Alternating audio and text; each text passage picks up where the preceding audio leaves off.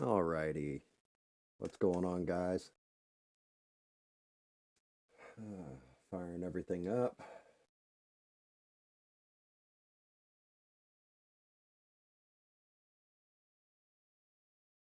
Get my chat set, all that fun shit in the background. Alright, I should be live and looking good. Although, I replaced the light bulb, and my god, replaced it with an LED where it was just a normal bulb, and that thing is ridiculous. I mean, we're talking, it's ridiculously bright. Hopefully, I'm not feeding back on myself. But yeah, so here we are again. Another Thursday in the books. Fortunately, the storm missed me. And, if you're in Florida or what have you, I doubt you're watching this show because you got fucking hammered.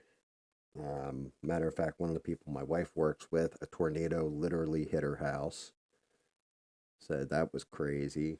I haven't really looked at all the destruction in Florida. I knew it was going to get smacked pretty damn bad. And fortunately, we got some wind. It looks like in well, not my immediate area, but close by to me, there's 1,300 people without power, and they're working to get it back on.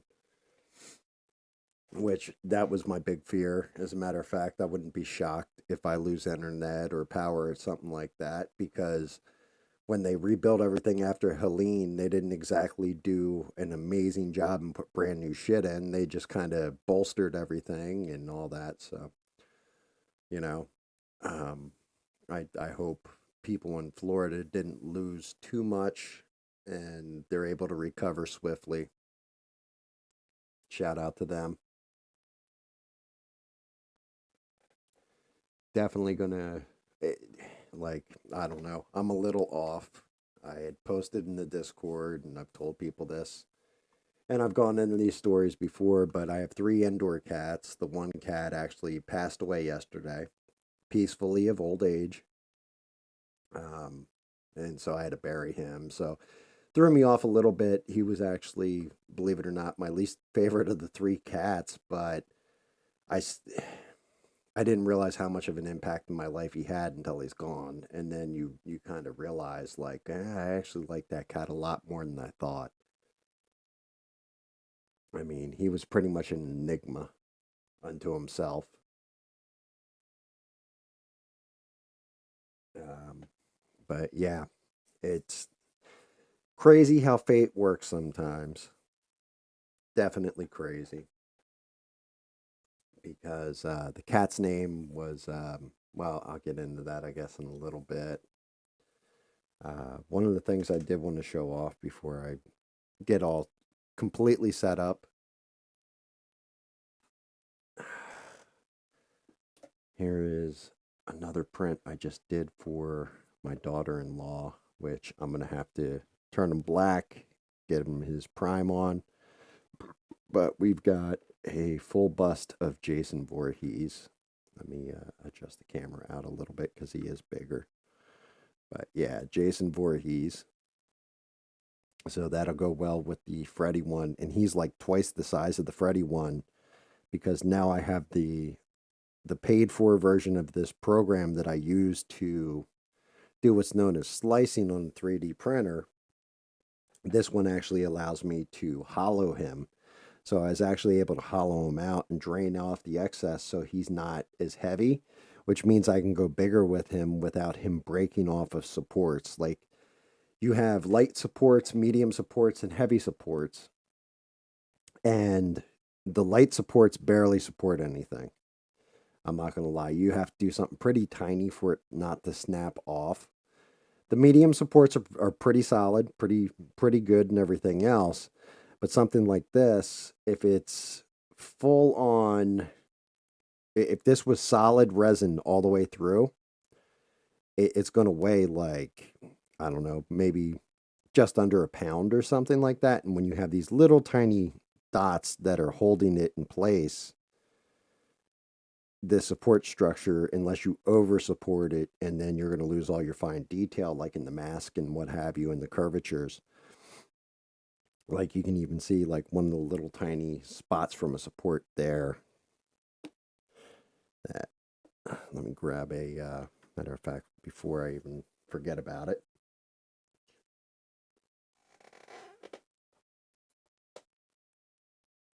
Let me grab an X-Acto knife and just kind of cut that off. Get it back to smooth. But when you have it where you have the heavy supports, they come in, they're probably the size of one of these holes, is the connection point between your actual print and the support structure. So when you break it free or what have you, it's a mess. It's terrible the way it works. And the only thing is, as heavy as this thing is, it'll tear away from the medium supports. The heavy supports will hold it, but then you're going to have a whole bunch of, I have to sand this down, I have to cut it off. However, if you're able to go into your program and hollow it, then it makes it pretty light, and the medium supports will hold it in place perfectly where you're not going to lose your definition, things aren't going to warp. He's got the same kind of pedestal as Freddy. So when he's all put together, he's going to sit up just like Freddy. But I thought this was a cool one. I've got to paint him. And you know what? I'm an asshole. So let me let me go through all that bullshit again. Because now the actual screen's on. Didn't realize it was still sitting on the damn title card. So, as I was saying, this is Jason. This is the print I just did for my daughter-in-law for, I don't know if it'll be a Christmas, birthday, whatever. But yeah, like I said, he's twice the size of the Freddy.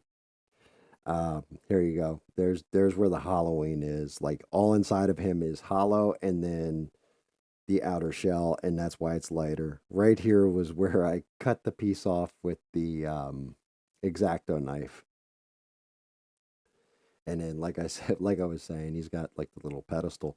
But yeah, so the medium supports, he'd definitely break free, and it wouldn't be good.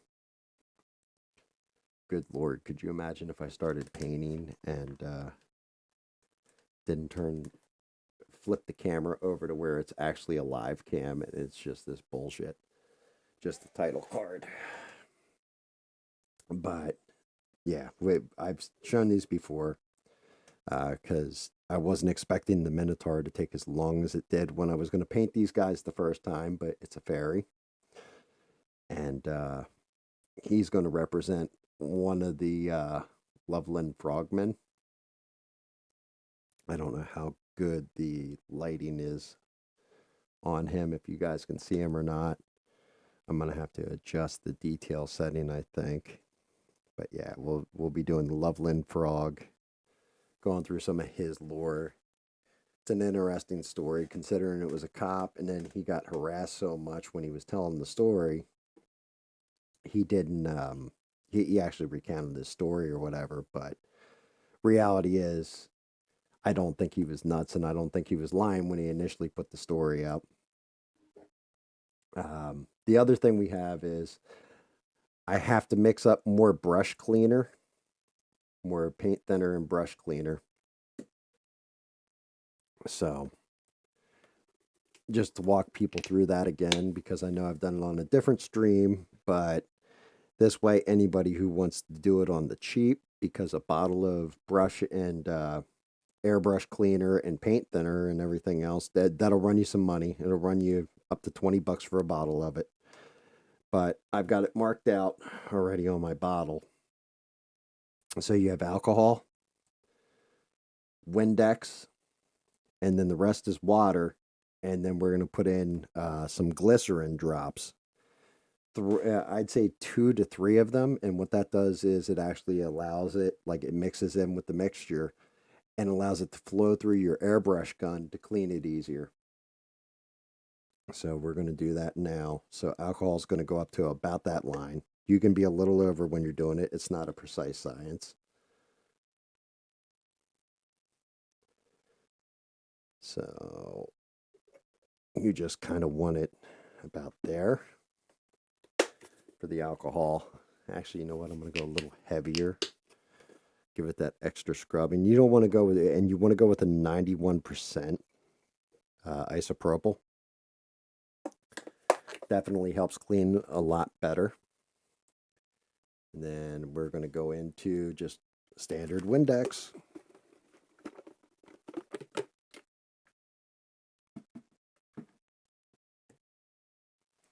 And fill up to the line.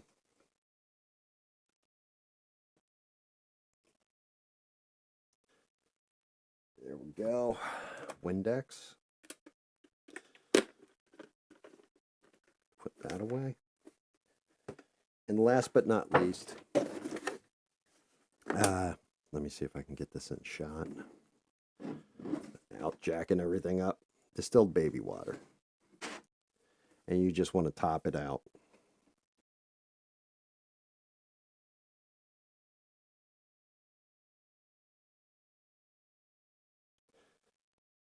And there we go. So that's nice and full.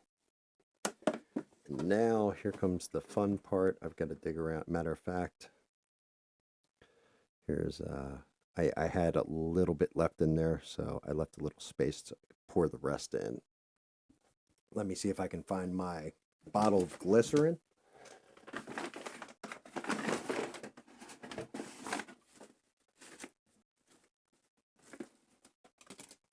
So you've got just standard glycerin.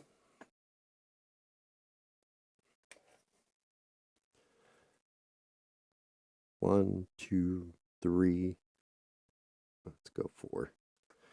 Give it like anywhere from 2 to 4 drops, depending on your need. I mean, there's people that mix up big old vats of this stuff and then just refill the bottle. And then just give it a good shake. You should see a lot of it come up. The Windex is basically like a detergent to blow out the gun and weaken down the paint. Glycerin, like I said, is to help it slide. The alcohol actually does the scrubbing or cleaning of the paint. That's it. Little blue bottle all full. All right. Let's get the palette down. Now, because absolutely zero fucking people are watching me right now, I have to determine, do I want to do the fairy first or do I want to do the frog? I think we'll start with the fairy. And I'll actually tell the tale of Mr. Gaston. Mr. Gaston showed up. We had no power for 4 days, I want to say it was. Hurricane Matthew had hit my area. And when Hurricane Matthew hit, one of my other indoor cats she was a kitten that was out in the backyard, completely feral, then became kind of a stray, and then became an indoor cat. And her name's Gypsy. Well, Gypsy was still an outdoor cat and getting used to it at this point. And it was actually the first year I was in my house. Like I had bought the house. It was the first year we had the house, I want to say. Let me think. Yeah, 2016. So I had had the house for about a year. And we're outside, and I kept giving Gypsy her food outside. Well, I had set the food down, and I was sitting in the chair, and with no power out in the middle of nowhere, there's no light pollution, nothing like this. Everything's pitch black. So it's starting to get pitch black, but we're still out there smoking cigarettes and bullshit, my wife and I. And I hear like the food being eaten. And I said, Gypsy, you're eating again? What the hell's wrong with you? And my wife said, what are you talking about? I'm petting Gypsy. I turned around, and here there's this floofy black cat eating the food. And I jumped up and I immediately chased him off because I'm like, that's Gypsy's food. Get out of here. What the hell? Where'd this cat come from? Just complete mystery, complete enigma. And chased him off. And then he started coming back to eat and everything else. And he got along with Gypsy. Like the two of them, I'd see him on the wood line playing and stuff like this. Then during one of the storms, like we had like another tropical storm hit us not long after Matthew. And when the storm hit, I had run out in the middle of the storm, torrential downpour, wind blowing at like 30, 40 miles an hour, whatever, and grabbed Gypsy and then grabbed him too and brought him in the house. Well, Mr. Gaston, as soon as he hit the rug in the house, he started making biscuits. And that's when we realized, like, oh, he's been neutered, everything else. He was somebody's pet that they just abandoned, that they had just, he was a house cat that they just either moved, but just discarded him like he was trash. And it broke my wife's heart. And then we basically had both cats in the house. Gypsy cried. She went out. She has her own little story there. But Gaston, it's basically like a sunroom, and the door, you can push on it hard enough, it'll open. Well, here in the middle of the night, we let Gypsy out. She goes running out, and I'm like, wait, where's the other cat? And Frack, my wife had realized, wait a minute, Frack was banging on the door earlier. Frack opened the door and let him in the house. So he's actually like chilling on a chair in my back room, like a recliner. I'm like, oh Christ. So we put him back outside, but eventually both of them became our indoor cats. And anything you threw at this cat, he was almost like a dog. He would just eat it. Like, he actually had a special dish. So we call him Fracky treats because it's Frack the cat's treats. But he wanted his own treats, and Frack would eat them if you put them both on like the floor or the table or what have you, like in two separate piles.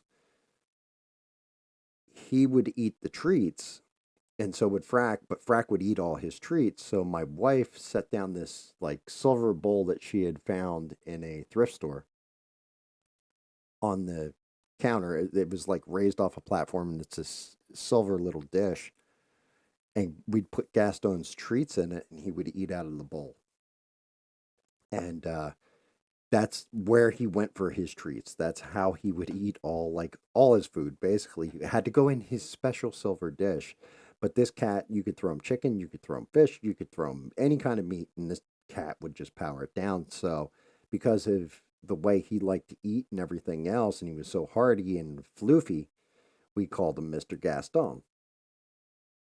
He is also kind of an odd character. Like, he was a playful cat, a goofy cat, a friendly cat. And he would sleep in my son's room. Well, my son with my daughter-in-law, like, eventually she came to visit again because she's actually from overseas. So she came to visit, and she loved Gaston. She'd love on him and everything else, but didn't like him sleeping in there and stuff because he'd sleep up on her pillow and everything. So he started getting locked out of the room. He'd cry every night. Well, then eventually my son got married. He moved out, and the cat would sit outside his door and just cry all night because he missed his boy. And the one thing my son left behind was this blanket that Mr. Gaston would sleep on constantly. And it was one of my son's favorite blankets, but he left it behind for the cat. So then the cat eventually came around and started becoming kind of lovey to me, I guess. Like the boy's gone, so he latched on to the next person. And he would stay by my side all the time, everything else. He, it turned out he had an allergy our old dog, he used to get fleas. Yeah, being a long-haired dog and everything else, he would go out and he would catch fleas, spread them to the other cats and everything else. Well, the poor dog gave the cats fleas or what have you, and we had to treat everybody and all that kind of stuff. But Mr. Gaston, we couldn't figure out what's happened. All of a sudden, all his floofy hair fell out, like he was bald, basically. And it was like, what the hell, is the cat sick? Like, and then it turned out it was the fleas. We flea treated him, and his hair started to come back. He had an allergy to flea bites. And as the years went on, all of a sudden, Gaston started getting thinner and thinner and thinner. And at the end, like close to the end, he was like a skeleton for the most part, very skeletal. Still had his floofy fur, but it was thinned out quite a bit. Um, and we knew he was like, when we got him, we don't know how old he was, but if I were to guesstimate, I'd say he was probably like 5 or 6. Now that I've been around cats and can kind of look at him and say, oh yeah, this cat's like, a couple months old, what have you. But I figured he was older, and he he basically, like, my other dog had passed, and we got the new puppy, all that. He basically became like a dog, like he was like a pack mate to the new puppy, and would sleep with him. He would sleep with me and the dog and everything else, and like literally pack up with him. If I was eating something, I would have to break off one piece, throw it one way for the cat, and then the other way for the dog. And he was very loved. He became Dottie in the head. He was basically like the Joe Biden of cats at that point. Like, it's when I look at Joe Biden, that's what I think of is Mr. Gaston, because it's just like, yeah, you're withering, and it's on display for everybody. But we knew he didn't have much time, so we've been giving him like wet food. We don't give our cats wet food; they have dry food. But him being a senior cat and everything, we started giving him wet food and all this. Well, 2 days ago, I think well, no, a day ago at this point, because he died yesterday. I was sleeping. My dog's sleeping dead next to me. My one cat, Gypsy, sleeping near my head. I could feel Fracky Cat sleeping at one side of my feet, and then Mr. Gaston at the other side. And he got up, and I was still in and out, so I saw him get up and move away.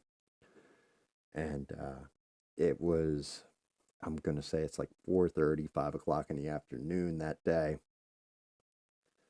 My wife said, "Hey, have you seen Gaston?" I said, "Yeah, well, he slept with me, he's just doing his normal thing." And then I said, "But what's weird? We have giant food bins. One of them's for the indoor cats, one of them's for the outdoor cats, two different types of food." And I had to fill up the outdoor cat food bin and the indoor cat food bin. They were both very low. And there was no, like, he normally is under your feet whenever you're near food. He had this great hunger for food. Like, anytime, he was just very nosy like that and always wanting food. So I filled him up, and I was like, it was kind of weird now that you mention it. I don't remember seeing him like come in. Normally he's up my ass to get food, and he didn't. She goes, "Yeah, I cracked his wet food earlier, and Gypsy came in and started eating his wet food, but he never showed up for it." So I'm like, oh shit. Yeah, is he locked in a closet somewhere? Is he, like, God damn it. Because this cat was the master of hide and seek as well. Like, he would just, you'd sit there, you would open up a closet and be like, Gaston, what the fuck are you doing? Well, I go looking around the house. So I'm looking under everything. I'm looking through closets. I'm yelling for him the whole 9 yards. But I'm looking like in low hidden spots. And here my wife walks into the back room. I hear her from across the house go, "Oh no!" And I know that noise. Any man that's been married for a while, when something bad has happened by the sound of your wife's voice. And she was like, "Oh no, he's dead." And I went in the back room, and sure enough, on that recliner, My son's favorite blanket was sitting, was has been draped across it, kind of like a covering or what have you. Gaston had crawled into the blanket, laid down, and passed away.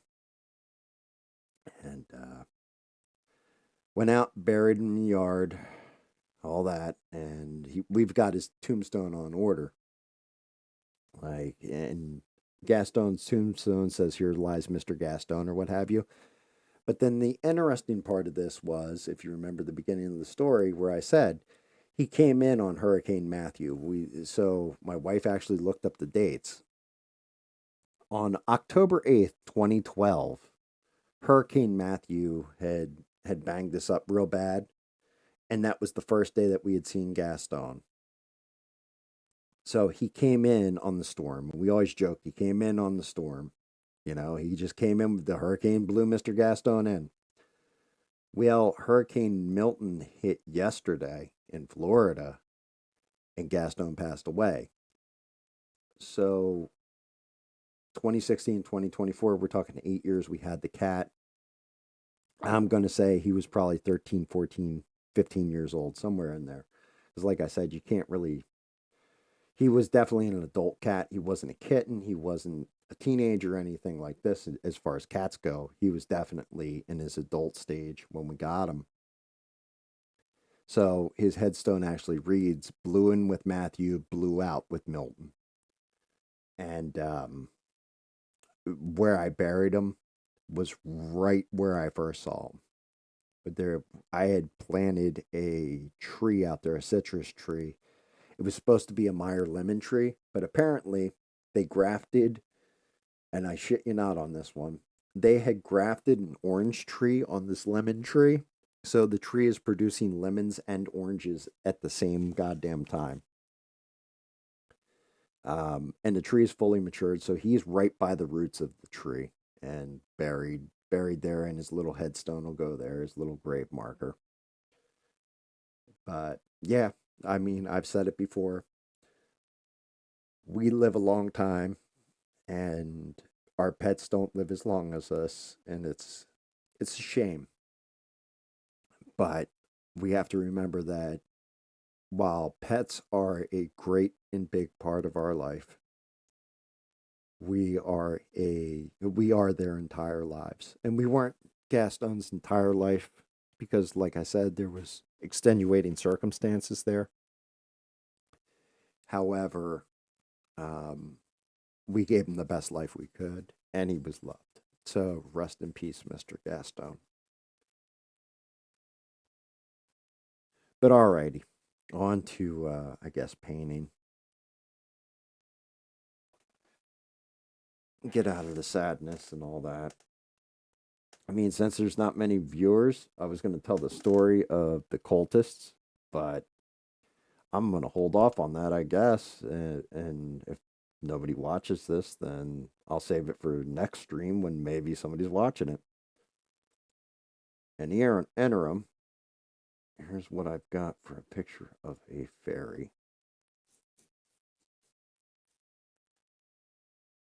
So, let's see what we're looking at with this little girl. So we are going to definitely go into a finer green.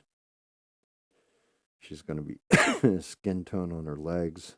Her main body and dress will be green.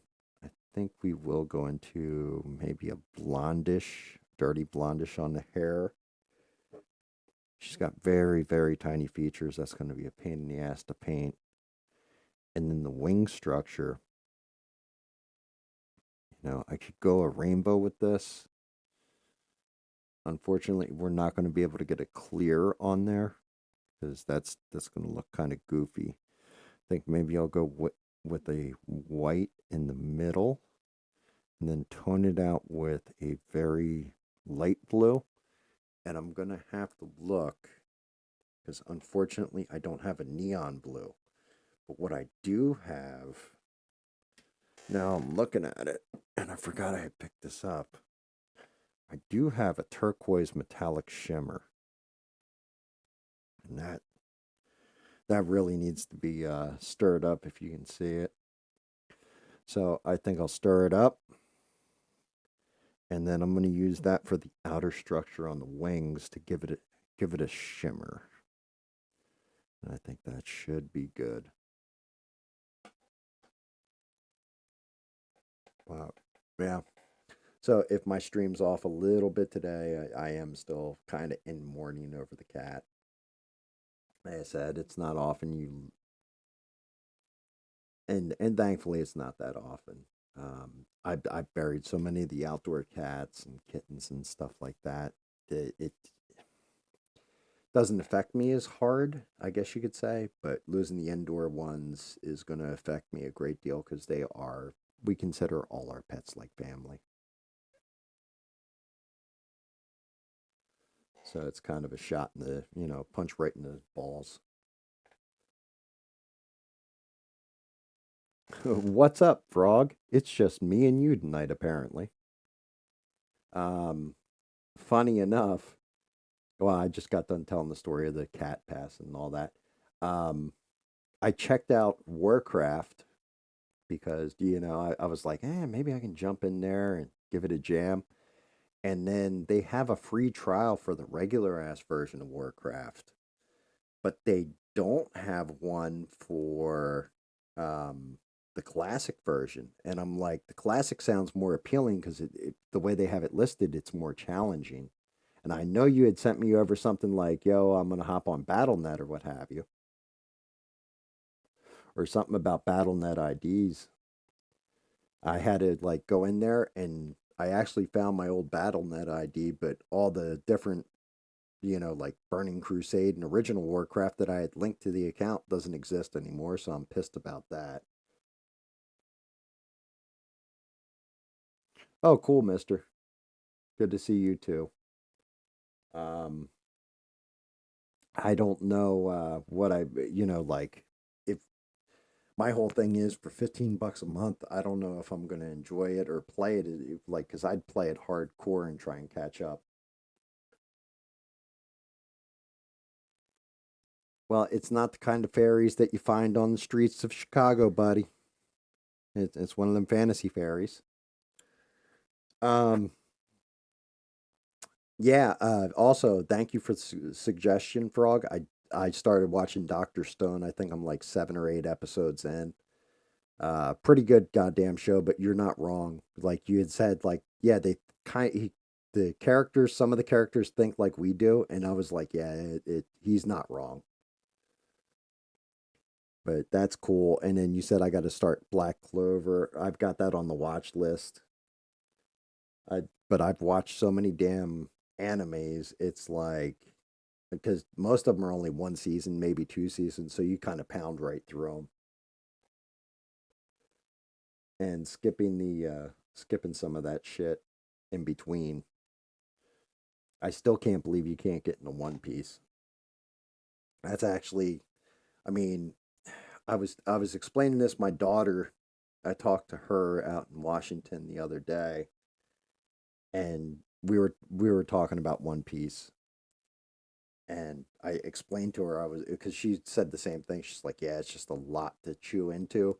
The best way I've heard One Piece described is there's too many episodes until there's not enough episodes, like until you're caught up. But like One Piece in the beginning, it's kind of a kid playing pirate, and then as things get more serious and the characters grow and expand, it gets better and better and better. And what I tell anybody that wants to even start watching One Piece, at least watch up until the arc that's known as Impel Down. Once you get to the end of Impel Down, if you're not fully hooked into the show, you're never going to be. But Impel Down is basically it's amazing. No, like it's nothing short of amazing that entire arc. It's still to this day like my favorite arc in the show. And one of the things I love about One Piece is that the characters lose all the time. They grow from their experiences and their losses and stuff, but they get the shit beat out of them a lot more than a lot of the other animes that are out there. What do I want to start with? We're going to start with that dress.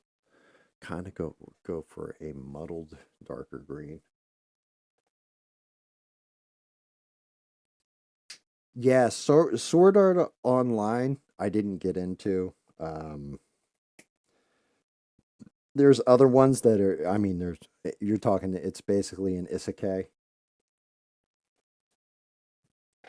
where it's, you know what I mean, main character gets pulled into another world. And I know Sword Art, it's a video game. The characters go in there and end up getting trapped in that world. They make a whole ton of them like that. There was one that I watched that I really enjoyed called Shangri-La Frontier. It's only in the first season. It just ended or whatever. They're not trapped in the world, but it's actually a lot of fun. That one was actually pretty funny. I watch but I'll watch a lot. I do watch a lot of isekai now that I'm thinking about it. And and like there's another one. What was his name? Ulzangane or something like that. Overlord was another one that's kind of like follows on that, but like those characters are way overpowered in a lot of cases. But I also like watching some of the funnier ones. Like I don't know if you've ever seen one. It was called oh god damn, The Legendary Hero is Dead. That one was hysterical. Yeah, Fire Force was good. I definitely like it. That one was very cool. Like the kid with the creepy ass grin and all that, and the demons were basically fire, and like they have to exercise the fire and all that. Yeah, that was definitely an interesting show. That was a good one. Um, I definitely like the ones that are like, but legendary hero is dead. If you ever get a chance, you got to check that one out. That one was pretty friggin' hysterical because it's like this no name chump who everybody really hates, and he hears there's monsters getting close, and this legendary hero comes in and saves the day in front of the girl he kind of likes. And he's like, well, if another monster comes, I'm going to kill it and I'm going to set a trap for it. So he digs a punji trap, like basically a big pit, lines it up with all these spikes, and then puts a freshly baked pie or something by it. And the legendary hero just gets done slaying the monster and all this. He goes, I smell freshly baked pie. And he goes walking towards it. And before the guy can go, oh no, don't like look out or whatever, he falls into the trap and dies. And there's this like wizard chick that can transfer people's souls that was following the legendary hero. And he said, made her promise, if I ever fall in battle, whoever beats me, put their soul in my body. So this way there's always a legendary hero in the world. So she transfers like this completely useless Putz's soul into the legendary hero's body, and he can't use like any of the legendary hero's powers or any of this other stuff, and everybody thinks that's him. It's just like it's one of those very comedic ones.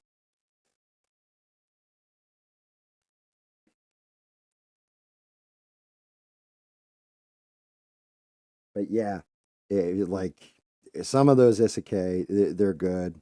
I watched one just recently. It was called, and I ripped right through. It was only one season, but it was called Full Dive. I want to say it was called.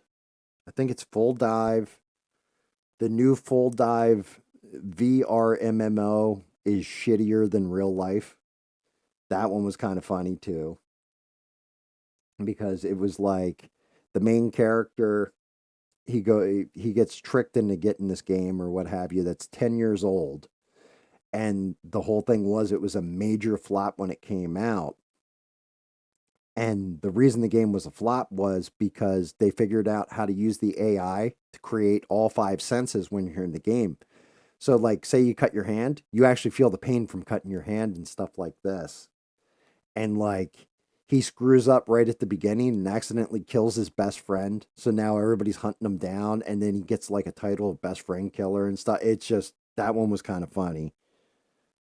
Legendary Hero is Dead though. I absolutely recommend that over it.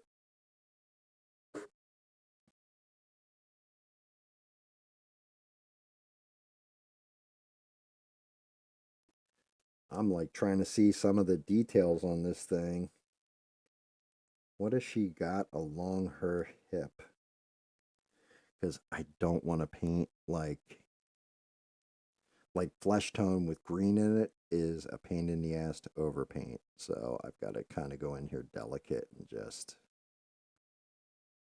not hit those legs and only hit her skirt.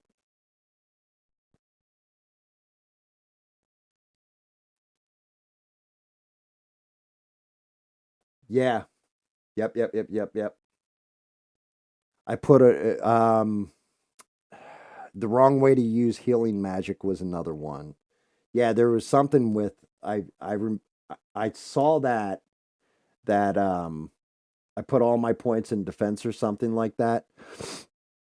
I saw that one but didn't watch it yet. But yes, um Legend of the Shield Hero was fucking awesome and I think that's like 3 seasons. I think they did a third season to it and there's supposed to be a fourth to wrap that up. But I really like that one where it turned out like he was being screwed over by the kingdom and everything else, and like he just gets uber. The one actually anime that had sent me down that entire path of that kind of isekai stuff was one called Artifureta. I want to say Artifureta, from commonplace to best in the world. I think that's what the full title of the show is. That one was cool because they're like brought in from a different place, like from basically from Earth, and it's high school kids. And it starts out they're in this dungeon, and they're down on like the 10th level, we'll say, and this one guy kind of betrays them and fires off like a magic missile because they come across this beast that's too powerful for him, and they're on this bridge and a guy fires off a magic missile and knocks the main character down into like level 50 of the labyrinth or whatever, and he's on his own. And then he realizes like if he eats the animals and like if he can kill the animals and eat them, that he like gains different powers from them. So he like starts getting more powerful and more powerful and more powerful. The only thing I didn't like in that show, there's like I hate it when they do this in an anime. It's one of those things that actually kind of bothers the shit out of me. Is like there's this one girl and she's like there's a part in it where she's naked. You don't see like any of her naughty bits or anything, but she's like naked and being held, and she's like supposed to be a vampire princess that's thousands years old, but she looks like a little girl. It's like, dude, just make them at least teenagers, like, 18, 19, something like this, because you kind of feel creepy watching that shit. Yeah, wise man's grandchild's a good one. Yeah, the wise man's great grandchild where he's raised out there. Somebody had suggested one to me that was called Mashable, Muscle and Magic or whatever. And like it was fun, but the main character is way too stupid for my liking. Like it was kind of like Wise Man's Grandchild. Shield Hero was good though. Um, Wise Man's Grandchild was decent too.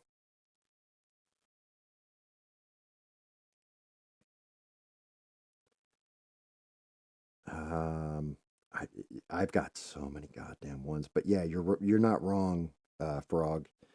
You do have a shit ton of them that are. It's just like it's a one season shot, and you're like, oh, will they do another one? Uh, Two of them that I found that were like actually fun, and I wasn't expecting to enjoy them. One of them was called "I Resurrected as a Vending Machine." I want to say, but the dude literally comes into a fantasy world as a vending machine, and now I roam the dungeon. I want to say it's like I became a vending machine and now I roam the dungeon or something like that. And that one was actually a lot more fun than I thought it was going to be. Um, what the hell was the other one that was like that? Like just weird. It was weird, but it was cool the way they did it. Really creepy shit. I should just pull up my.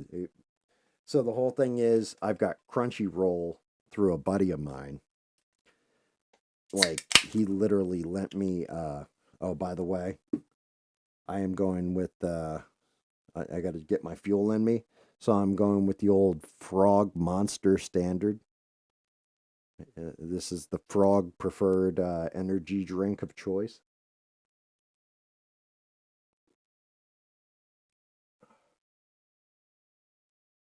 Because I think back when we worked together, Frog, you used to tell me, "Oh yeah, I go to like Sam's or whatever, and I get like a case of it at a time." Now I do the same damn thing. They don't have my Rockstar in cases there, but they do have Monster. So I saddle up with Monster. Still never have been, never will be a huge Red Bull guy. I feel like it doesn't kick the same way. And I think the other thing they have cases of there is what, Nas or what have you. But that stuff, legit, I'll drink a can of it and I'll be in the bathroom for 20 minutes after.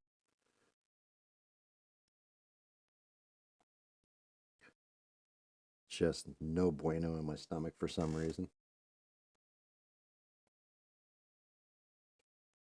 Oh yeah, yeah, yeah. One Punch Man was awesome. I wasn't a big fan of the animation in the second season of that show, but it was just as good as the first season, in my opinion. It's the same thing for like, everybody was all about My Hero Academia, and I didn't. I kept. I was like, I don't want to watch a fucking thing about superheroes and in school and all that. Seems like a knockoff X-Men or what have you. And then I started watching it, and I was like, I'll give it a shot. Checked it out, and I was like, damn. I was like, this show is actually really good. And I read the manga out ahead of what's going on in the anime, so I know how it ends. And I was like, yeah, they did a fucking great job with that. Like, the character development in that show is just off the rails good. Yeah, I was looking at Amazon for Rockstar at one point, and then realized it's actually more expensive to get it that way or what have you than actually going and buying the cans individually. One of the things, and every time I've gone in there since, there is like a Dollar Tree or one of those like type stores, and they sell 12-ounce cans of Rockstar. And I went in the one time, and I only grabbed like four of them or what have you. And I was like, hey, that's pretty good value because I think they were like $1 each or something. And then I was like, shit, next time I go back in, I got to get a case. Like, I'm just going to flat out grab a case of it. And then every time since I've gone in there, they never have Rockstar. I don't know what happened.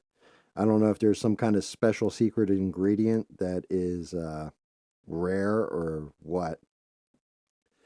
Kind of sad because back in the day when we worked with people that would deliver that shit to us, you could have just asked one of them like, "Hey, how can I get this?" and they would have hooked you up. Like, you would have had to pay for it, but they would have hooked you up with it or brought an extra case for you. And it's like, I still have one of those connections, but he's not a driver anymore. He went off to something else. Like, he went on to a better job. I think he opened his own landscape company or something like this. He's down in Georgia, though. Nice guy. We used to have all kinds of crazy connections, just different people that would come in the store. I think I told the story on here, Frog, about Tom Berenger, like how he used to come in all the time. And the whole thing was he pretty much followed you to whatever store you went to. I think you were his main draw for coming in. You and the guy who was heading up the pharmacy, and I know you know who I'm talking about because I know he's gone out drinking with him before. Like, I think they've caught up at a bar or something. He was cool though. He was actually one of the cooler people that came into the store. See him every now and again. People freak out. didn't know who the hell he was, but knew that he was famous from somewhere. Like, I've seen you before. Yes. Yes, exactly. Which I still see him every now and again on Facebook too. Like when I was using Facebook a bit, I'd talk to him here and there. He still is a great dude. I'm happy he's kind of enjoying life now with the RV and all that and the wife and taking it a lot easier than he did.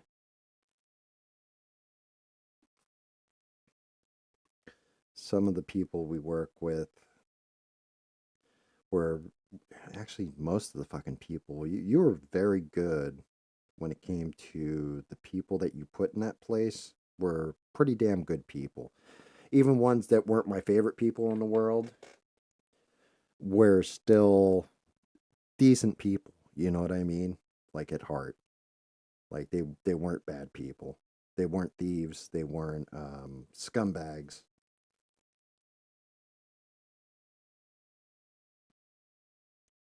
Stuff like that.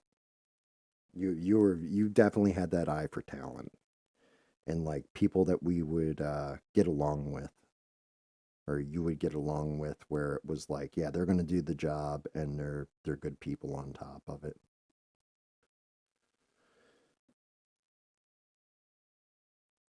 Cuz not everybody was built for that shit. Like I said, at a previous location, some of the fucking people that got hired after well, you know who ended up getting bumped up in the ranks that were hired in, I was just like, this person is completely fucking useless. Like, why would you even give them, like, did you not interview this person or were you just desperate for help? Because, like, did they pull on your heartstrings? Like, what's going on? This person can't do jack nor shit.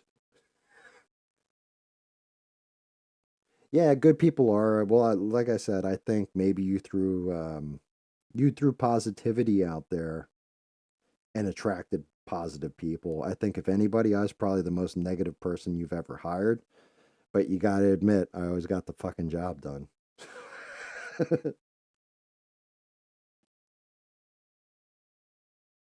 Oh, I think I still got a support or two in there. Oh, that's going to be a bitch to get to. See if I can get it with the exacto.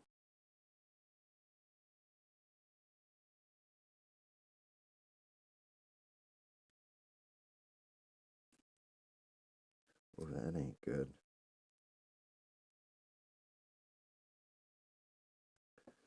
Yeah, I don't know if you guys can even see it, but there is a support like right in between here holding up one of her arms. I got to be very delicate with it because I will snap that shit off.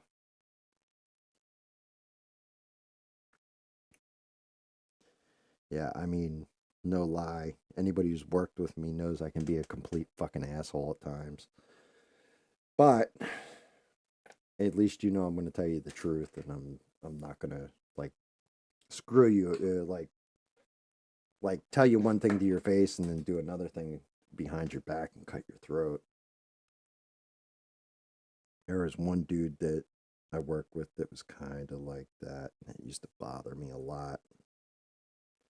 They just seem super friendly, super cheery and all that stuff and then turn around and yeah. Yeah.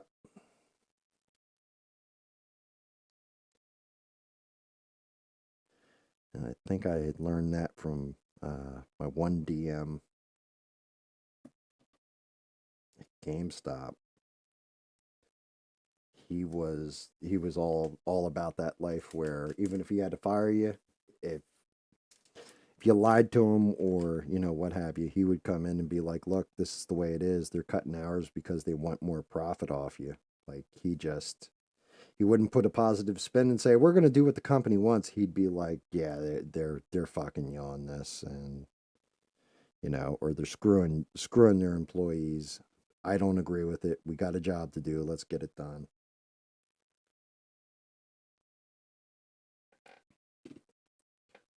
All right, I got that little support out of there.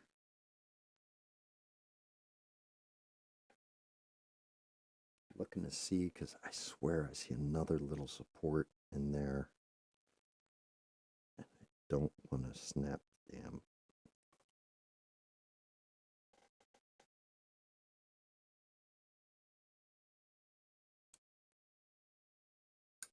God damn. That thing is tiny. I got to see if I've got like a set of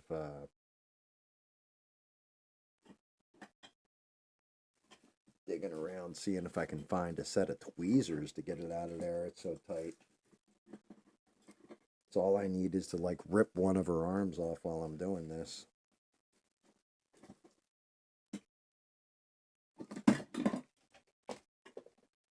Look at my mug of useful things.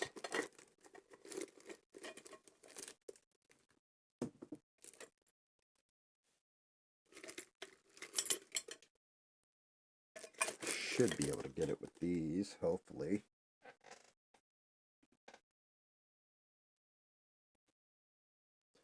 I mean, that thing is embedded.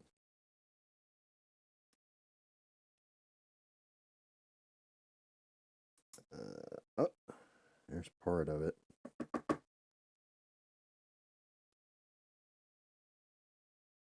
See if I can get the other part off. Yeah, there we go.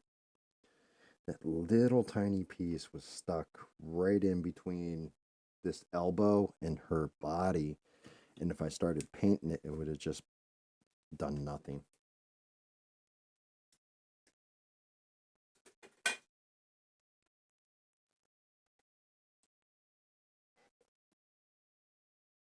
So here's the question. It's only like a couple of us in here. Maybe I should go into the goddamn... Maybe I should tell the cult tale.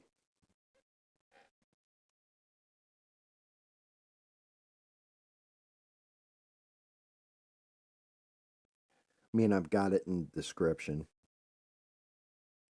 And it is kind of like I just got done telling my daughter because she was like, well, when do you stream? And because she's on West Coast, she might tune in later, but it's doubtful. She's got a lot of stuff going on in her life, stuff like this. And so I had told her the story, and she's like, whoa, that's crazy. But I guess I'll start it out with. So back in the day, I lived out in the Pine Barrens. I was raised in the Pine Barrens. I might have mentioned this once or twice. And what's up with this? The back end of her dress not holding paint.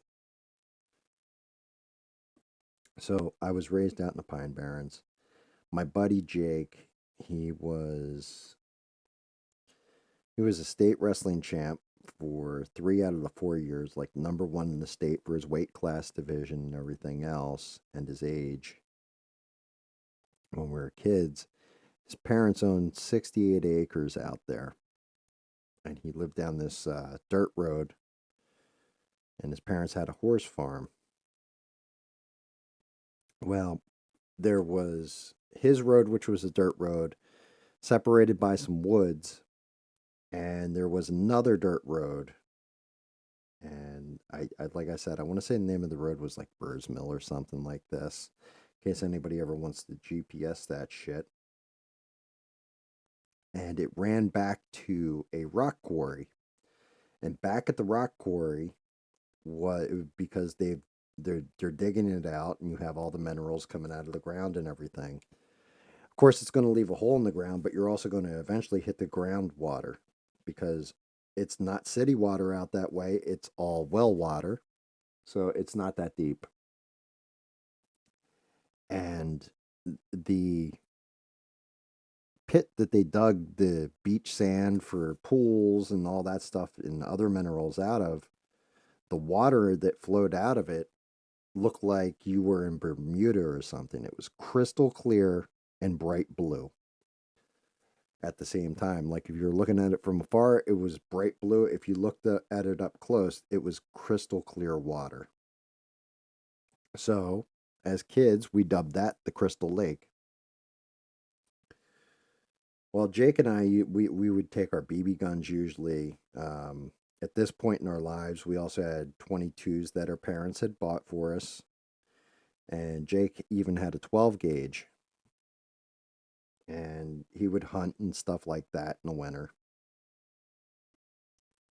during deer season. Actually, if we would shoot stuff in the woods all the time, just being little assholes. We would shoot all the time.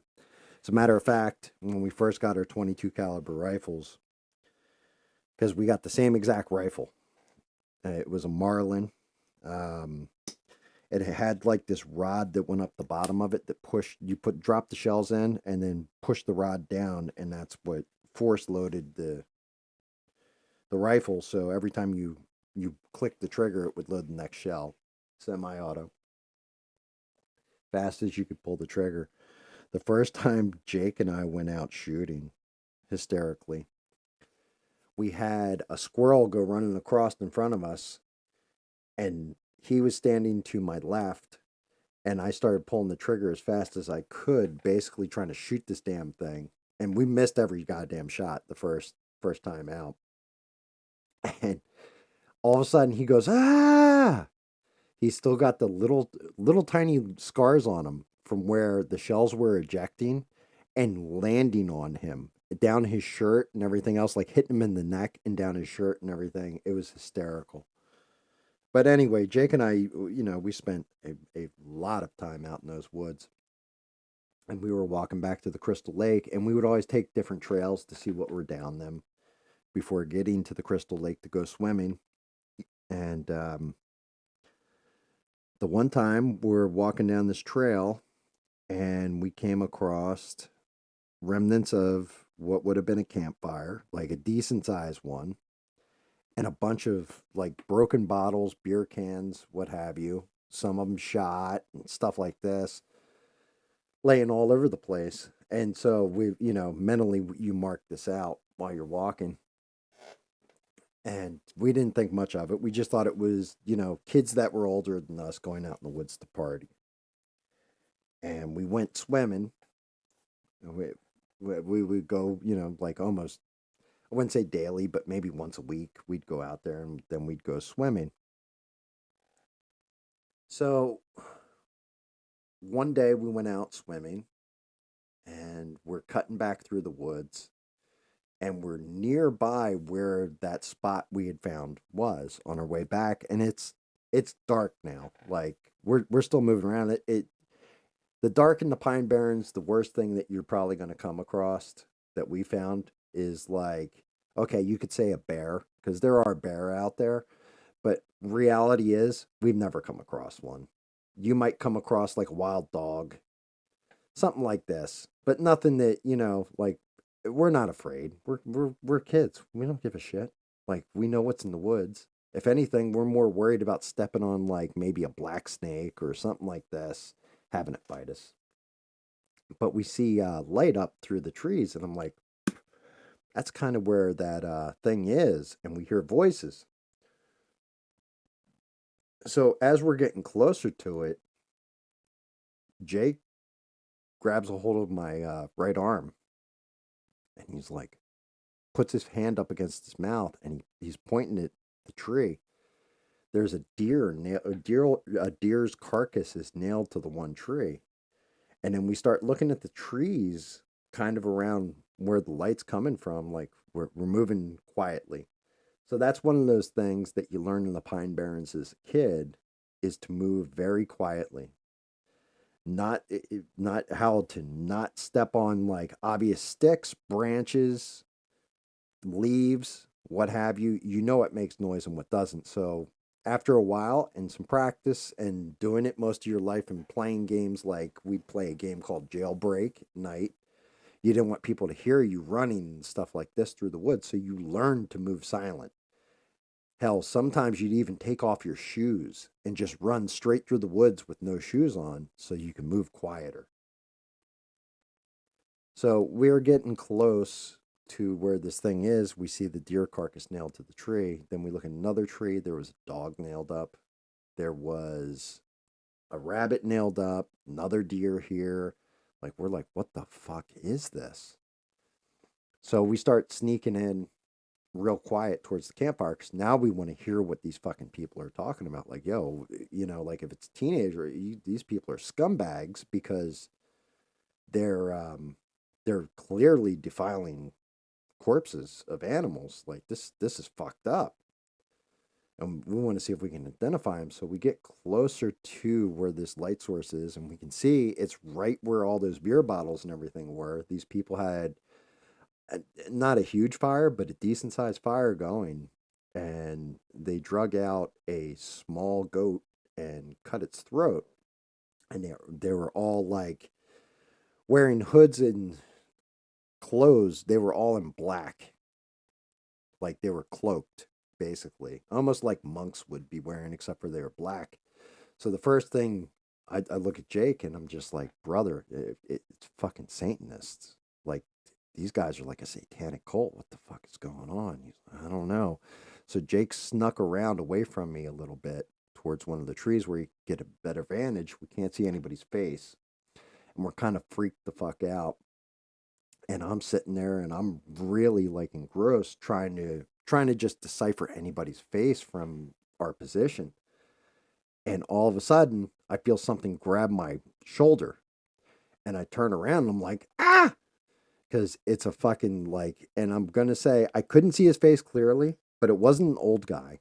And to us, old guys would have been like probably what we consider a 50-year-old now. But at the time, we're teenagers. So I don't know, I'm going to say I'm like 15 at this point. So that would have been made Jake 14 or 13. And I'm going to say he was like early to mid 20s. Wasn't old. And he was like, what the fuck are you doing or whatever when he grabbed me. Scared the shit out of me. I squeal. And next thing I know, Jake fucking blasted that son of a bitch right in the mouth. Like just out of nowhere. Plap! Drops him. He lets go of his grip on me. Now everybody in the little surrounding is like, what the fuck is going on? Hey, who's there? Blah, blah, blah, blah. Me and Jake just hightail. We're gone. We ran back to Jake's house. I loaded up my 22. Jake loaded up his shotgun. Jake fired up the old quad. We rode back out there. Nothing left but the bodies hanging, basically like the animal corpses on the trees that were nailed to trees, and the little campfire. Like they took off. When we got away, they must have just taken off. So fast forward. Fast forward to a few years later. Hello, Danny Boss. Good to see you, mate. You fast forward to a few years later on, and I'm going to say I had to be about 18, 17, 18 at this point. But Jake's parents, like I said, they owned 68 acres of land. And I had to be 18 at this point. And Jake and I don't really hang out all that much anymore. As friends, we grew apart. He went his way, I went my way, or what have you. And I had a whole new group of friends. Well, one of them was my buddy, Keith. And Keith and I decided, hey, you know what? We can profit off some weeds. So let's start growing. Well, where are we going to put them? Let's put them out in the woods where nobody can get to them. Not really thinking it through or what have you. But we went up that dirt road and I was like, I know the perfect spot. We weren't going to put it back where that campfire was, but like, I'm going to say maybe 180 yards across the other end of the road on Jake's property. We laid out these, I think it started out as 12, two of them died, something like this. But anyway, we had weed plants growing. So it's like 2 in the morning. My buddy Keith's just like, we would go once a week, check on them or what have you. Spoiler alert on what happened to those weed plants: the deer ate them, right? But we went out to go check on them because I knew where this little clearing was on Jake's side of the woods from that dirt road. And we go into the woods, go check on the fucking weed plants.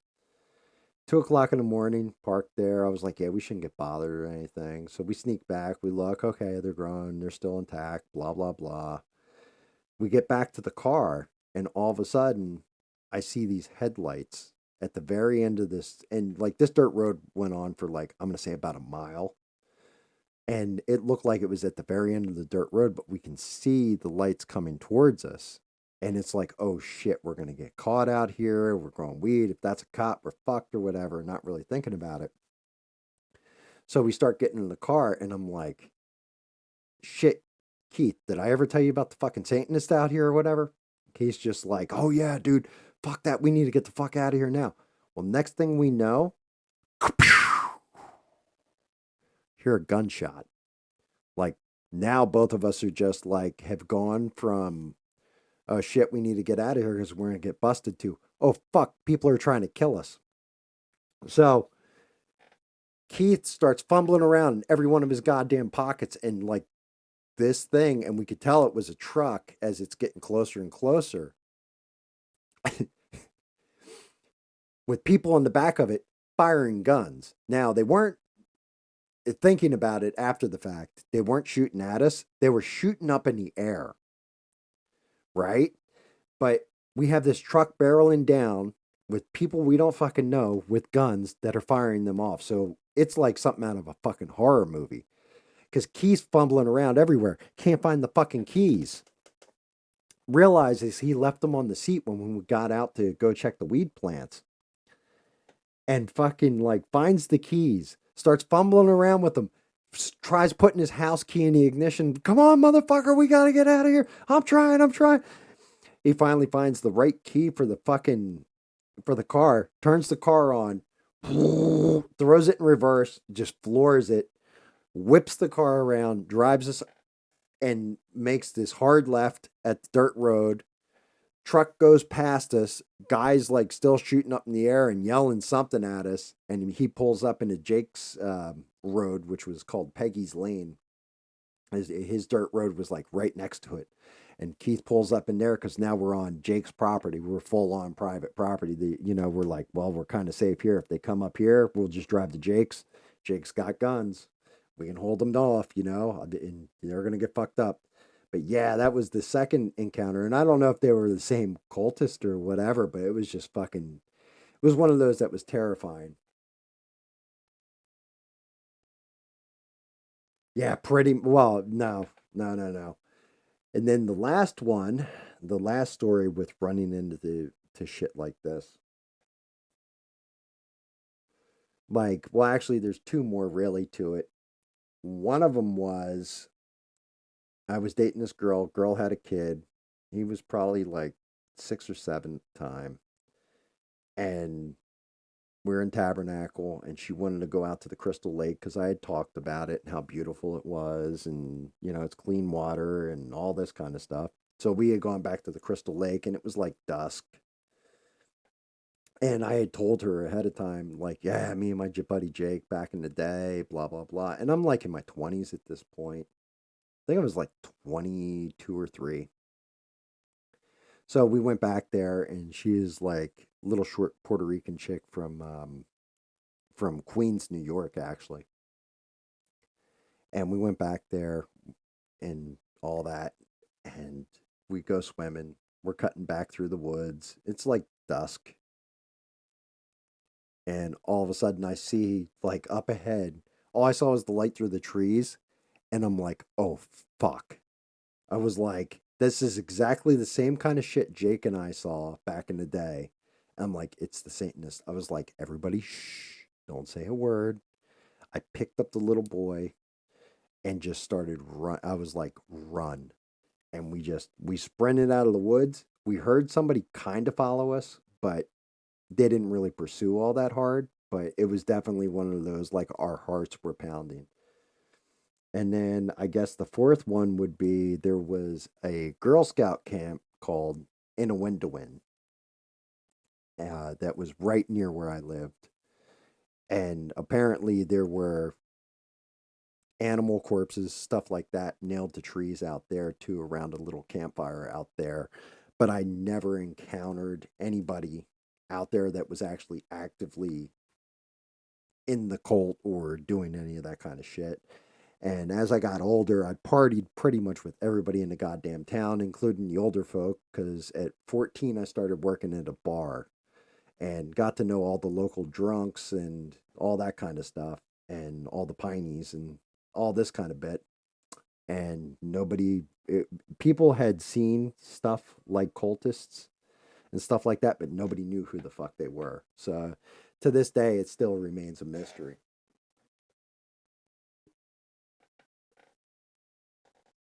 So I'm not sure whatever happened, who was in it, what the deal was. I don't know if they were Satanists. I don't know if they were just like asshole, like 20-year-olds. Because back in the day, I'm sure, you know, well, specifically like Frog, I know you're older like me. But you remember back in the day, they always had that occult section in the bookstore. And maybe they still do now. It's been a while since I've been in any kind of bookstore. But they would always stock those occult books with like secrets to magic and all this. I think people might have been trying to do like the spells or the seances or trying to be edge lords by today's standards and show how cool they were and that they could, like summon a demon or become immortal or any of this kind of fucking bullshit. But when you're out in the woods and stuff's creepy like that, like to begin with, yeah, and before a time of really internet and everything, idiots would try to do shit like this all the time. Like I think there was a bunch of kids that had had gotten caught and it turned out it was just a big hoax. Like they actually didn't kill the little kid, but supposedly killed this kid and were trying to make a pact with Satan and stuff. You'd always get those kind of stories when you're younger. But yeah, the creepy shit that's out there, like the Pine Barrens is a very, very weird place. And I mean, when I tell the story about the Pineys eventually, because I've met quite a few that were off kilter, but actually very good people. In some cases, they were just a little off. I think when you're away from society too much, it does something to your head, or you don't want to be part of society. It does something to your head. Like, and that's why I'm always cautious. Like, even though I really just playing my online games with people, and bullshitting with friends and stuff like that, and now doing my streams, I still kind of need that interaction just so that I don't go full on into my own little world and into my own little head and go fucking completely batshit nuts. Because I think that is a more common occurrence than people realize. And when you start feeling isolated like that, you may come up with some crazy stuff, and then where you might have somebody like I know if I got in serious trouble and I called say Frog for example, and I was like, yo brother, this is what's going on, do you have any advice? At least I can talk it through. But when you have nobody to talk it through and you start, I guess the term is like believe in your own hype, smelling your own farts, then it's a good place for you to really become unhinged and do unhinged things. And nobody wants that. Like, absolutely nobody wants that shit. Nobody wants nobody wants to go nuts. Not on purpose, not that I know of.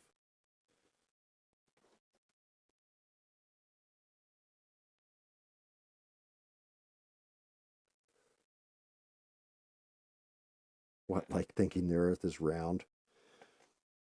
More like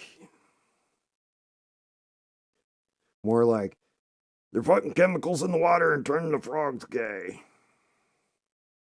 Stuff like that. But thinking like okay, here you go. We'll even go from a left point of view on this one. It's like I said, religiously and politically, I'm agnostic, really. Just whoever's got the best policy wins. But that whole bullshit QAnon stuff.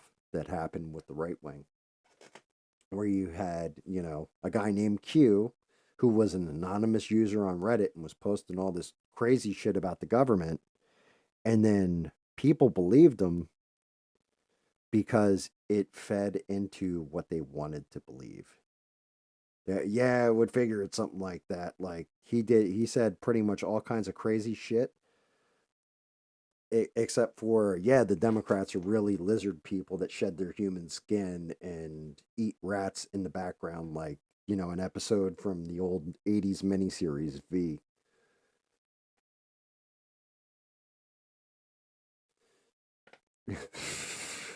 I don't know. I didn't make up the rules on why it turns to frogs.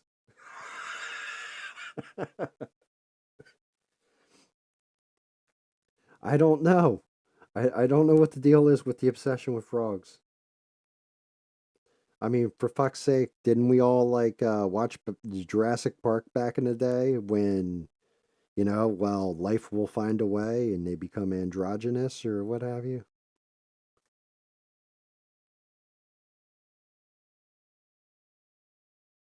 I didn't think I was going to be using this much green this early. Forgot the fairies like dress is basically a green. And I'm going with a definite knock you on your ass kind of green for it too. Because when I paint the frog, that's going to be green as well.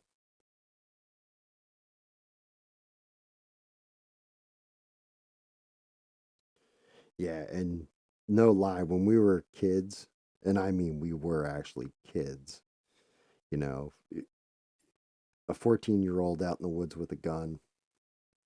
Like we were safe about shit, but we definitely did stupid shit too. Like we respected the gun because we knew what it would do. No lie, I think one of the funniest stories was my buddy Jake. His dad had told a story when he first got him his 12 gauge because Jake wanted to start deer hunting. He went out in the woods and there was a squirrel up in a tree. So Jake kaplow shoots the squirrel, like shoots the branch down, the squirrel down, the whole 9 yards, and it falls on the ground. And because Jake's testing out his new gun to see exactly what the range is and how powerful it hits and all that. The squirrel fell on the ground. Squirrel is, according to his dad, clearly dead and like laying maybe a foot from him. So Jake starts to walk up, and his dad starts to walk up, and the squirrel's leg twitched. And Jake put, and it was probably, knowing Jake, it was probably double that buckshot. He put a shot into that squirrel on the ground, and like kaboom! And like Jake's dad said, I almost hit the deck because it scared him so bad. And like all that was left was like this blood stain and fur flying from the squirrel. He was like, I was like, yeah, boy, you're going to a gun safety course because, like, like one of those oh shit, what have I done kind of moments.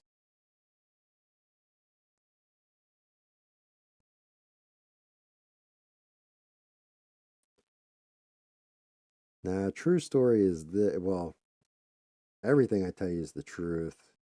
Like I said, when I get to the when we actually get to October and I tell the ghost stories, those I'm like almost reluctant to tell. Part because some of them are going to like, especially the ending. The very last ghost that I've seen is it it it chokes me up every time. Um, but they're also one of those things where I've always gone through my life like, am I fucking crazy? Were the people around me crazy? That kind of deal. And the answer is no, I'm not crazy, and no, those people aren't around me are crazy either. We all just experience something that not everybody gets to experience, but it sounds like if I hadn't lived it, it's almost like an alien abduction. If you don't live through it, like if somebody says, "Oh, I've been abducted by aliens and everything else," okay, I'm going to look at you like you got six heads and you're probably bullshitting me. Now, you may not be bullshitting me. Maybe you really were abducted by aliens, but I think, I can't remember who said it, maybe Art Bell back in the day on his thing, that extraordinary claims need extraordinary evidence. And that's kind of where I'm at with things is like, I have some evidence to an extent, but it's more personalized evidence than it is like group evidence. Like, oh, here's a picture, here's ectoplasm in a jar or whatever from my ghost experiences. So it's going to be an interesting tale when I tell it. And I've like I said, I think ad nauseum at this point, when I was originally making videos, that was going to be my coup de grace when I had, 500 subscribers and was monetized and all this kind of shit. And now I'm at the point where I don't think I'm ever getting monetized. I don't really care if I do. I don't really care if I don't. I mean, it would be nice. I'd love people to hear these stories. Half the reason I tell them is because eventually I'm not going to be here to tell them. Eventually, the people that are in the stories will be gone from this earth. And maybe as a running record, somebody will find it one day, if didn't listen to it to begin with, and enjoy the story, and that person lives on. Because as unfortunate as it is, all graves eventually go unvisited. Eventually, you're forgotten. Doesn't matter if you have a lineage that spans on for hundreds of years after your death, thousands of years after your death, even, kids of kids of kids. I don't remember my ancestors or their names. Do you? Like, you might remember back to a certain point, but do you remember stories of, yeah, my great great great great grandfather, blah blah blah? You don't. It's just not something that keeps going unless it's, well, my great grandfather was Donald Trump or something like that, and he's written about in history books. Eventually, people fade out and their tales fade out as well. But if you can leave behind some kind of running record, maybe, just maybe, you can find some kind of immortality in it.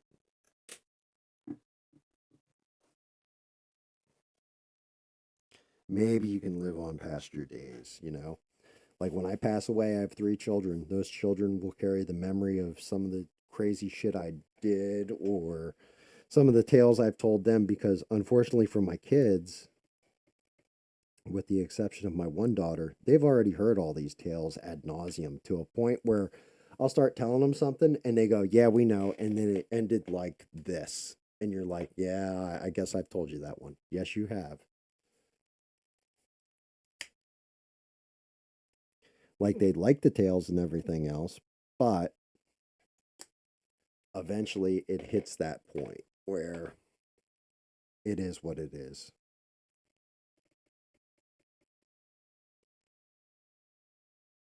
And it's a good thing, because then shit's burned in their brain. Like there should always be somebody that tells your story, even when you're not around or not there anymore. Don't just make sure you left your mark on something, because I'm not going to be here forever. You know, even if it's just, yeah, you remember, Joe Schmuckatelli, for example. Yeah, he was a good guy. I remember this one story with him. Blah blah blah. Somebody remembered you for a minute. Hola, Beans. How are you? Sorry, I already talked about the my cat passing away, and gave the whole shout out to him and told his whole story. I just got done telling the Cultist story, Beans. Stuff like this. Just catching everybody up. Like, and then just kind of went off into a rambling rant, I guess we'll call that, where about immortality and how all graves go unvisited eventually.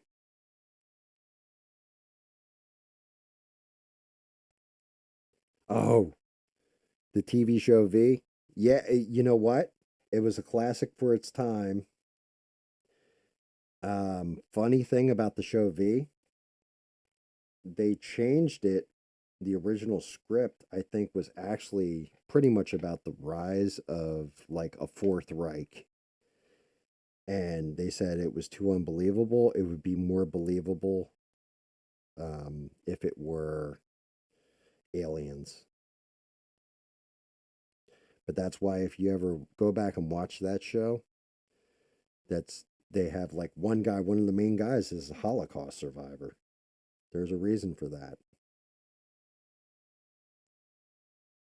Like they had to rework the show. That was the first time I can remember, and I don't know if he's had other roles before that, but that was the first time I remember seeing Robert Englund too, who went on to play Freddy Krueger. He played a guy named Willie on that show.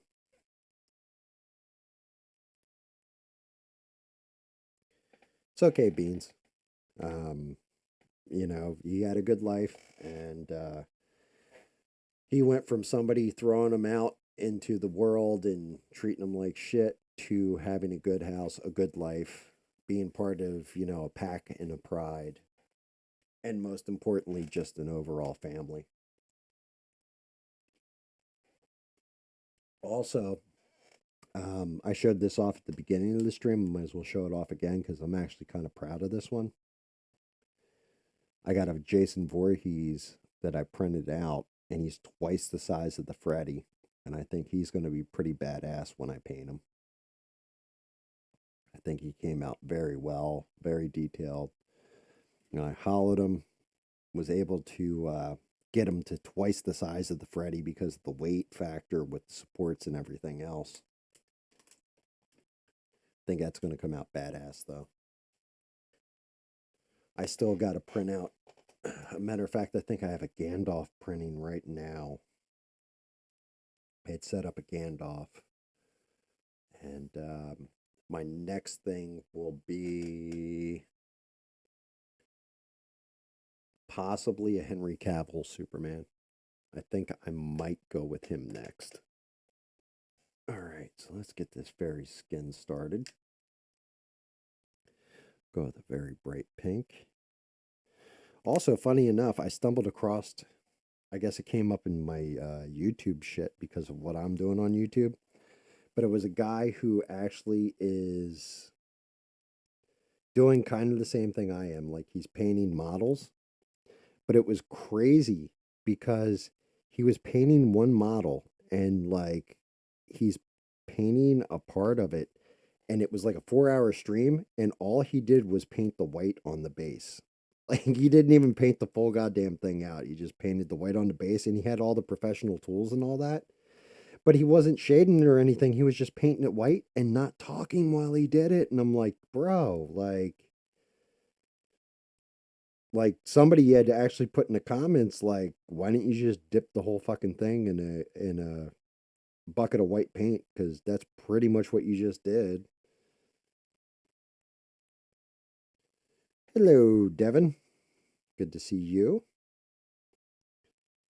And I don't know. Did you just hear everything I said to Beans about? Like I talked about the cat, talked about the Colt, talking about this, that, and the other thing. We were going over Frog and I because it was just Frog and I in here for a while before Danny hopped in, before Beans hopped in, before you hopped in. We were discussing different animes like isekai anime and stuff like that. And I know you guys, I think Beans watches some anime. I don't think you watch anime though, really, Devin. The Colt? Oh, not that kind of Colt. Not like a horse. No, Cult. Cult. when I was a kid, we came across. Geez, should I tell the story again? You guys want me to tell the cult story again for those who missed it? I'll tell like the first one. You can guys can kind of catch the other two. I think Danny got in here right at the end of that story.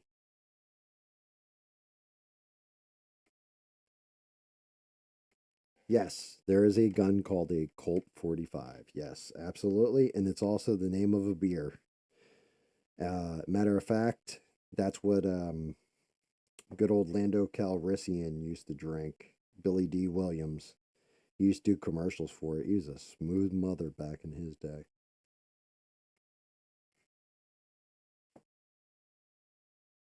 Ixnay on the anime, huh? Yeah. Yeah, anime, it depends. I mean, compared to some of the crap that's coming out in our current culture, anime has way better. They focus on the story. They don't focus on arbitrary things. They focus more on character growth and story in a lot of cases, which is why I really dig it nowadays. Like Marvel comics back in the day used to focus on, yeah, like take Spider-Man. Is basically what would you do if you were a teenage kid with superpowers that you had to hide and at the same time doing the right thing all the time and all this and trying to lead a normal life. It kind of blended that reality with actual character growth. And that's gone the way of the dodo now for other ideologies and politics and crap like this. Like, oh, well, everything's going to be an allegory for. It's one of the ways that Rings of Power show has shit the bed so bad because everything in that show is an allegory. And anybody who's ever read J.R.R. Tolkien knows, like, he hated allegory. It was just supposed to be a history of a fantasy world. Like, there was not supposed to be anything in modern life that would mirror it. That's why it's so good and survived the test of time and is its own thing. So, funny, funny. Yeah, like that's just it. I want to be entertained. The world is a fucked up enough place. We've got enough bullshit going on where when I go and watch something, I want to be entertained and forget about the world for a minute, for 2 hours. That used to be the point of our movies, all our pop culture and everything was to forget about stuff. Now you've got stuff like, and I mean, you've always had, well, I'm supporting such and such political candidate, but when they're actively out there campaigning for them, using that media break of, hey, let's tell me about your show, tell me why it's great, and they're actively like, well, you have to understand that, this, that, and the other thing is affecting people in the culture, and then we're giving a platform. Anytime somebody says on my platform, I immediately just like, yeah, I can't listen to what the fuck you're saying anymore. You pretend to be somebody else for a living. You may be really fucking good at it, but like, how about we keep that illusion going? How about I don't hear what your point of view on shit is because nobody really gives a fuck.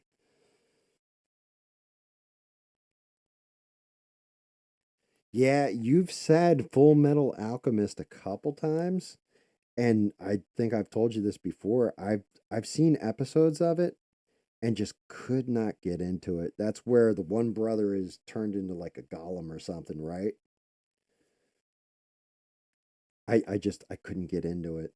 It didn't hit me right for some reason.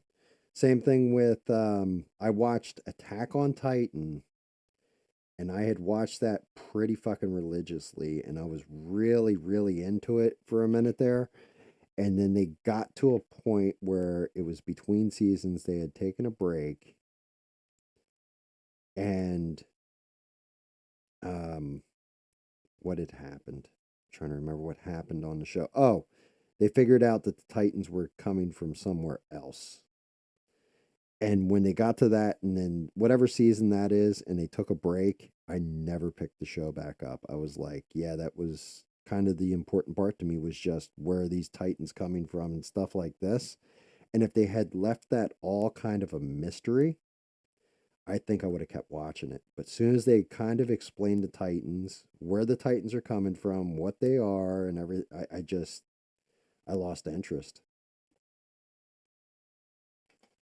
But that's not to say Full Metal Alchemist is bad. It's just not one that I would watch. Like, for example, this is the one, this is called the GAM sin, where all my friends that really watch anime hardcore or whatever always go, dude, you're not an anime fan. There's no fucking way. So a lot of them, it's Dragon Ball Z. Like, oh, you don't understand. Dragon Ball Z is so good, so good, so good. I could never get into Dragon Ball Z. I don't know what it is. I've tried a couple times. I think the premise is kind of neat to it and everything. It just never resonated for some reason with me. And then when I was a kid, I used to love Vampire Hunter D was one of my go-tos, and Fist of the North Star was the other one. I used to love both those. I know she looks a little goofy right now because I'm painting in a very, very high pink. Just trying to get in there, but it's my baseline so I can get into a more flesh tone. Yeah, like my son, his big thing is Studio Ghibli. So like Howl's Moving Castle, shit like that. And I could never get into those either, even though they're classics. I don't know why. It just didn't appeal to me. Um, I definitely get a kick out of a lot more of the isekai, stuff like that. Some of the funnier ones. There's a lot of funny ones out there.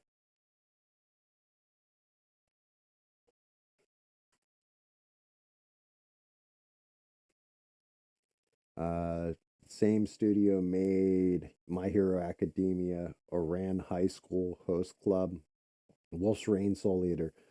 So out of the four that you one, two, three, four, I haven't seen three of the four. The only one I've watched is My Hero.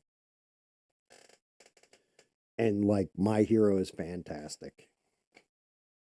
Now, Frog literally told me I needed to check out a show called called Doctor Stone, and it looks like it's got four seasons. I'm only on like episode 7 or 8 right now, but so far I'm really digging that show. And part of the way he hooked me into like, hey, you need to you should check this out, is because he's like, yeah, it's something that you and I would think of if the world were to restart the start. Like, how would we go about things? Like they have that logical process because you have to follow shit to a logical process in some cases. I am not liking. I don't know why. Even with the base coat on, like it feels like this fairy didn't, something with the black paint didn't adhere right. It doesn't feel like she's popping the way she should. Now, granted, I'm painting it in matte, and once she gets glazed or what have you, she'll look better. But I still feel like it's like loopy or something. Like something didn't print right. I'm actually kind of half tempted to redo her and or reprint her and hollow her and make her huge. But at the same time, I printed her this size on purpose so she'd fit on a bookshelf. Because it's a fairy, it's supposed to be tiny.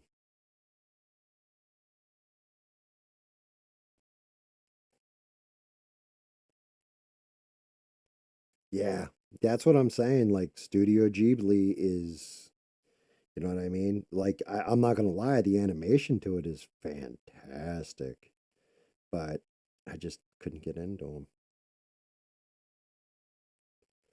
Couldn't get into them. I always wanted to kind of visit Japan, but at the same point in time, I don't. because I feel like some of the magic that I feel is there would just disappear if I went and visited them. Like went overseas and went and saw the culture and everything else. Although I did start semi learning Japanese, I just fell off with it and got lazy with it because laziness is my superpower.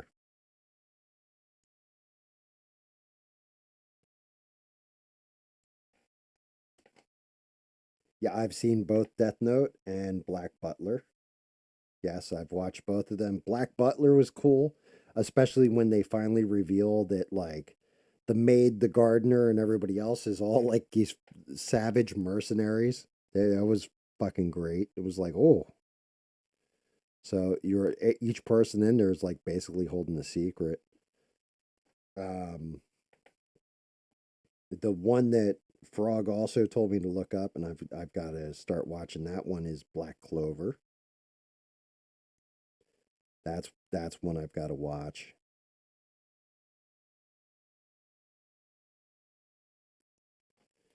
Might actually do a washout on that leg. Yeah, they were both good. Um, but yeah, like you want to talk about one of the darkest animes I've ever fucking seen in my entire life. And I will tell you now, if you've got that tolerance for it, you might like it. But yeah, I was definitely like, yeah, I can watch that one time and that's about it for me. Was there was an anime called Redo of Healer. And as a matter of fact, my one buddy David had turned one of his profile pictures on Xbox to a scene from it, like a face of a character, and they almost got his damn account banned. But that show is probably one of the most fucked up animes I've ever seen. Redo of Healer. Like that's one of those hard, damn near X rated fucking animes. Like, just brutal. The shit that they pull in it, brutal. Stuff they say in it, brutal. And it's pretty much like all about one dude's revenge. And it was just fucking brutal. Like, definitely not one for your casual, like, hey, I'm going to show this to a kid or something. Like, it was fucked.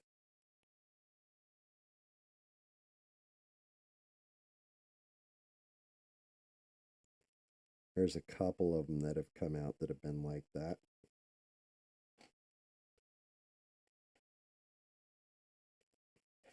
Death Note, they did live action. That's the other thing, too, where they started that trend of like Cowboy Bebop was a decent one. I never really got into it, but I know they tried to do that live action, screwed it all up. Um, One Piece was actually surprisingly good for live action anime done. The Death Note, like there's a couple creepy scenes to it, but it definitely did not capture the spirit of the original, like of the anime or the manga. It just something missing. It felt compressed and rushed and stuff missing, like vital stuff left out. I mean, I guess technically they did the same thing for One Piece by bringing Garp into it, and Garp doesn't come in the comics, or well, the manga or the anime until much later.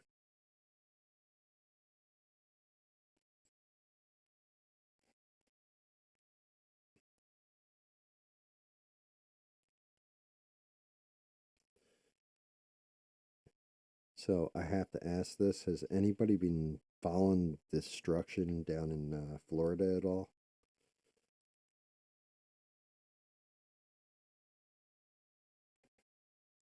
Like I've been trying not to watch it on purpose because it shit pisses me. Well, it actually doesn't piss me off. They were pretty well prepared to a point where I think the roof blew off the Tropicana, if I'm not mistaken. And that's where all the like main first responders and everything were stationed. And somehow DeSantis at the last minute moved out of it and into a different spot, and they didn't get railed.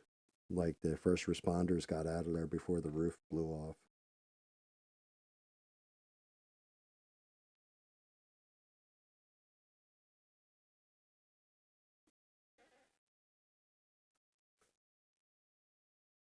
See, Sword Art Online, Frog had just mentioned that earlier. I know the premise behind it. It's a bunch of people that get caught in a video game and all that. I know it's got a shit ton of episodes, and somebody else told me, "Oh no, it's really good." I never looked at it because there's stuff like Shangri-La Frontier was one that just came out. It's one season that was actually a lot of fun. But there's a lot of games. Actually, there was one or a lot of things where it's a video game character who gets stuck in a video game. That that kind of premise to it. One of the ones I thought was good, and now that I've said Shangri-La Frontier again, there was one called a playthrough of some dude's VRRMO life, and that one was actually good. Was actually surprisingly good. Like caught me off guard because it's funny. He takes like the most useless skills. He's like, well, archery technically sucks, and cooking nobody cares about cooking in this game because you just buy stuff from the merchants, and potion making same thing because everybody just goes. So it's basically a useless skill because I just want to kind of play on my own and not get involved or whatever. And then it's like he starts cooking and everything's so much better than what everybody else has, like all the merchants, that even the merchants are like, hey, I want to buy your food from you. And he's like, crap. So he ends up cooking all the time. Same thing for archery. Like archery's complete trash. But then there's this boss that they fight, and the only thing that can really beat him is archery. And so he becomes like invaluable in the game.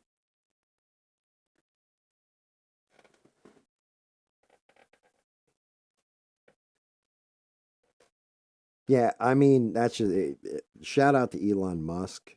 Um, every generation, there's got to be somebody who is forward thinking like him. And he definitely, like, I mean, I'm not going to say like he is a normal person. Like, he's fucking pretty goddamn far from normal from my point of view. He's got the right idea about things, and he's not a bad person, but he's definitely a weird fucking dude. But he definitely comes up with some ingenious stuff. Starlink being one of them, and he's developed his money to where he can pretty much he's got beyond fuck you money. He's got that fuck off and die money. I'll just buy your ass.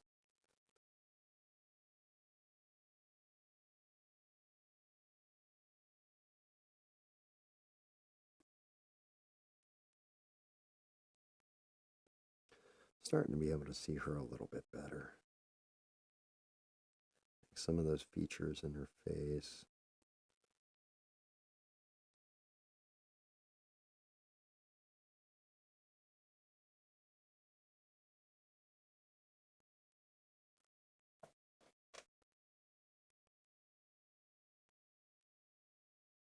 I've never seen that one.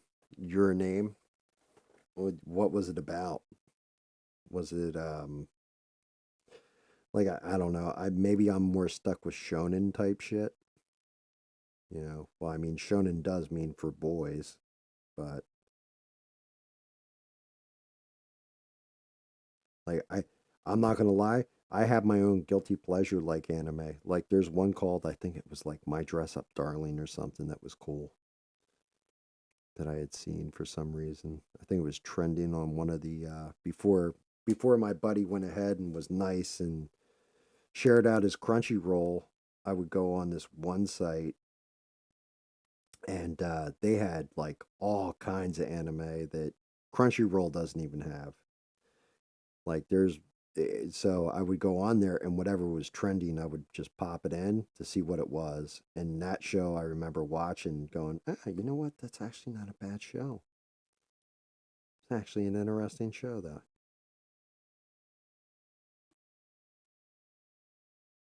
But that one was definitely made for nut guys, I think.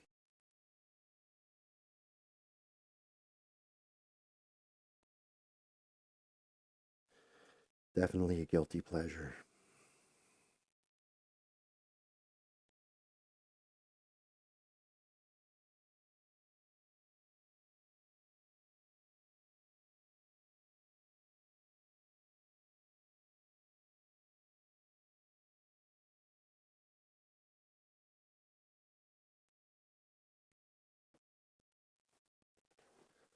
Oh, dear Lord. Let's see how you're coming out here, lady.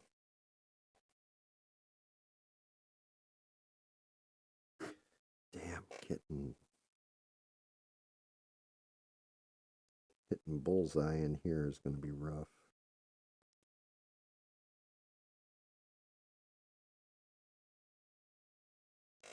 Still, I was able to get in there.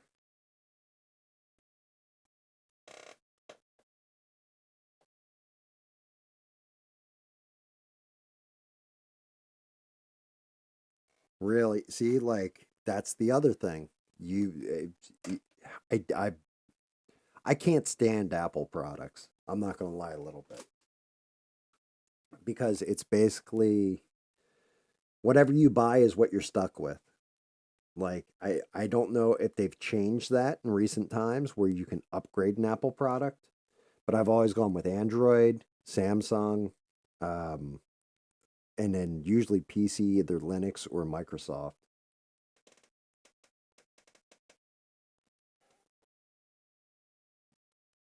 I have not heard anything about that, Danny. I've not heard about them buying them. I mean, it wouldn't shock me.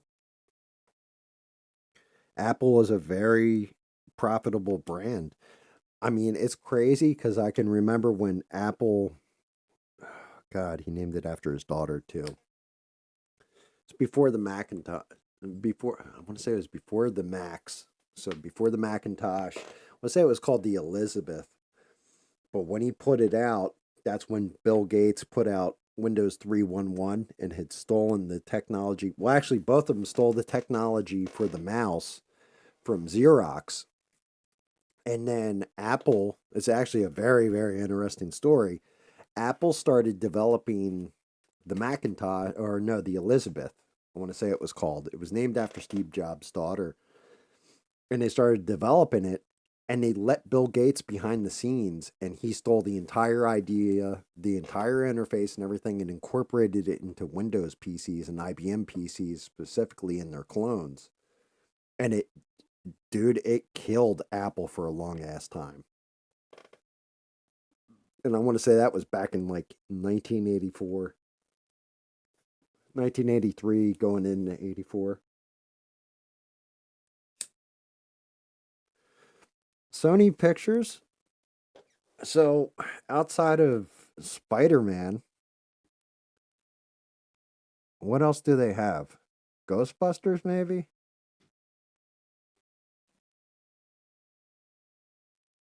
I'm trying to think about it.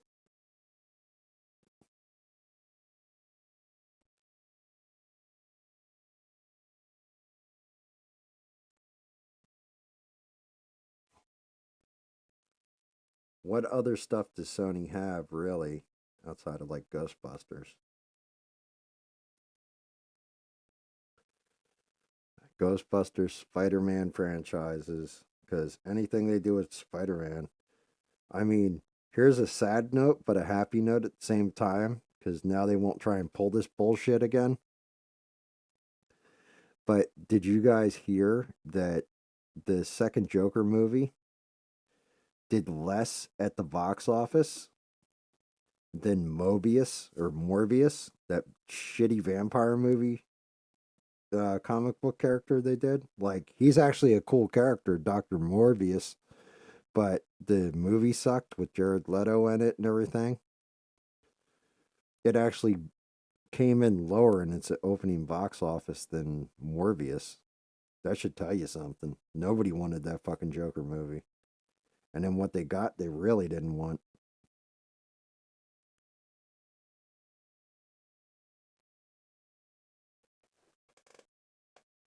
See, and that kind of makes sense.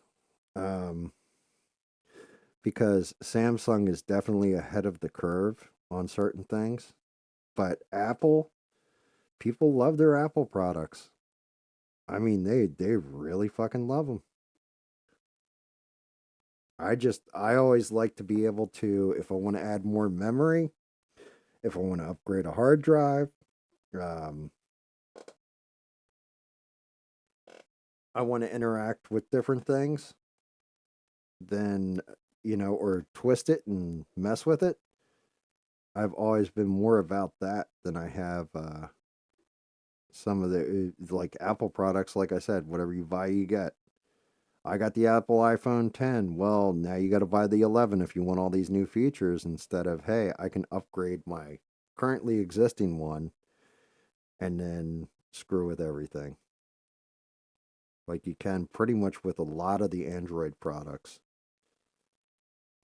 or with a PC.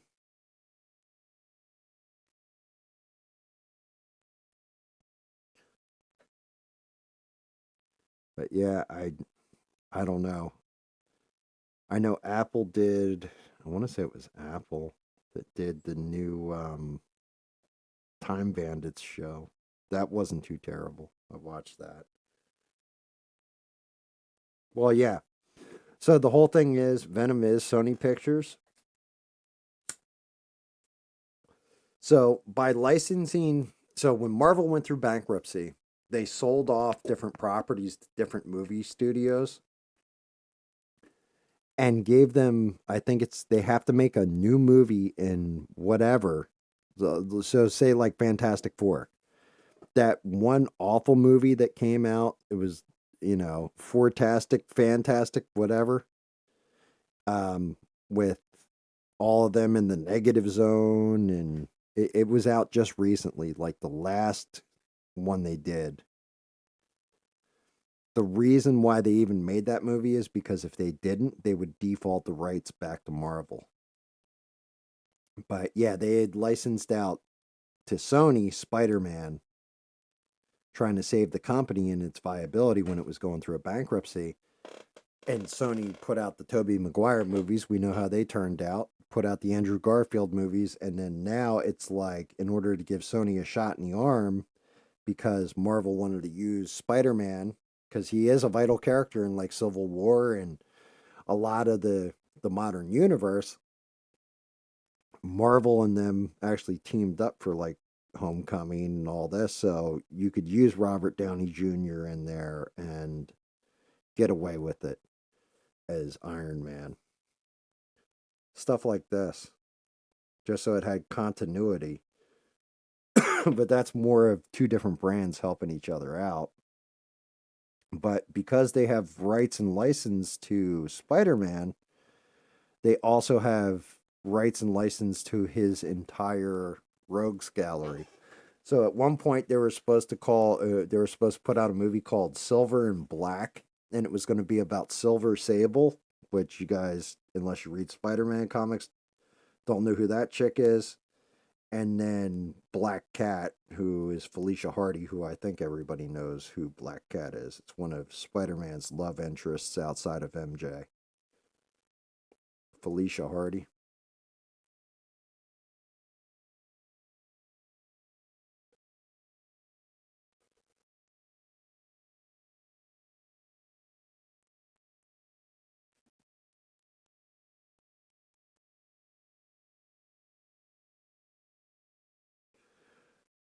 I think you meant to say Freud there, mister. As in Sigmund Freud. Tell me about your mother.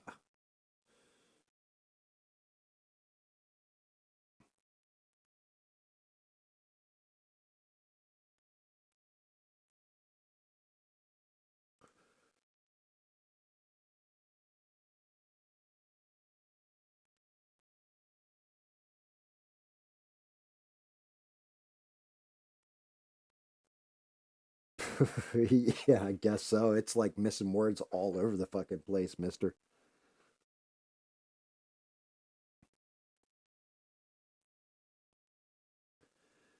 But yeah, I mean, So if Apple buys them, it's going to be interesting to see if because what goes with them. Like I know Warner Brothers has all DC and how else did? Of course, they got Looney Tunes shit like this, but Warner Brothers right now they're struggling. Like they're really struggling. They're coming in over budget on stuff. If James Gunn screws up with like DC Universe going forward, there's a chance that might go up on a chopping block.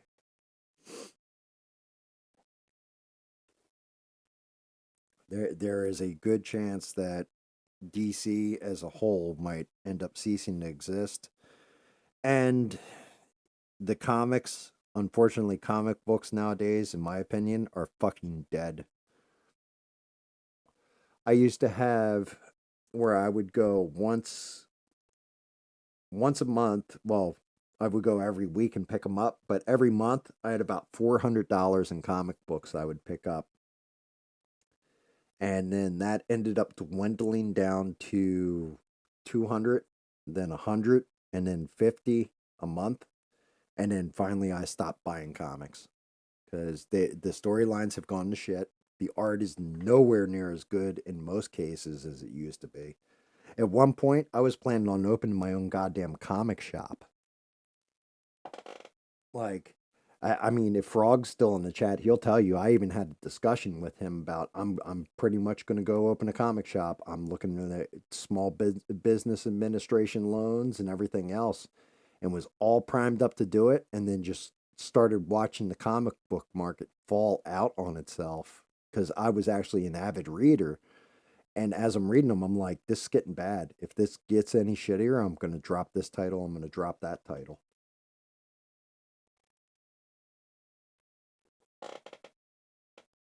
No, my life isn't. Well, technically, all right. So here's a fucked up thing, mister. Because I think it was Wang dropped a video the other day about whatever happened to Mallrats 2. Because Kevin Smith said there's going to be a sequel to Mallrats, and it never came out. And it was he actually had the script for it done, everything before he had the script for Clerks 3 done. And what I realized is after watching, well, I finally got to see Clerks 3 or what have you. Kevin Smith is writing stories about different shit he experienced when he was working in the convenience store and the customers that would come in. He's not making up characters. He's literally, those are people he met in real life. So I guess technically, yeah, all I tell stories about is different shit that I've experienced and people I've run into in real life. And like, what's interesting to me is real life. Some of the shit I've seen, some of the people I've dealt with, like it's almost unbelievable. And everybody I think has that. I think anybody who's really gone out there and experienced life or had to deal with fucking shitty people on a daily basis. Yeah, well, like stuff like that. I had at one time I went into because I was running one of the Game Stops in Cherry Hill Mall. I went in and I couldn't get into my store because somebody had come through and they didn't stick gum in there. They stuck a matchstick in the damn thing and snapped it off. But yeah, it was just like, fuck, how do you get through like something like that? I had to call a locksmith out. Like we had to have some a locksmith come out to break the lock, but they didn't just do it to my store. They did it to like 5 or 6 of the different lockdown stores. They just walked by and snapped the matchstick off. Because that's one of those things that screws people up is you think that they lock all the mall doors and they do on the overnight, but then if the mall opens up, we'll say the entire mall opens at 8 o'clock in the morning. At 6 o'clock in the morning, they come in, like the management office comes in, unlocks all the doors, and then there's people that come into the mall or used to and would walk around the mall like older people, and that they would power walk the mall. So they didn't have to go to a gym and run on a track or anything like this. They would come in and walk through the mall. But yeah, a lot of that stuff. Frog's the same way. He's worked retail a lot of time. He can tell you about some of the sons of bitches and weird people that we've met while doing retail.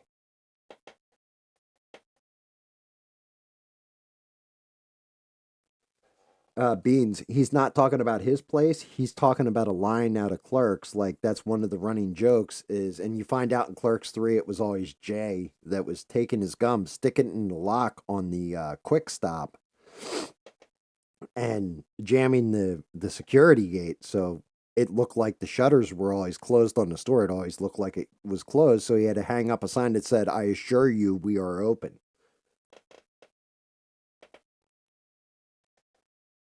But yeah, Kevin Smith's stories, that's just it.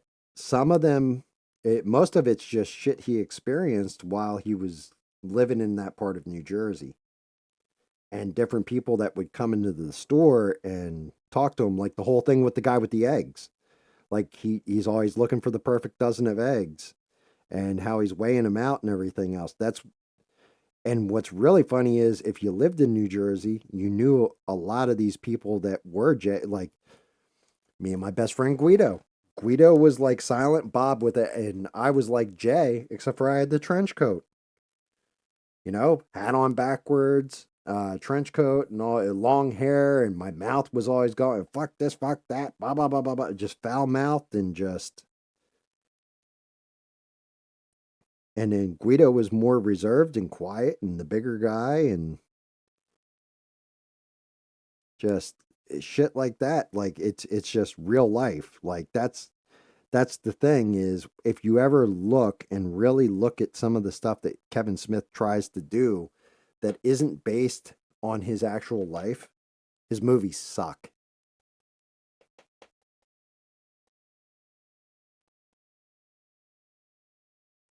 Yeah. Yeah, and that's also part of the reason they shot it in black and white too, was so you couldn't tell it was nighttime out. What the hell was I gonna do with this part? Okay, I know I'm going metallic on the wings. Still got her hair to do, but I really want to get these wings addressed. I think I'm going to go with a very pale green blue. So yeah, this might look right. Yeah, I know my mouth's still like that. Um, but trust me, anybody that's ever seen me around a customer, my mouth isn't like that.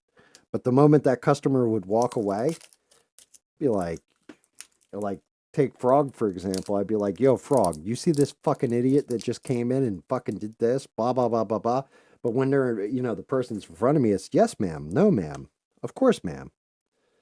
But like the Jersey, I swear that's just a Jersey kind of thing.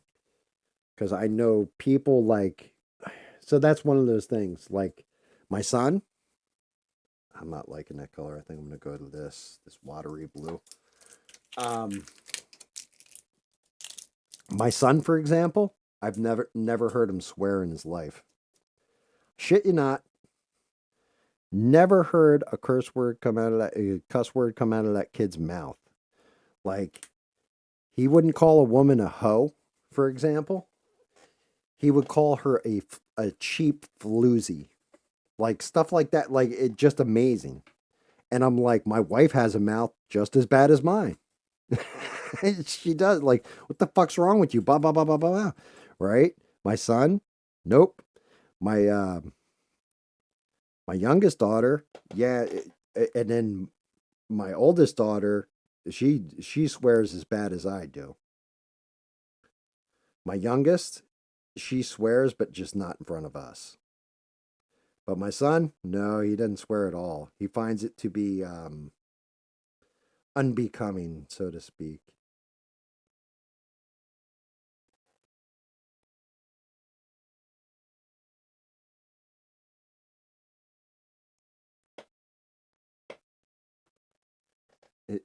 The only way to rebel nowadays is to be boring and responsible. That's what happens when parents try to be the cool parents. Well, that's just it. Okay. There's no such thing as being the cool parent. And this is actually something my wife drove home in me. And actually, Frog used to talk about all the time when we worked together. You can be their friend or you can be their fucking parent. Can't be both. Doesn't work that way. You try to be their friend and their parent, that shit's going to backfire on you because they're not going to respect you in one way or the other. They either look at you like, hey, you're cool, you're my friend, and all this. But if you're actually going to be a good parent, you have to be a parent first. You have to make that choice. Like, you can kind of delve in between the two a little bit, but yeah, you have to make a solid choice and decision. Do I want to be this person? Like, do I want them to look at me like I'm an authority and I'm to be respected? Or do I want them to look at me like, hey, you can tell me anything, pal? Fuck that. Your job is to correct your children and make sure they do the best and better than you. And you're either going to be a parent or you're going to be a friend. If you try to be both, you're dancing in the middle of the street and trying not to get hit by oncoming traffic.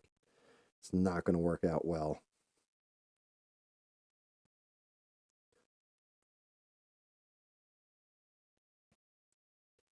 And I mean, God bless those people that think they can be their kid's friend and their parent. Sometimes that shit'll work out, but a lot of times it backfires.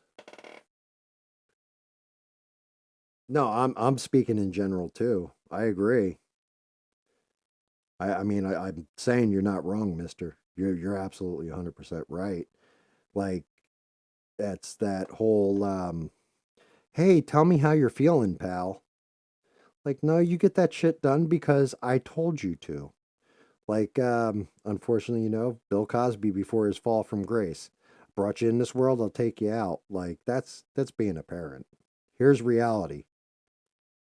You think it's all going to be sunshine and rainbows? It's not. It's going to be a fucked up journey. And as a parent, your job is to prepare somebody for that journey.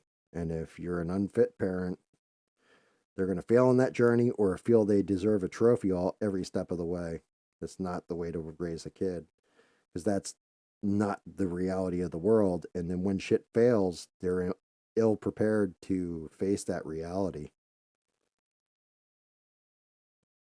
And you need them to be able to face that reality, march head on at it, and kick the shit out of it.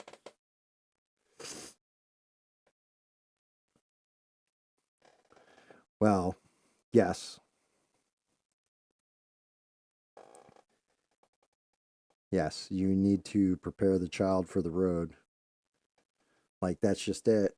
Things aren't always going to go your way, and sometimes shit is going to be very dark. Now, if you can, you kind of want to, like, I think I've said this before. If we ever got into a war and they tried to draft my son, for example, or one of my daughters, I would say, look, if you let my kid off the hook, I'll go fight your war for you because I don't want them to ever have to experience something like that. I don't want them dying before me. No parent should ever have to bury their child. But if I could spare them from that, then I would. And I think any parent that's half worth their salt feels the same way. You should spare your kids from keep them kids as long as you can. That's I'll never understand him to, like, oh, she's 3 years old. Look at her. She's playing on her cell phone. Like, what? Excuse me? Like, do you know the shit that's out there on the internet? Like, what the fuck are you doing?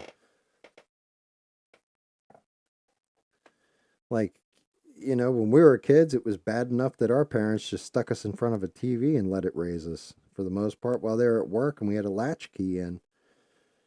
Let alone, nowadays, the internet, some of the fucking freaky shit that's out there and the craziness. I wouldn't want that stuff touching a kid's life. Not until they're like either mature enough or mentally prepared for it.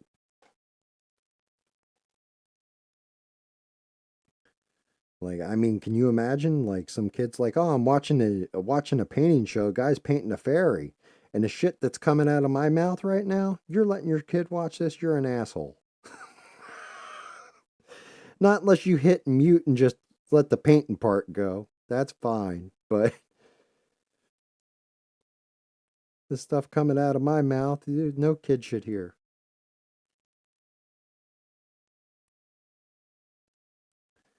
And I think that's part of the problem is you have parents that are helicopter parents nowadays that, oh, well, I've got to be involved in every aspect of my kid's life. And then you got the parents, and it's always been this way, that want to live vicariously through their child. Like the mom that fucking's like, oh, you're getting a nose piercing? Well, I'm going to go get my nose pierced along with you. Like, get the fuck out of here.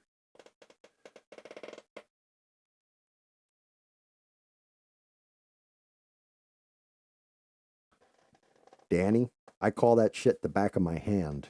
That's how you, like, oh, you want to scream and throw that little temper tantrum? If you can't, my wife will tell you now, never really had to beat the shit out of the kids or anything or beat their asses for being little assholes. All she'd have to do is raise one of her eyebrows, and that would be enough. Like she just, we call it cocking a Spock. She would do the Spock eyebrow at them, and like they would just, ooh,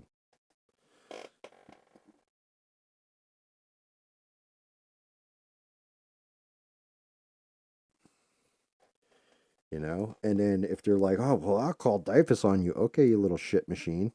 If you want to find out like exactly what the stuff that happens in those juvenile facilities and stuff where they're gonna send you to, and the foster parents they're gonna send you to, you want to find that out, you're in for a shock because that grass is not greener. And I'm not an advocate for, hey, you should beat the shit out of your kid. I'm an advocate for you need to discipline your child. There's a huge difference there. Like whooping on a kid with a belt until they can't walk, that's fucked up. Smacking a child to correct them and say, "Look, you need to fix yourself," is a whole different matter. It's just I think part of the problem is some parents either let that part of themselves build up too much or don't have enough control to determine between those two on and off switches. It's the same thing. My dog's doing something bad. I'd never hit my dog. Not when I'm mad at him. You know, I'll spank his little butt if he's doing something naughty he knows he's not supposed to. But I'm not gonna like hit him while I'm actively like, oh, you son of a bitch, you just chewed up my laptop. Cause you know what I mean? Then you have this tendency to overcorrect, like not correct yourself or let your temper take over, and that's not a good place to be. But I mean, a lot of that comes down to with, I think, in my opinion, what kind of ass whooping you took as a child, not just from your parents, just from life in general. So, you know, if I'm sitting here and I'm talking to the chat, like, how many fist fights have you been in?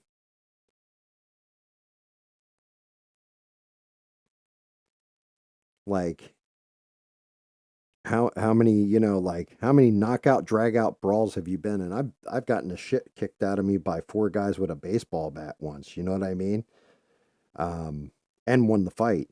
Like got up and actively did get the baseball bat away and win the fight. Blood come out of my eye, my ear, down for like a week of just beaten and bruised, you know, stuff like that. But in a way, it's kind of a good thing too, because you learn to control your temper and when to unleash it and when not to. I think part of the problem is we tell people to bottle up that part of themselves. And then when shit gets rough or they're under the gun and they have that anger finally uncorked and unbottled, it's built up to a point where they're going to kill somebody.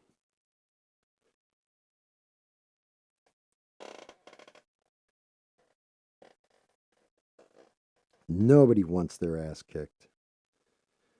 But you also need to learn that you're not going to win every fight. One of the beatings I took when I was younger was just me and one guy one on one. And I picked a fight with a guy that had me by about a foot and 100 pounds. And the fight started. I hit him in the nuts. I hit him so hard in the nuts with my knee. I lift him in the air. And yeah, I hit him twice in the face, knocked him cold, and he fell forward right on top of me. And I couldn't get up because he outweighed me by 100 pounds. I couldn't lift him off me. And then his brother came up, kicked me in the face. Couple times, Guido stepped forward, knocked him the fuck out. Like, I mean, just out cold. And then, matter of fact, when we got off the ground, we were like, what the fuck happened to him? And it was like, oh, here's what happened while you were on the ground. But then that big dude that I knocked out came to, and he fucking whooped on me. He just whooped me into the earth. I'm all right with losing. Like, sometimes you're going to lose in life. You're not going to win every fight. But if you don't fight ever, or you don't get rid of some of the stuff, like, even if you're doing something positive, like take Mister, for example, is always in the gym. He's working off that aggression, that energy, if he's doing it right into weights and building it into, fitness and health. There's positive ways. It doesn't always have to be, a fight, I guess I could say, to get rid of that extra energy, that anxiety, that anger. If you're focused on it while you're working out, like you mother, and then just putting it into the weight bench, or, boxing, MMA, whatever, putting that energy somewhere and learning to control your anger and your rage. But I think there was a point in time where it was, well, you don't understand the psychological effects on these children from their parents whooping their ass and disciplining them is turning them into school shooters and all this other kind of goofy shit. And it's like, no, abusive parents were turning their kids into stuff like that. And some parents were taking it over the line. And that's why we have a lot of the laws we have on the books, where people are like, oh, that's child abuse. No, it isn't. The fuck it is. It's called discipline, the way of the world. Because if you act like a fool out in the real world, the way it's supposed to work, and it doesn't always work this way in this case, is that you go to jail. You suffer a big penalty. You lose chunks of your life because you couldn't control yourself. You've lost your marriage because you couldn't control your sexual urges. You've lost this, that, or the other thing. You always have to have a modicum of control.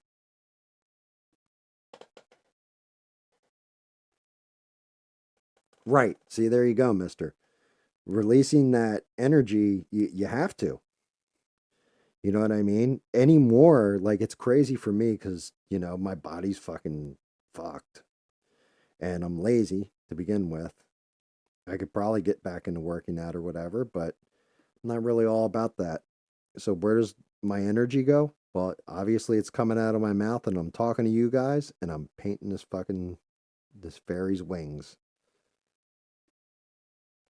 So it's creating something positive, even though, like, right now, like, there's shit going through my head. Like, I miss my cat. My cat passed. I miss my pet. But you know what? What can I do with that energy? Am I gonna, go scream at the wife and call her an asshole because, I'm upset about something? Or am I going to sit here and paint something and try and focus, get my headspace back, even though I'm upset?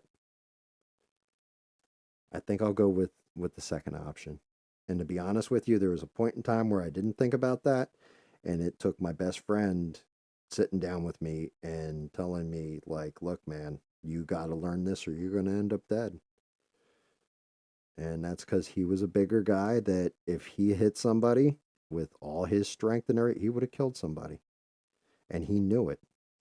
So he always had to have control.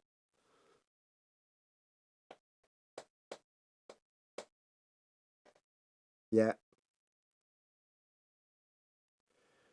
Well, I'll tell you this much, Danny. So here's the thing. Here's something else. Since we got everybody in here, does it have anything to do with religion? So I've heard, not from one person, not from two people, from a bunch of people. I actually got messages and stuff. Yeah, we're not discussing religion on here at all anymore, flat out, because people are feeling one way or another about it, and I don't want to feel anybody to feel singled out. I don't want anybody upset about it and all that, and I don't want people to feel alienated. Same point in time, I don't want to silence anybody's voice. And everybody's entitled to their own take on it. Unfortunately, I actually reached out to a couple people, Danny. I'm going to tell you this now, and asked them about it from their perspective. People that I know that are devout in religion, including a pastor up in Philadelphia. And the reason why is because I'm not a very religious person. So I don't know what insults people, what doesn't. But I it's not even that it's a hot button topic. I think back to my days when I was in a bar, and the word was always in the bar, the three things you didn't discuss were politics, religion, or money.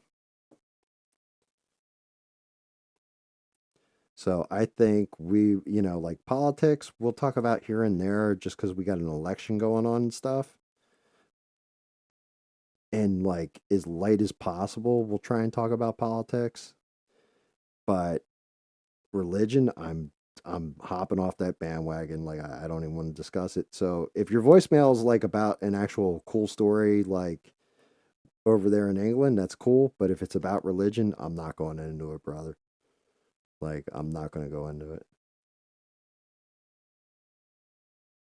No, everything is up for debate. The only thing is, and here's one of those other things that I wasn't really thinking about, and one person brought it up to me, and I was just like, yeah, you know what? You're right.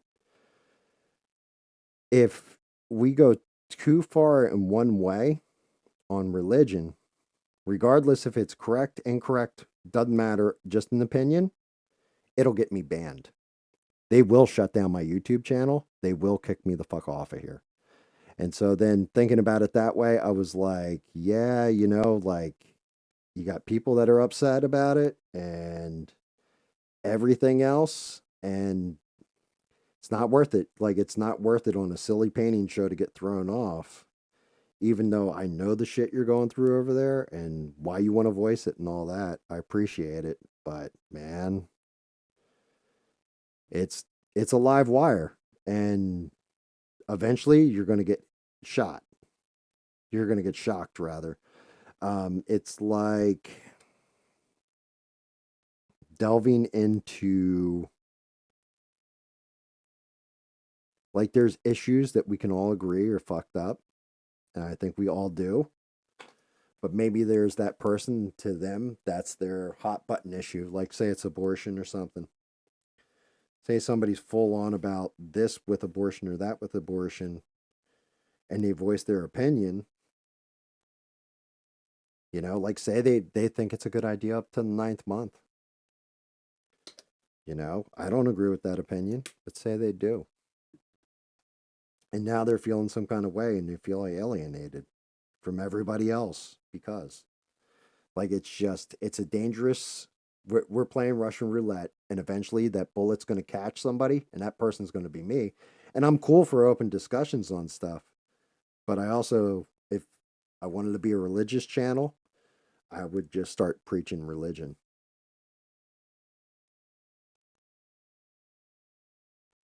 And I know, like, you'll be cool about it and you'll understand my point of view on it, because I'm open minded about it. Like I said, I'm not a religious person.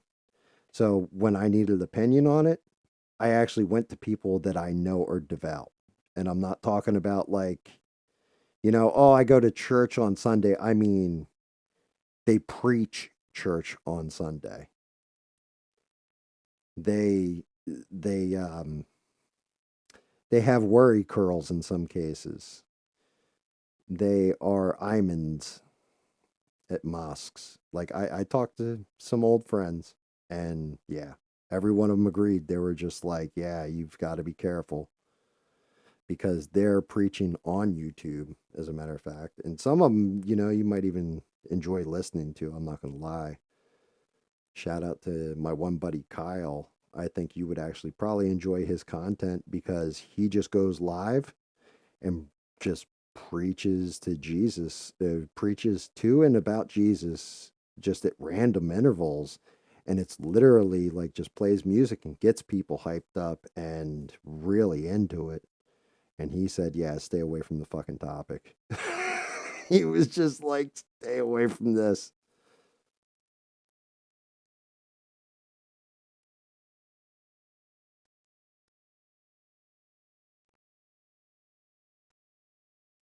Okay. I can play that. It's just a story about you losing your head. Yeah, I can play that one. Let's go check it out. You enjoy sardines on pizza? That's I've actually had sardines on pizza. It's not terrible, but not preferred. And I actually do like the taste of black licorice myself, so maybe that's both of us. Wait. Where the hell did you put the story, Danny? Because I'm not seeing it, man. I'm not seeing it. Like I just jumped into Discord and I don't see that shit.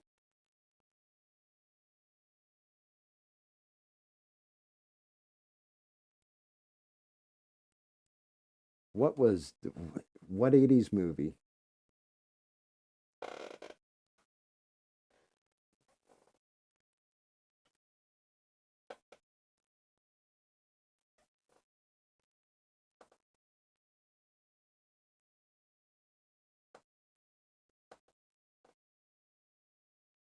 When I was a pizza delivery boy, I would. Oh shit, dude. Patrick Dempsey. That movie is Loverboy. No, is it Loverboy? But I know what you're talking about. Like they would call up and they would ask for extra sardines on their pizza, and like the first time he gets it, he shows up,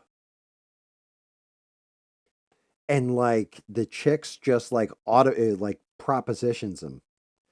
And he's like, well, wait a minute, what the hell's going on here? And then he, every time they call in for extra sardines on pizza, and he starts finding out that like a lot of the women, because he's supposed to be like a gigolo, a lot of the women aren't calling him up just for that kind of thing, like the adult activity of it. They just wanted somebody to like pay attention to them.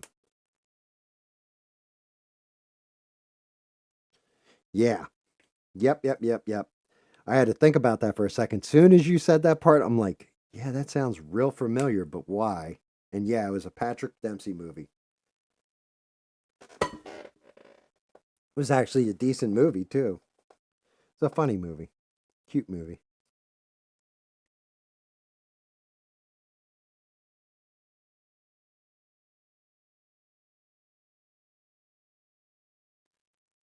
It's going to be interesting to see how this paints.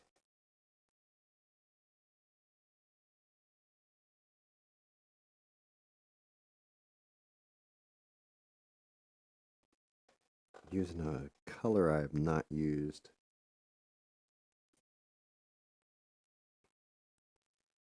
Wait, was that the name of the? Oh no, it is Loverboy. Yeah, because there was another one, and I can't remember what the hell the movie was called. I want to say it was called like The Heartbreak Kid or something like that. And like he would, in order to get himself out of class, he would eat a cigarette so he came across like he was ill. And I want to say that was a Patrick Dempsey movie too. Damn, that's some old school shit.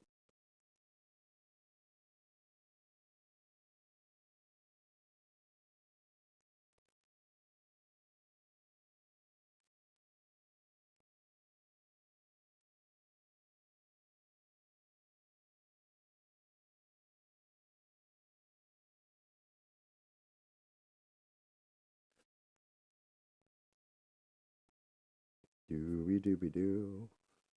Do, do, do, do, do.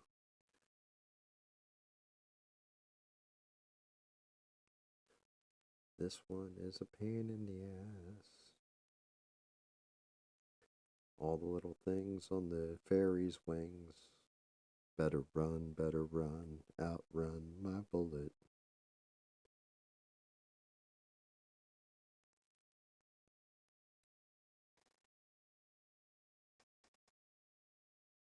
Yeah, everybody's working for the weekend. Yeah, that was Loverboy too. Yeah, the group.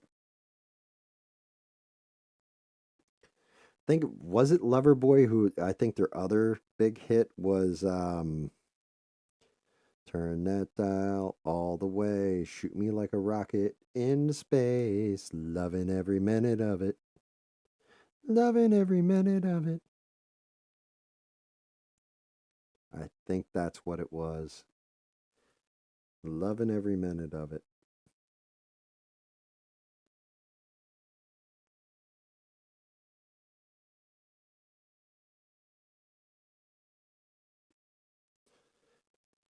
I always liked Your Love by I want to say it was Centerfield. I think that's the name of the group.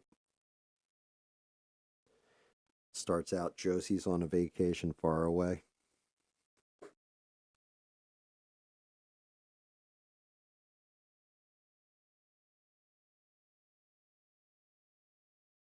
Josie's on a vacation far away. Come around and talk it over. Yeah. Yeah, Your Love by Outfield. So what did I say? Centerfield?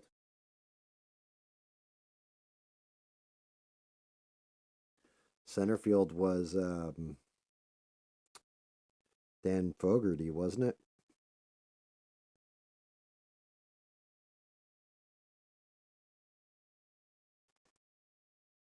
Took some lumps when the mighty case struck out. John Fogarty, there you go.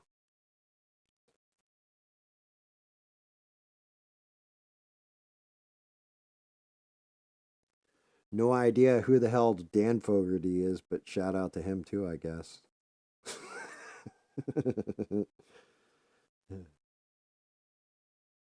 I almost said that Dan Fogarty is the guy from that Balls of Fury movie.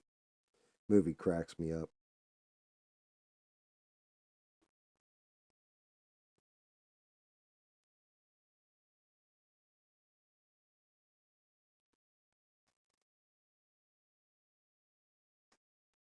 Okay, cool, Danny. Let's play that bad boy. Yeah, and thanks to Danny. Like, just trying to respect everybody's output on this shit. 4 minutes. Uh oh. Am I going to be Yeah, loud? no, I totally understand, Gam. I understand. Yeah, if that's the topic that you guys don't want to discuss anymore, then fair enough.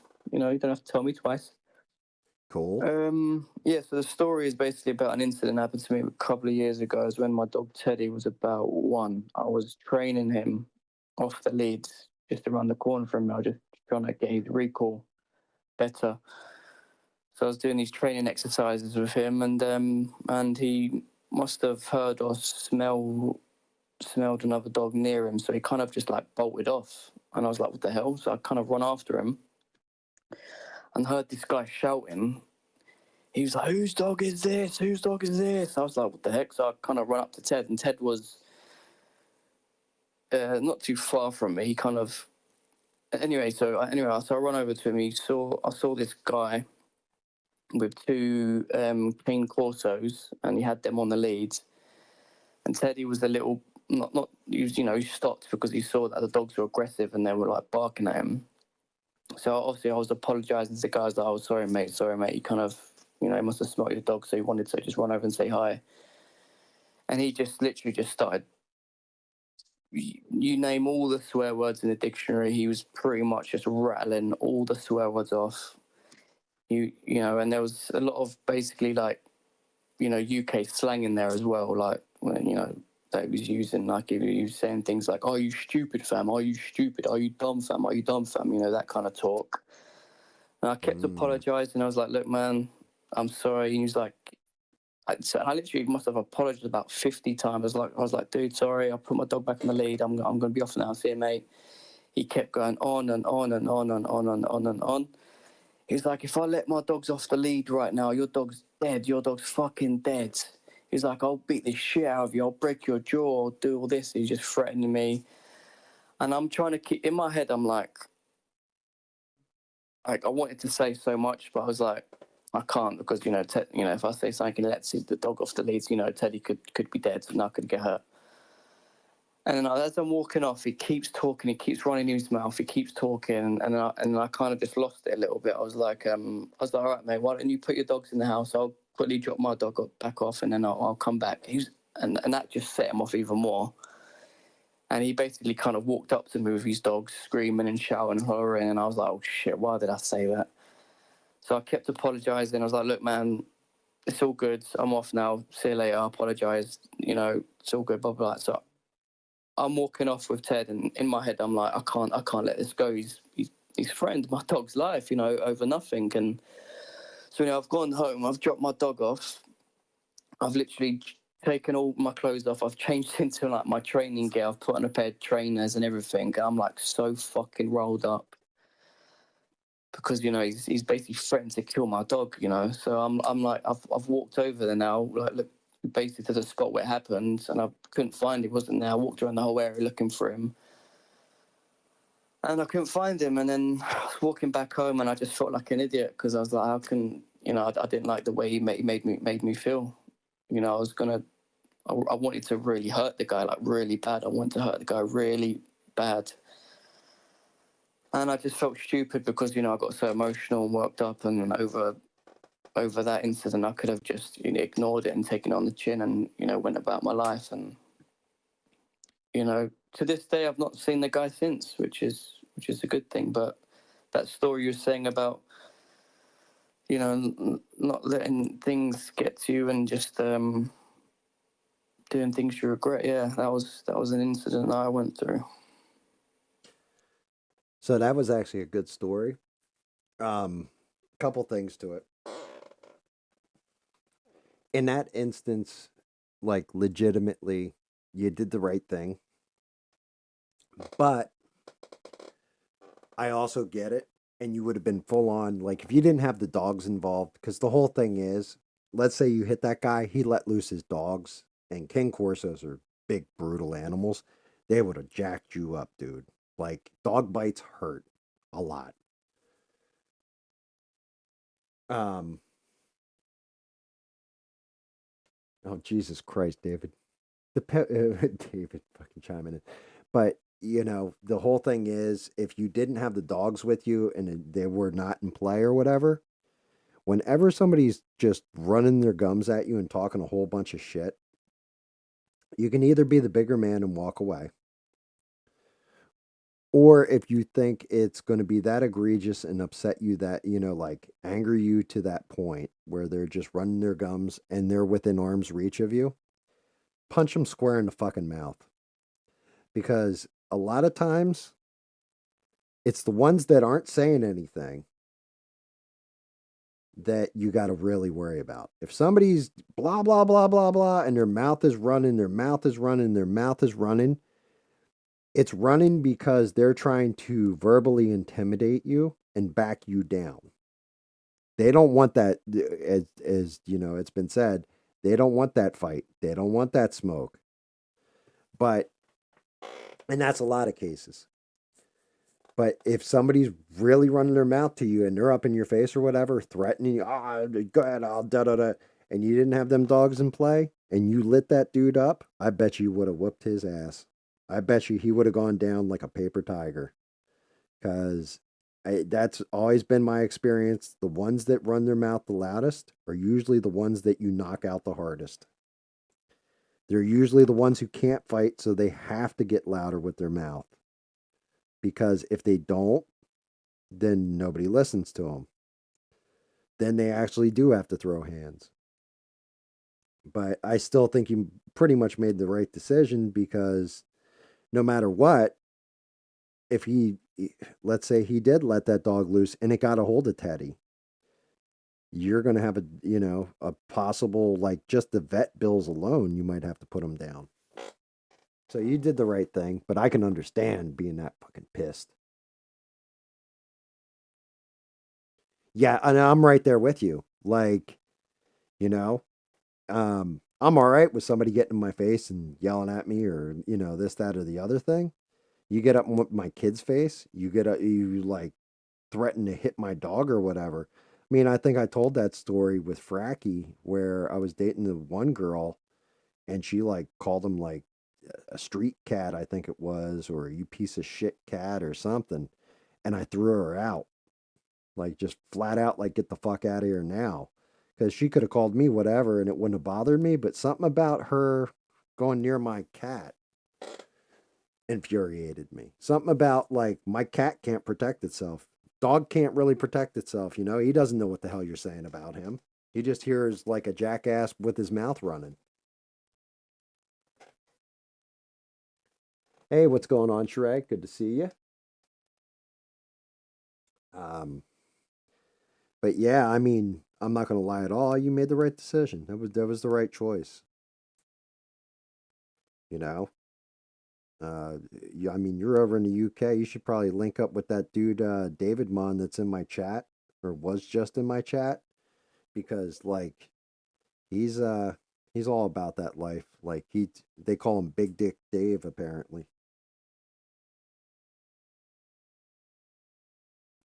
Though that was the rumor, wasn't it, David Mon?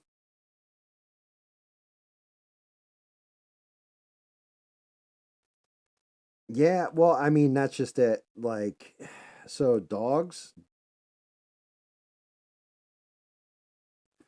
unfortunately, can be the most loving dog, but they might be a territorial type dog. So that's kind of hard to judge.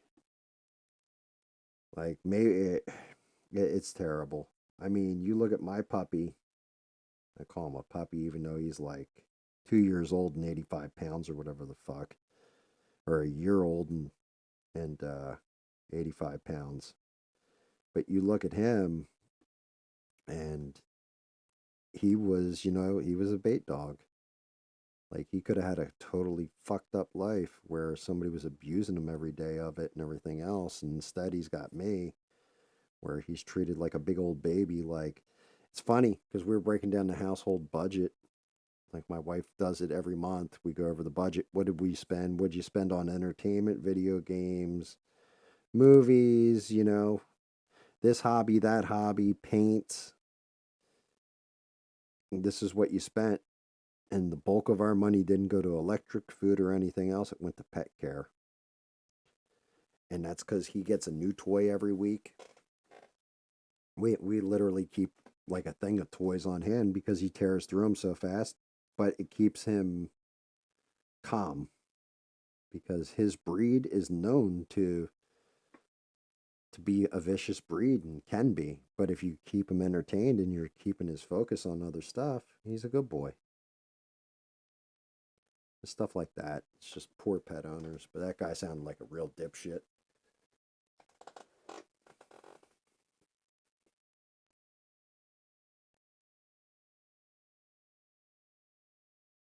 When the fuck have I ever said that, mate? Right. I said Donkey D Dave, only between my old mates, though, due to that story which will not be told. The reason why, and the reason why is because of what happened between you and your two mates. Because, yeah. I mean, I know you guys met each other on Grinder, but it's cool, Dave. It's cool.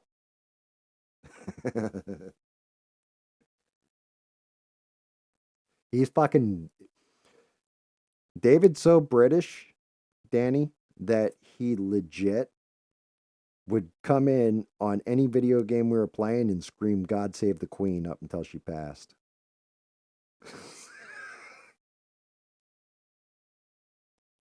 Spent the day at my church collecting supplies and getting them loaded on trailers.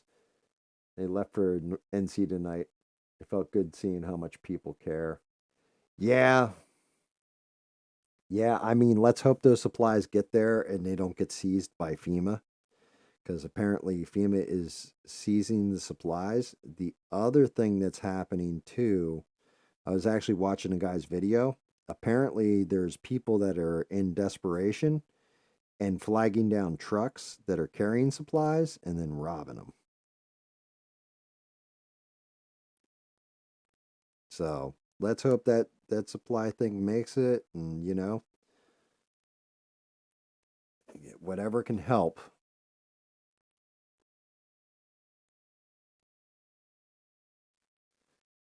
I mean, those, I still can't. I look at that devastation, and that's why I have not been following the Florida thing probably the way I should. I should really be looking at it. Um, but I can't. I can't anymore. Like DeSantis was already prepped. Like when you're, I don't know, you're used to getting hit by one of those things. You know what you're dealing with, and he was well prepared.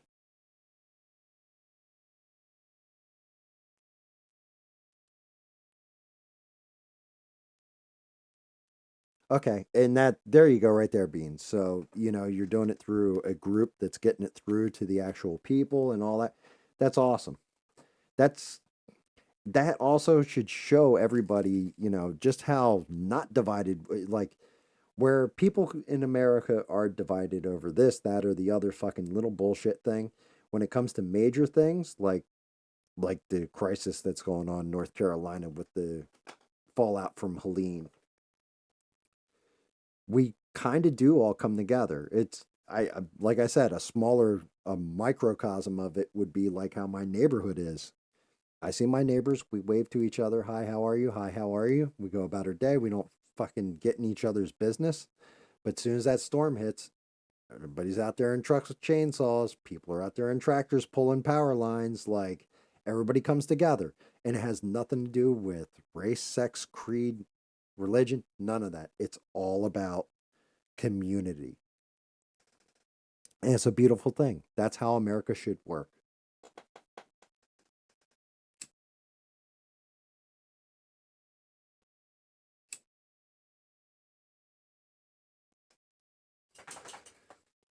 Yeah. Um, I mean, it's tragic. Tragic, tragic, tragic.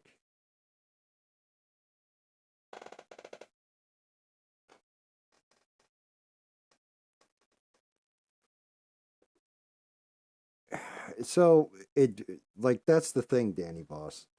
When you live, like, I've lived in South Carolina now since 2016. Or no, 2012. 2012. Think of the cat. Cat we got 2016 from the outside. Um, 2012. I've lived down here since 2012. First hurricane I went through, I was like, oh shit, and all paranoid. Second hurricane I went through, not as bad. Third hurricane, which is probably the worst hurricane I've been through, which was Matthew while I've been down here. Fucking that shit stalled on us for 3 days, spinning over our heads and everything. And I'm just like every morning waking up, looking out my back door and like, oh, look, the tree fell over. Oh, look, there's another one just flying across the yard. Like, not even panicked a little bit, just completely relaxed because you start getting used to it. The big problem was with North Carolina where they are, they don't get hit with shit like that often. So when it hit them, they were completely like, well, what the fuck is this? It was like my first hurricane I ever went through. You don't know what's happening, what it's going to do to you, the level of decimation, and until you go through one, you don't really think much on it.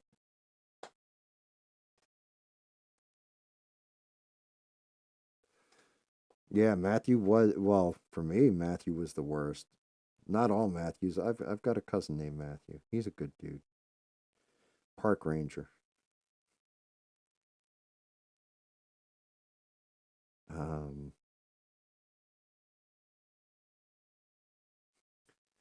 it's crazy because, until you go through it, you don't know. Like, I couldn't imagine going through it. The only two natural disasters I think I haven't been through are a tsunami and a volcano, and I don't want to go through either one of those.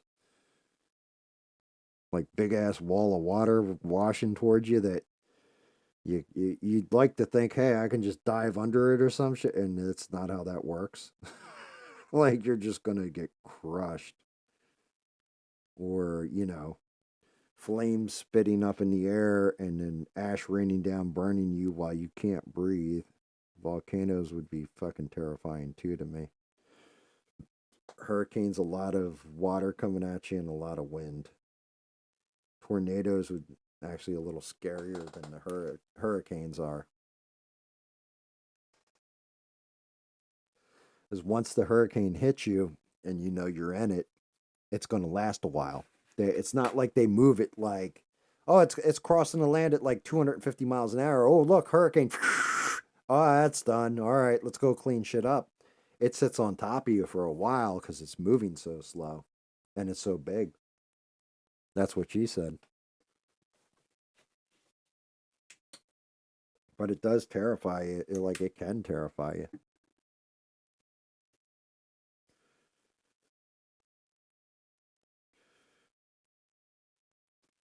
Like, I don't know.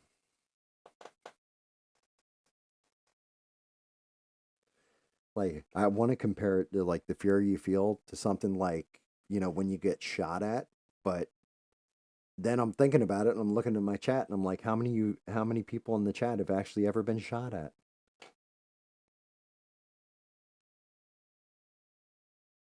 My favorite disaster movie?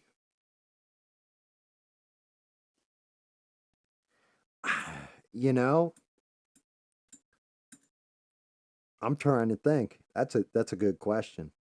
I mean, could Godzilla be considered a disaster movie? Because if so, then it's Godzilla minus one. But I'm not sure. Like, that's actually a very good question. What is my favorite disaster movie?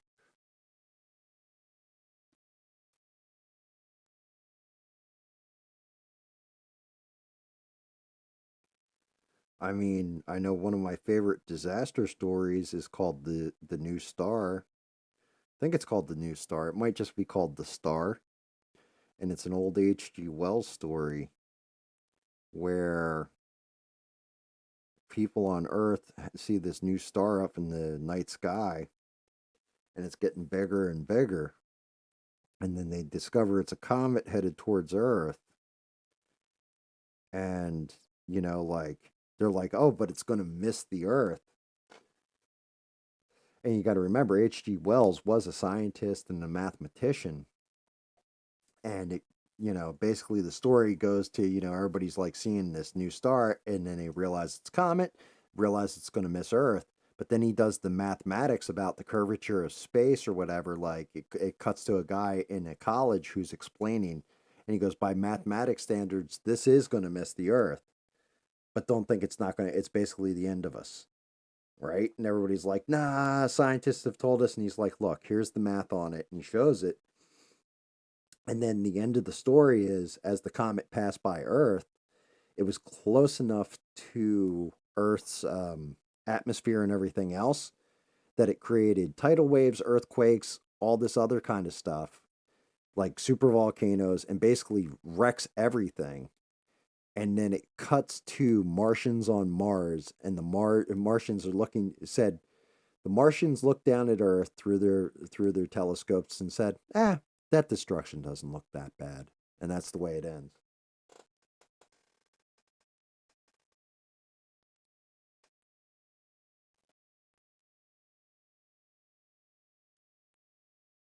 Austin Powers is your favorite disaster movie? Oh, behave.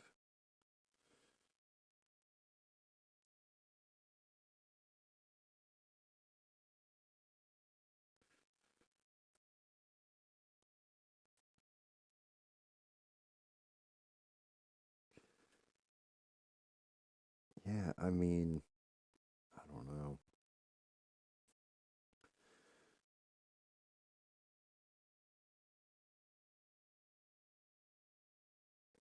real interesting to see. God damn it, got smoke in my eye and fucked up that line. Deep Impact. So isn't it always fucked up how they always come out with movies together that are the same, like Armageddon, Deep Impact, both about asteroids striking Earth or what have you, and bam, they put them out like same time frame. Actually, you know what? I know what my favorite disaster movie is, and it's not a cataclysmic disaster, but it was a good movie when it came out, and I think they just tried to remake it, and it kind of sucked. But the original was good, and it was Twister with Bill Paxton and Helen Hunt.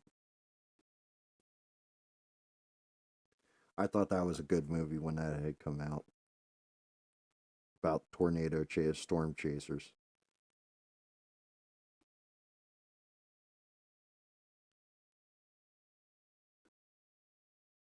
Volcano and Dante's Peak. Yeah, that's another pair that came out same time. Ender's Game would count, I think, if we were actually living in that reality. Day After Tomorrow 2012. Well, see, all right, here you go. You guys want to go into like some crazy fucking ass conspiracy theories? So Mayan calendar was running out in 2012. We all said the world was going to end, right? Also in 2012, they fire up CERN, and then all of a sudden the Mandela effect is basically becomes a commonplace occurrence where people remember shit but slightly different. And the conspiracy theory is that we hop timelines to a different timeline.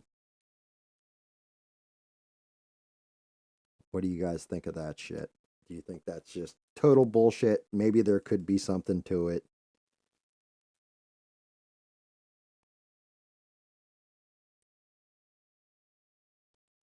Or, like just what an utter nonsense. So it's also the time I want to say they found, or maybe it was 2016, they found the God particle. Total BS, mister. Okay. Yeah, supercell. You had the core where they had to go down to the center of the earth, which was ridiculous.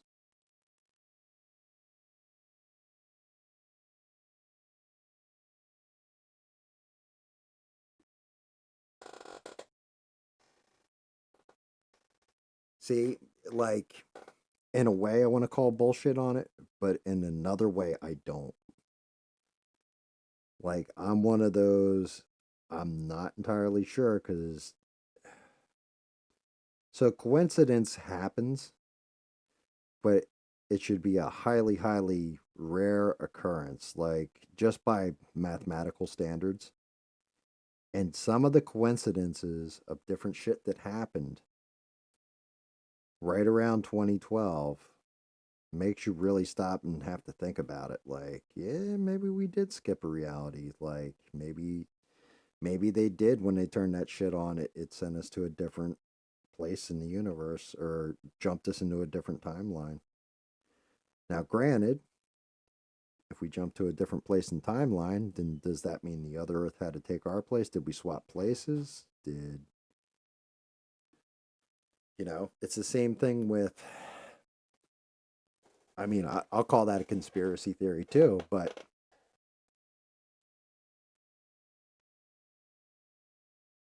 yeah, and you're not wrong either. That's another part of it, mister. The internet definitely is, it's like it fuels that, and we had a run off of memory, and everybody's memory can be flawed. Like you can remember something one way, and another person remembers a different way, and it's the same person. Like it's individual to that person how they remembered it.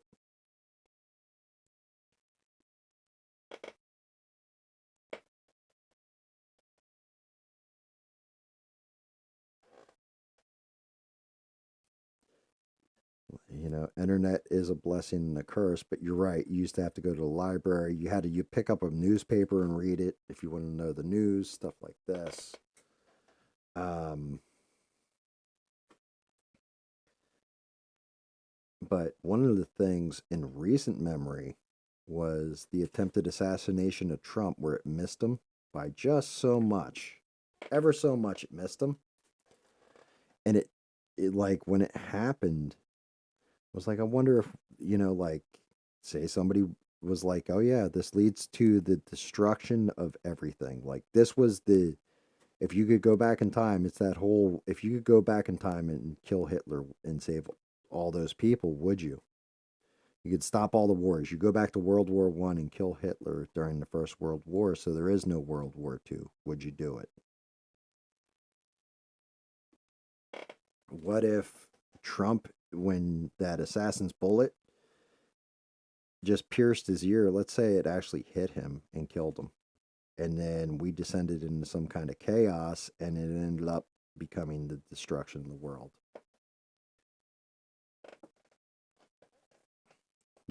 Like right there. What the hell was that movie? I mean, not the Butterfly Effect. There's another movie. I'm trying to remember what the hell it's called. And they went. Bruce Willis was hopping back in time. 12 Monkeys, trying to prevent a virus that wipes out humanity. Technically, I think scientists have figured out that you can go backwards in time, but you can't go forwards. No, he wouldn't. See, Marty McFly might have been able to save us back in the day, but now Parkinson's unfortunately has taken control of Marty McFly.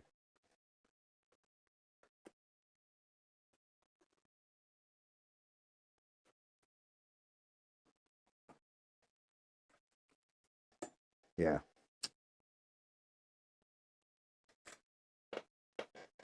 I'll tell you what though, you go back and you watch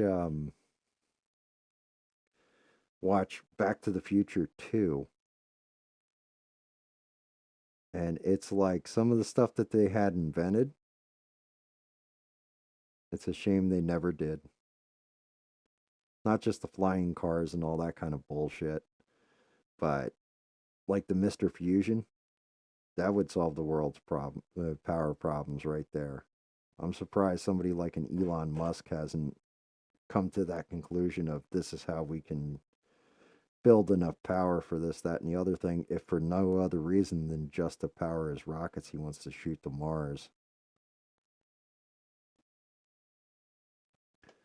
Which, to be honest with you, if he wants to go to Mars, his best bet is to build a base on the moon first so they could land and refuel before they went the rest of the way, before they actually like launched deep space instead of just going from Earth to Mars.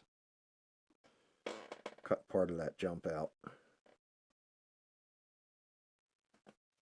Yeah, well, I always thought flying cars were a cool idea, but when you really break that shit down, there's people who can't even drive on normal roads, let alone just freedom to be in the air flying around and things like that. You're gonna have so many car wrecks.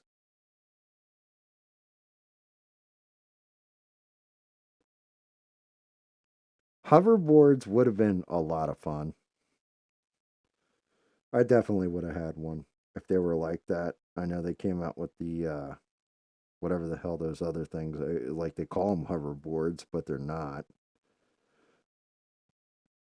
I remember watching a making of for Back to the Future 2,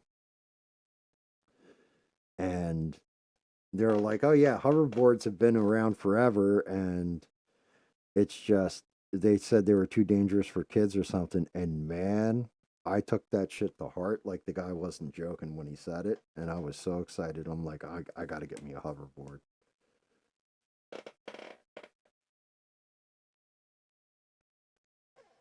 Yeah, you're not wrong. One of the things, so we're going to talk about futuristic movies. One movie that, like, I swear to God, always gets overlooked when it comes to where they showed different shit from the future. And I absolutely loved the damn movie. I loved it back when I saw it. Is Demolition Man. I think one of the coolest things in there was when he gets in the car wreck and it like shoots the styrofoam and like encases the driver in styrofoam so the whole car gets wrecked but the driver's fine. Gattaca was a cool movie too because you actually had a lot of scientific basis in it. Like they really did do a good job with that.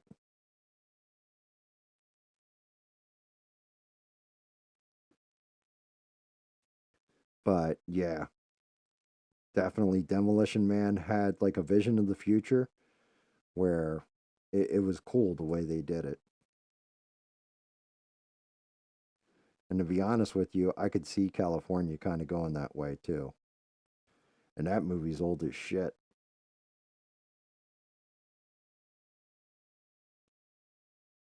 But you are in violation of the language law or what have you. Like, even that part of it, they kind of got right. They came correct with it.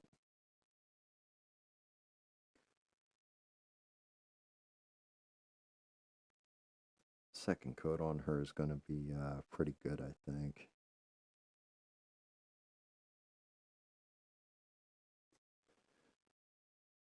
Her little fairy wings.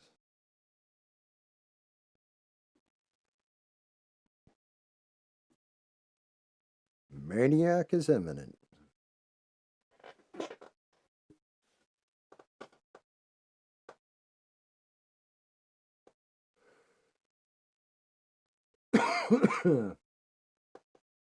Yeah, and you know what? You're not wrong, mister. So you put a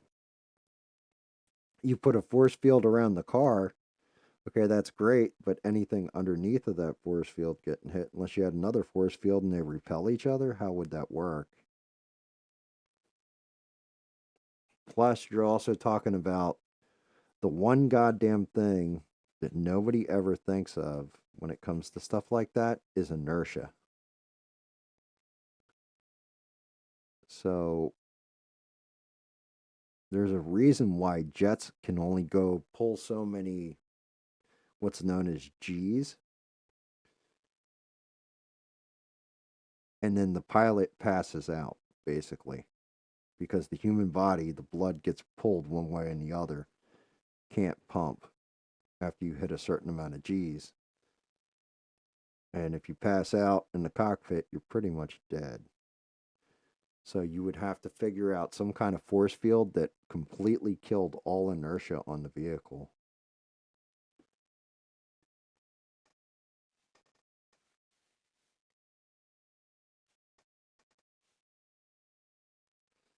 Well, that's just it, Danny Boss. So there was a point in time, like the old cars, you could get in a full on collision and the car would be all right. You might have to hammer out a couple dents, but the driver would be pretty much like you'd have to scrub them out of the front seat.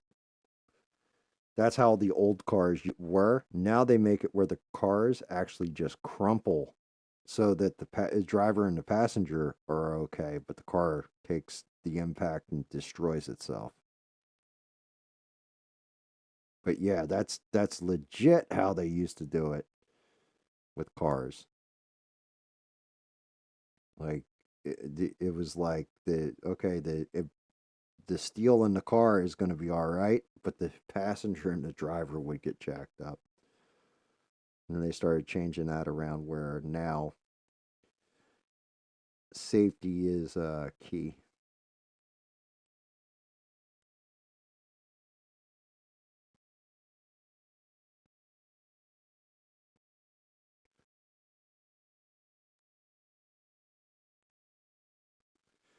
Ain't nothing but a G thing, baby.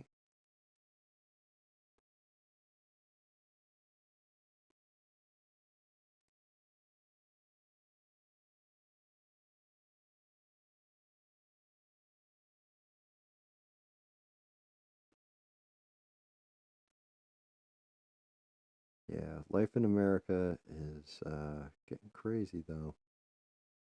It's getting crazy, and we're about to hit a very crazy one real soon here. Don't really want to get into politics, but we are, what, 25, 26 days away from what's going to be a crazy fucking night. I wonder. Let me look at my calendar real quick.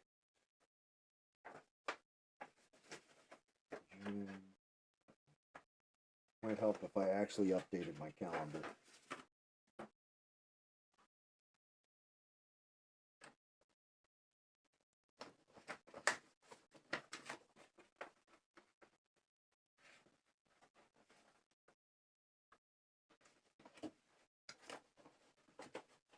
November. Okay. So November 5th is a Tuesday.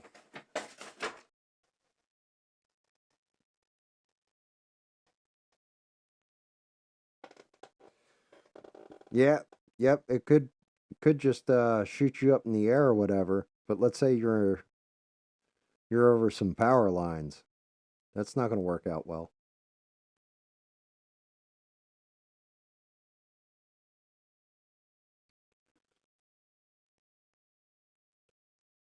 Yeah, you just get cooked on the way in.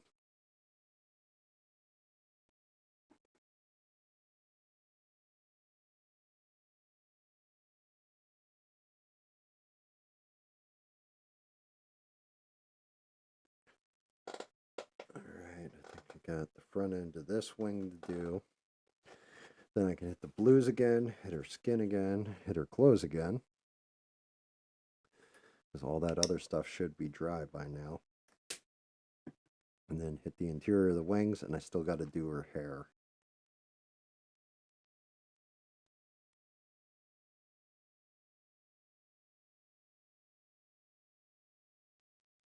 So basically, what Mr. just said, if you're not understanding what he said,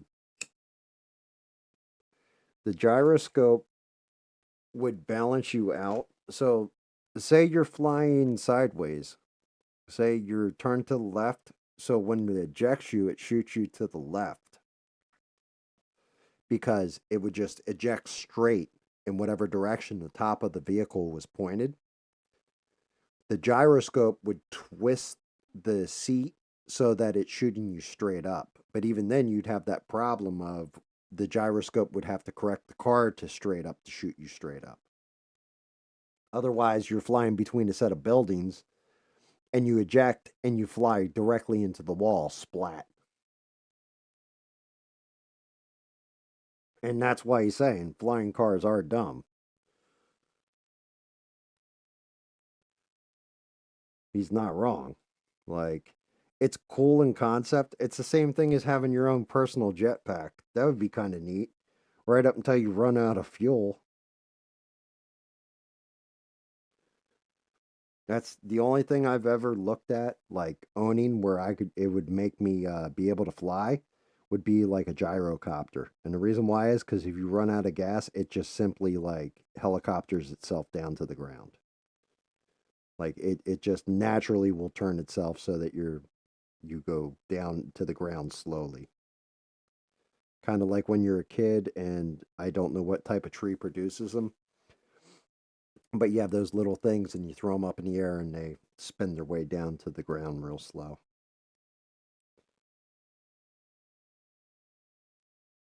But like a personalized jetpack, just think of that. You fucking hit something, you're going to break your neck.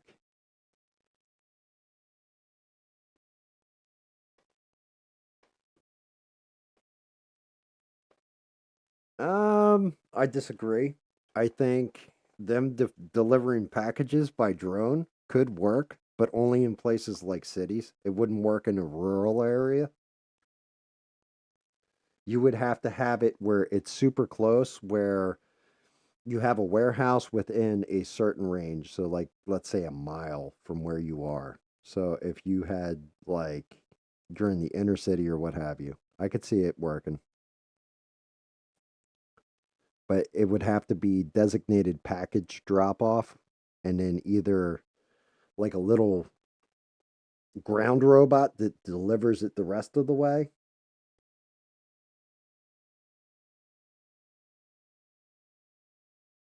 something like that, maybe.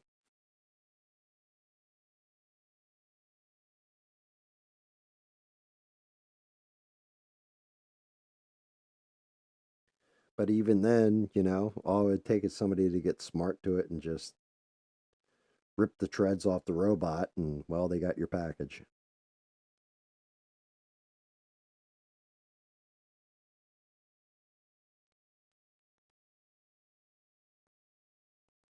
But I couldn't see them going over like a rural area and landing on somebody's front lawn or what have you. Just hicks out there that are like drunk and just potting shots up in the sky would shoot your drone down. Not to mention, high tension lines, stuff like this. Even if you got over them,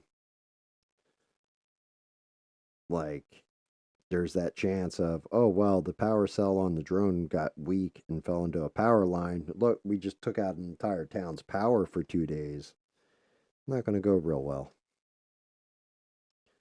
Not to mention, one of the bigger fears, somebody hacks said drone and flies it right into a power station or what have you.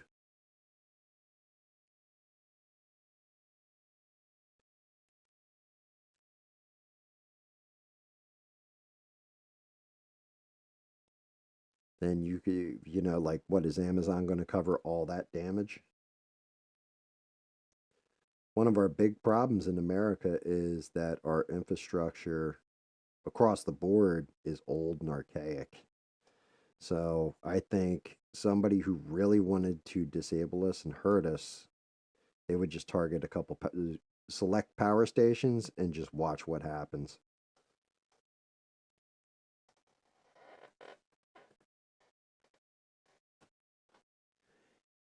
Yeah, well, okay. So here you go. This is retail mentality for you, mister, because you had to figure this shit out when you were actually running the store. So, like running a GameStop, for example, like I did. So, I can kind of speak to this.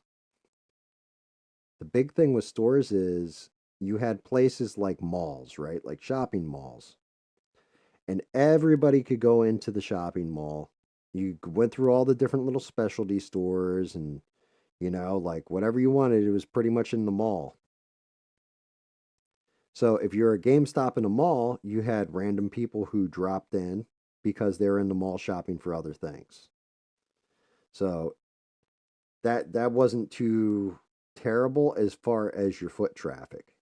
But if you were a store outside the mall, your GameStop had to become a destination shop. So you had to figure out a reason why a customer would specifically choose your place of business to drive to deal, put gas in the car, load up the kids, drive all the way the hell out to that store and everything else. Much easier to just go online, order it, and 2 days later that shit shows up. And don't get me wrong, I miss mall culture. I think it was actually good for society because people came and, like, especially as a kid, you could sit down with other kids, go to the food court, hang out. Girls would pick up guys, guys would pick up girls, kind of check out, like what was cool, what wasn't, based on what you were seeing. Thank you, Danny Boss. Have a good night, brother. Appreciate you dropping in, bud. But yeah, we, like, I think mall culture actually did have something to it where, even the freaks and the weirdos, you had Hot Topic and Spencer's Gifts. So there was something for everybody in the mall. Now it's just order it online and hope it comes through and looks as cool as it did online. You actually got to play with everything. I mean, same thing with toy stores. Like, unfortunately, toys for kids all became like video games and iPhones and stuff like that. And now it's like most of the action figures and shit are all aimed at adults. They're not aimed for little kids to play with. They're aimed for adults to keep in the package and collect. There's a shame in all that. Like I think if you go through any Walmart or whatever, the best you're going to find is like maybe Teenage Mutant Ninja Turtles, wrestling action figures. Um, well, now DC has redone the Power line that they had. Lego, Lego's a big one.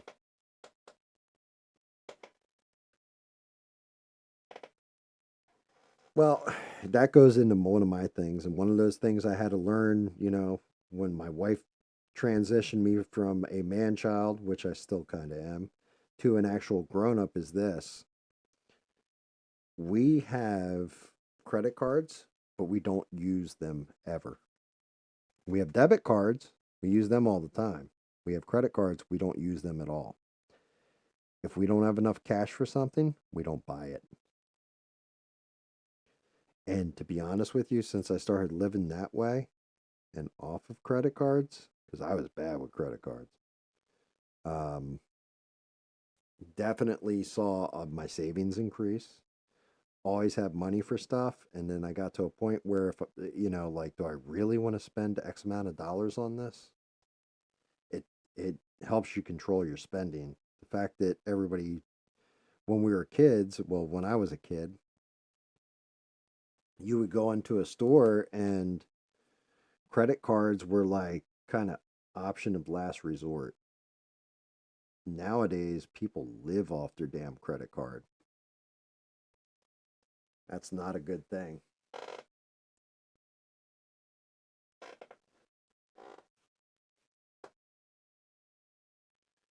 But yeah, you're not wrong. I think going into stores and be able to check stuff out and all that was actually it was really cool because you actually got to handle whatever you're going to mess with. Nowadays, the only reason why I even like walk into a Best Buy is like, say they have a laptop that is close to the one I'm thinking about getting, or a tablet or a camera or whatever. I'll go into a Best Buy, look at it, play around with it, make sure it's something I like, and then I go online and order it immediately online, because it's a cheaper, and I'm getting the same product. We'll go a little auburn in this hair. Let's get her hair. Oh, that's a goopy one. That's an old version of an acrylic. Let's see if we go blonde with her, how she comes out. Or at least dirty blonde.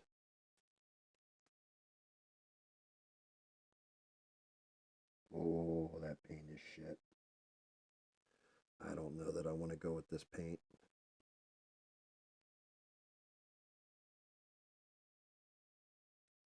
I think this paint might be made for the Ben.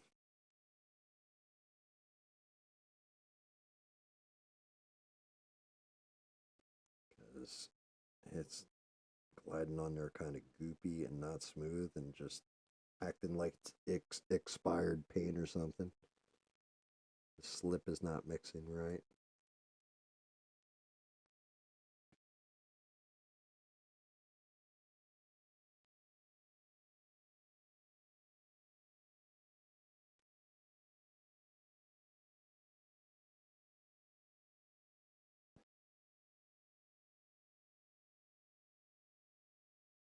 Hmm. I guess that's coloring out okay. When I hit it with the other overcolor, it should come out better. But for right now, it's working. I just have to kind of mix it into the cardboard palette a little bit harder than I normally would.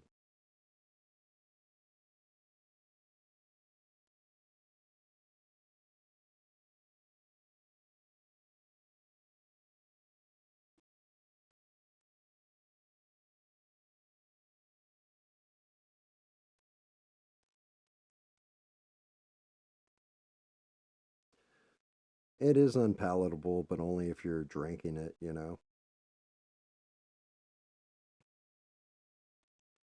I mean, eating paint chips as a kid, I would know.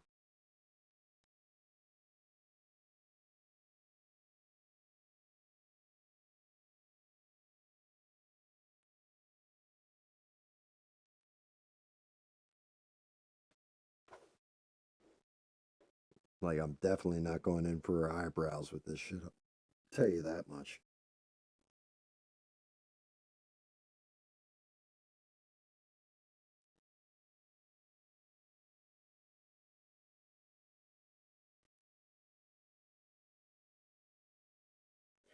And also show me like the black spot around her forehead. I'm gonna have to go in there with a very tiny brush and fix all that.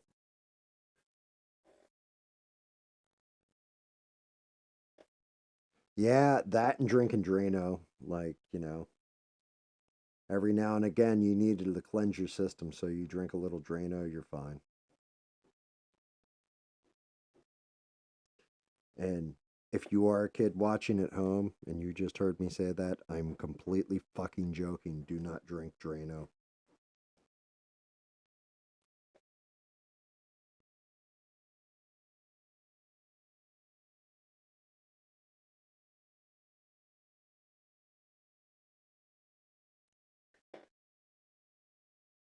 Like, there's this one guy, Johnny, that me and David Mon know.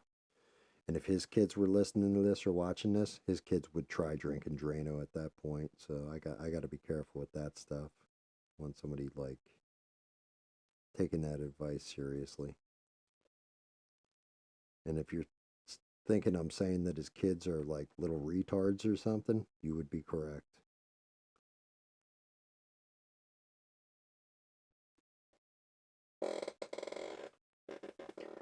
Definitely got like missing or extra chromosomes. I'm not sure which.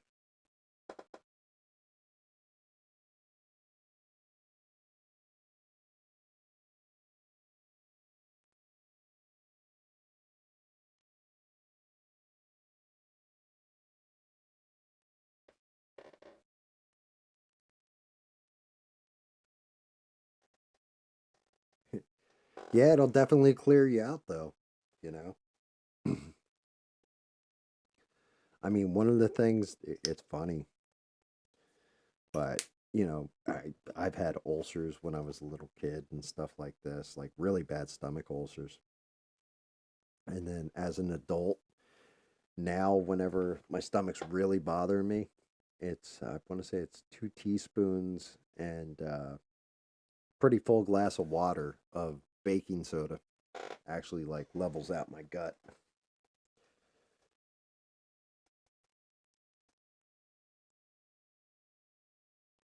Wow, I really hate this fucking model. Now I'm looking at it. Definitely patchy as fuck. Like, application doesn't look smooth, nothing on it. She's really going to need a decent second coat here. Got like spots where I didn't even paint the skin yet. Jesus.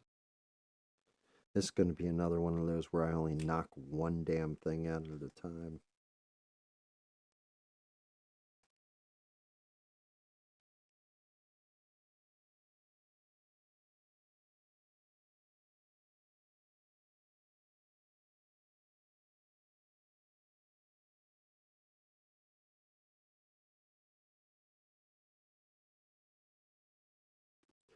Like, if I wanted to knock out 2 models, I'm going to knock out one.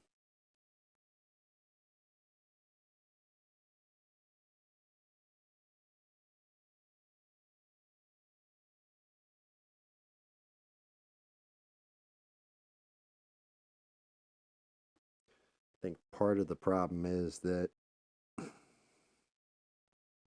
painted her, or I printed her so tiny.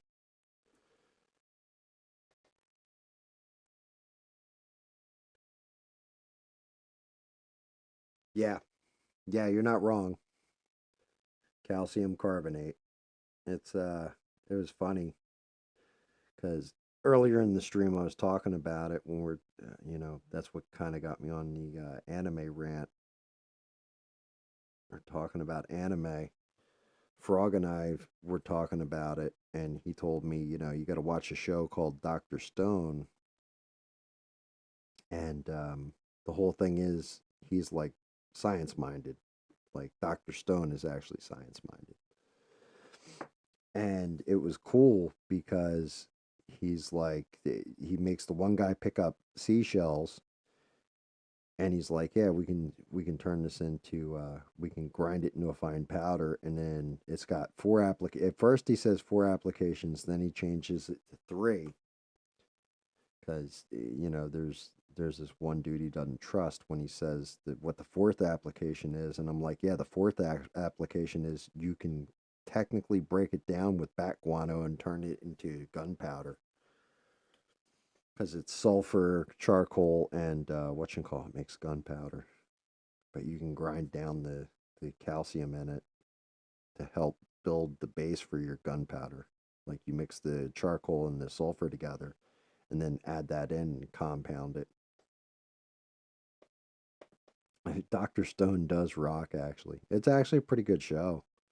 I mean, the whole premise behind it is the world gets hit by this wave, and all the humans and animals and stuff in it get turned into stone. Like all the plants are fine, but then thousands of years go by while everybody's in stone, and people start reawakening from the stone, and then they have to figure out, like the science minded guy has to figure out how to correct course and fix it.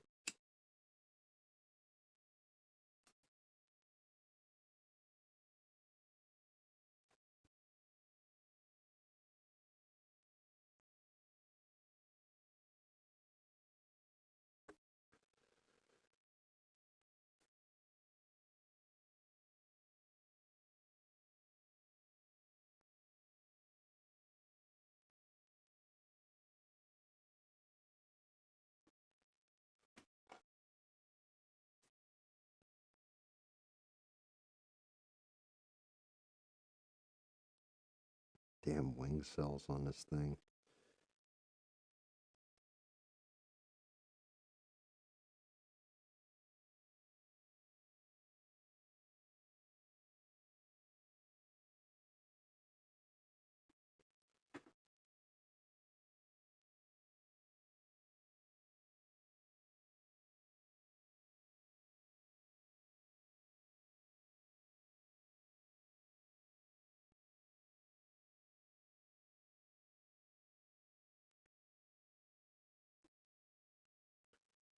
Who's still alive out there?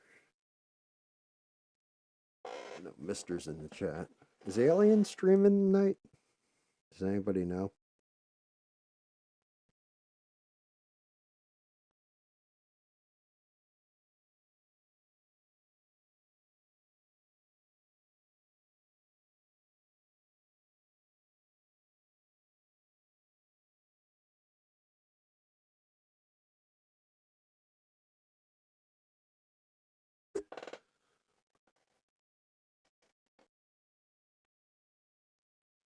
Yeah, yeah. Alien does go on fucking way late.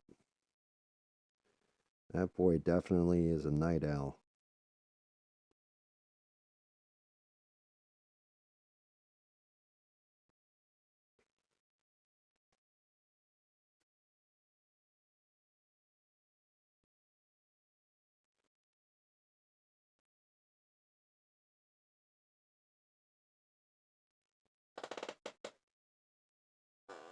Like, really is a night owl.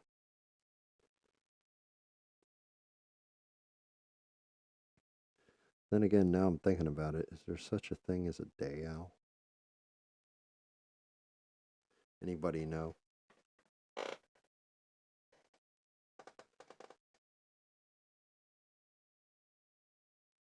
Who? Who? Me? Who?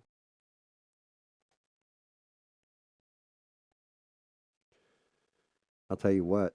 One owl that always pissed me off was whenever the kid was like, the old Tootsie Roll commercial. It was always like, Mr. Owl, how many licks does it take to get to the center of a Tootsie Pop? And he would turn around and he would be like, one, two, three, and then crunch the damn thing. And it always pissed me off because I'm like, yo, you just ate that little kid's candy. Like, that's kind of fucked up. He came to you for advice, and then and you robbed him.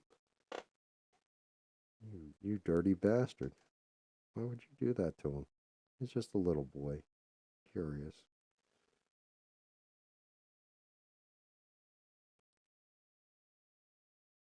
I mean, it was bad enough the kid was willing to let the owl put his lollipop in his mouth. And if you take that out of context, it kind of sounded perverted, but you know what I mean.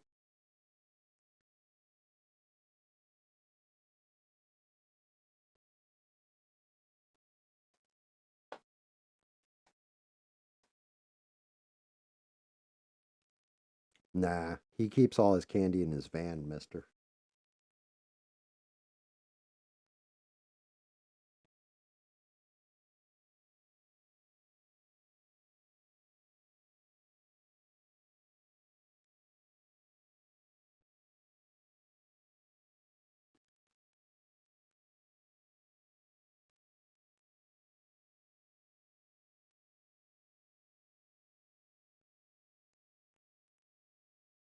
Dear Lord.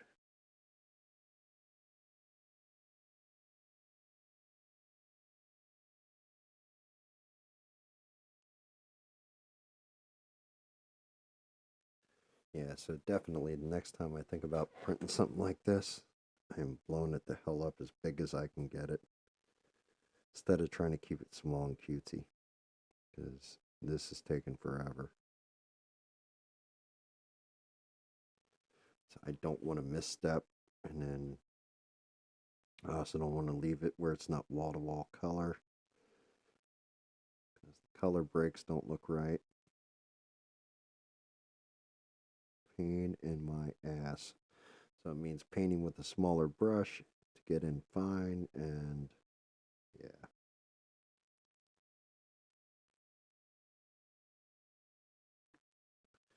Yes, crap should have been done an hour ago.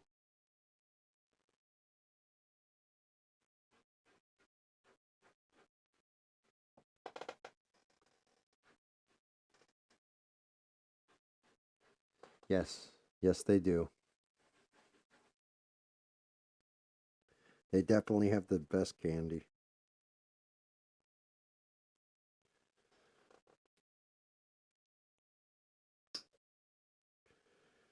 That's just it. You know, one of those funny things. I always thought Almond Joy and Mounds, if you remember the commercial for it, I always thought Almond Joy was for boys. Or, yeah, Almond Joy was for boys and Mounds was for girls. And the reason why was because Almond Joy had nuts and Mounds don't.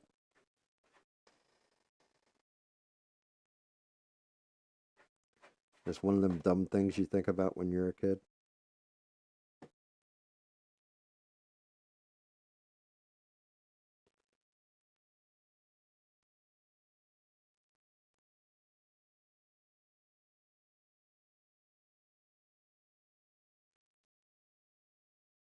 That up a little bit.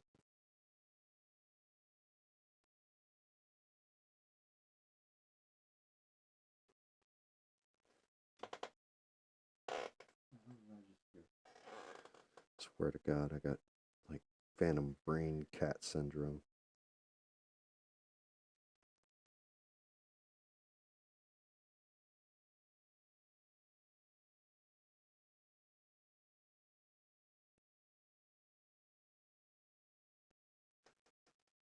Uh, I want coconut.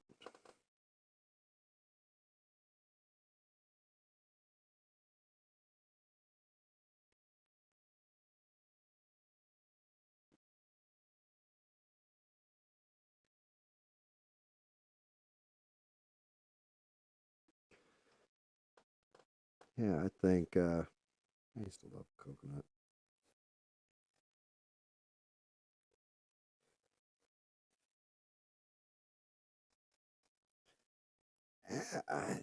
See a ghost cat. I don't know. I think a ghost cat would be scary as shit, to be honest with you.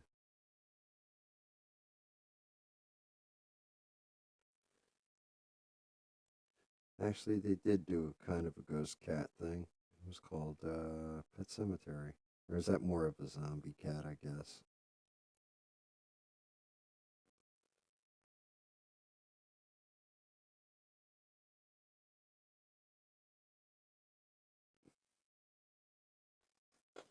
Damn wing cells.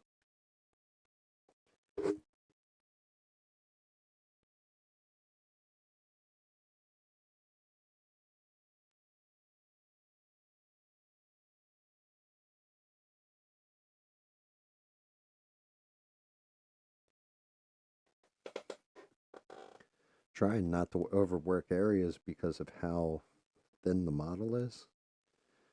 Real easy to lose detail. Like I started to lose it in her feet.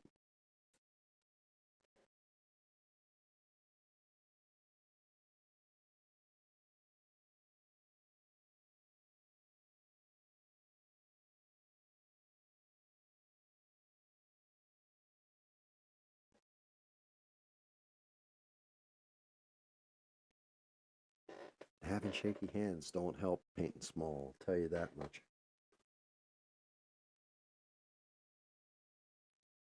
Yeah, damn. Sometimes they come back. Now I'm thinking about that story. That was actually a short story, and I want to say it was either Night Shift or Skeleton Crew originally, and then they expanded that out into its own story. Same thing for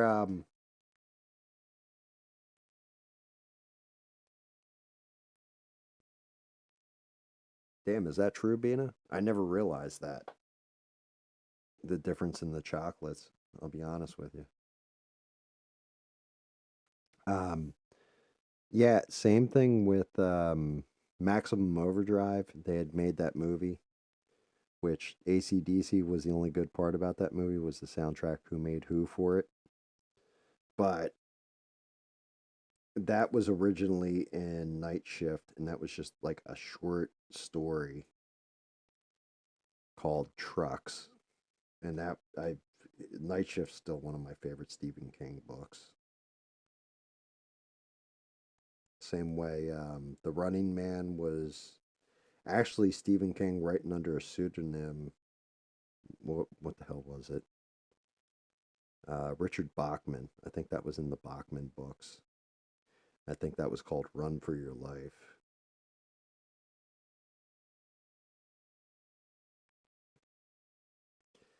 And, everybody went nuts when it came out.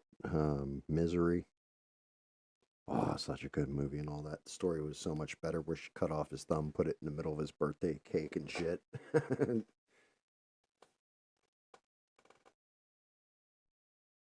Yeah, no shit, Bina. Yeah, Mister's right. Now I got to get one of each just to see. Like, wait, is that dark chocolate? Because my brain's running back through it, and it's like, wait. I just remember the whole. Sometimes you feel like a nut, sometimes you don't.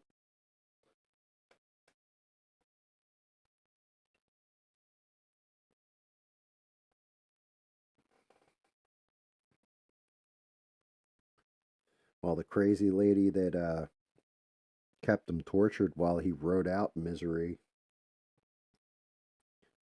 kept the author tortured while she was writing out Misery, was definitely in need of company.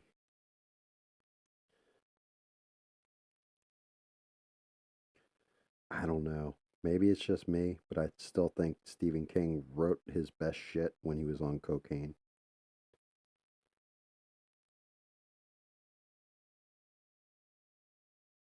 Be honest with you, I think it was Christine, the story Christine, that he wrote it and then threw it away, and his wife pulled it out of the trash. I think that's what story it was. Stephen King, though, has gone pretty damn far downhill, in my opinion, in his older age. Like, he's not as good as he once was. I had every one of his books when I was a kid, and then he came out with the Tommy Knockers, and I picked it up. I'll never forget, I had the hardcover of it, and that was the last book of his I bought and read.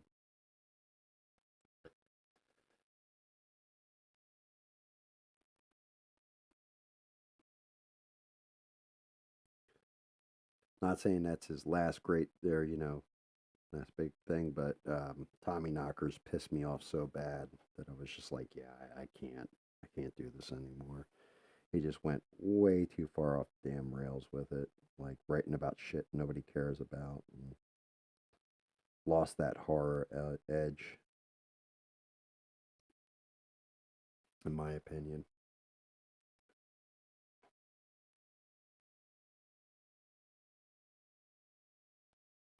Yeah, well, see, and that's so like I always liked The Stand.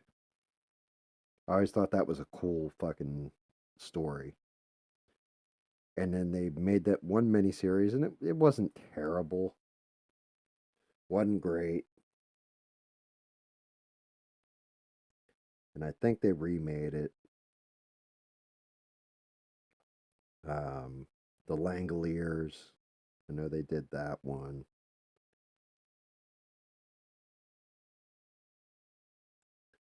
But they had to start doing TV movies because the actual movies were for the most part failing out in the theater.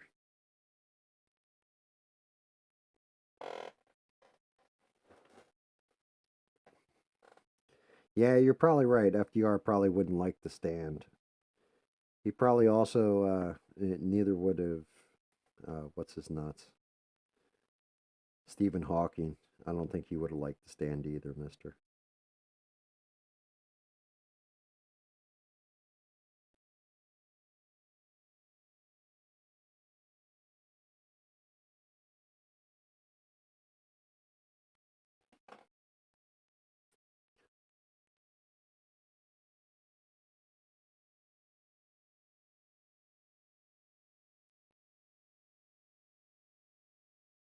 Yeah, crazy, crazy shit.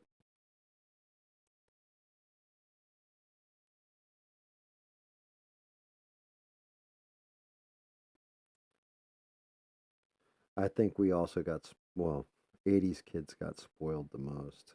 If you go back and look at like some of the old 80s movies, if you try to remake them nowadays, they would get kind of shitted up, even though the special effects would be so much better to them, but they would screw them up. And we had so many damn great movies.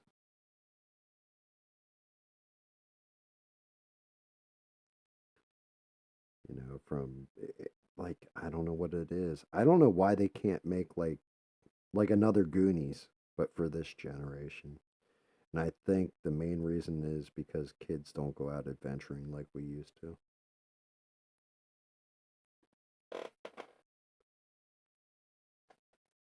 I think nowadays kids would be like, "Oh my God, they went outdoors." That's the entire story. Like, what the fuck?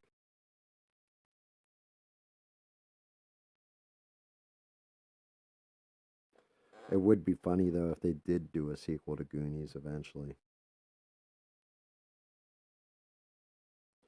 And then at the end of the movie, Brand shows up.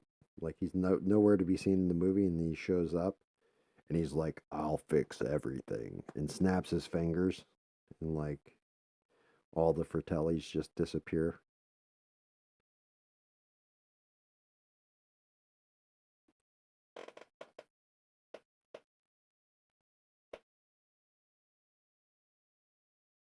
I read the Pet Cemetery at the hospital when I got my appendix out. They put the heavy heating bottles on my belly. When I fell asleep, I dreamt zombie dogs were eating the insides of my stomach. How do you know it wasn't zombie dogs eating the inside of your stomach? Maybe that's how they actually removed your appendix. You ever think of that?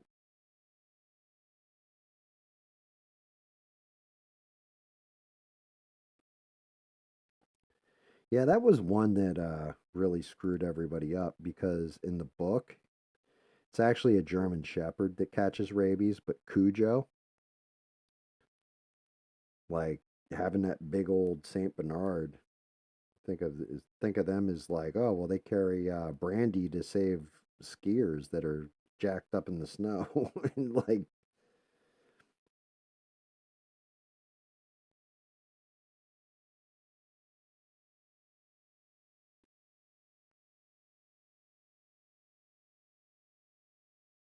The only way they could have made it more frightening is if it was a black lab or something that was like, what the hell?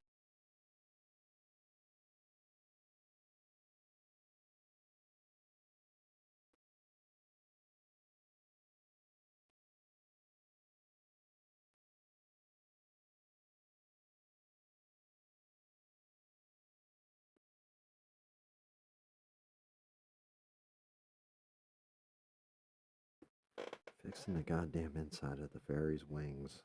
What a pain in the ass.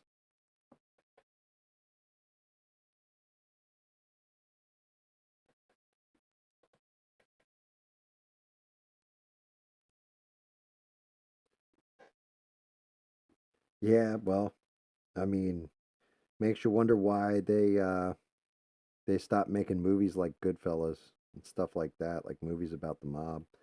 Actually, one of the one show that came out, God, I can't remember how long ago it is now, that I really liked, but was one of the better portrayals of how the mob and everything actually work, is a TV series, and it was set in, I want to say, the 20s, 30s, called Boardwalk Empire with Steve Buscemi. That's more like how the mob actually works.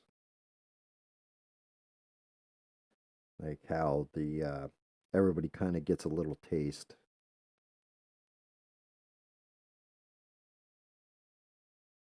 Everybody gets a little taste.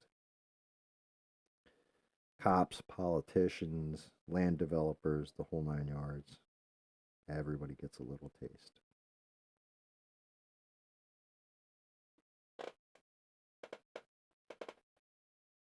Which one was Michael Pitt? Is that the dude who died on that show?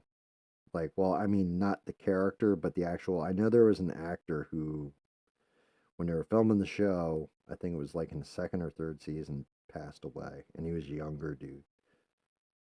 Or was that the sheriff? Who was Michael Pitt on that show? Do you remember, Mister?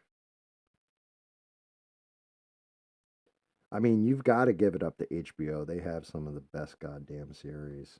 They really do. Between, I just know when I get HBO Max. Well, back when Game of Thrones was on, we would get it every season. That right when Game of Thrones would come out, so I would watch all the other content that was on there, and I'd always watch it in a loop, and it would be Boardwalk Empire, um, Deadwood, The Wire. Um, how else did I used to watch?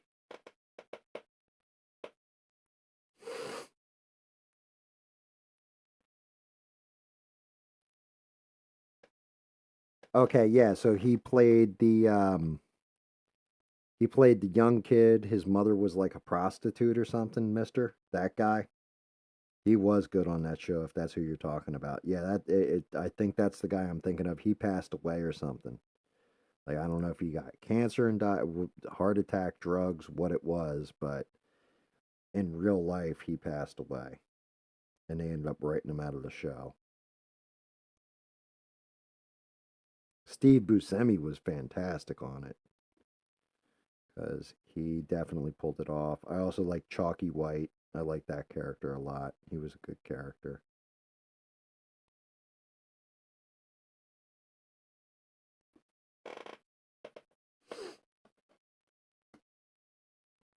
Dude, Donnie Wahlberg was in that movie for like 5 seconds.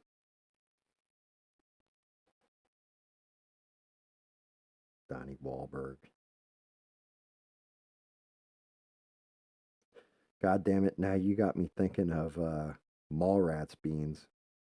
That whole scene with Trish the Dish and O'Bannon, aka Ben Affleck's character. Or no, it wasn't O'Bannon. What the hell was his name? Guy ran big and tall. And he's on top of her, and he's like, "Oh, don't go on me, girl. Tell me what's the name of your favorite new kid? This is Donnie." Oh, come on, girl.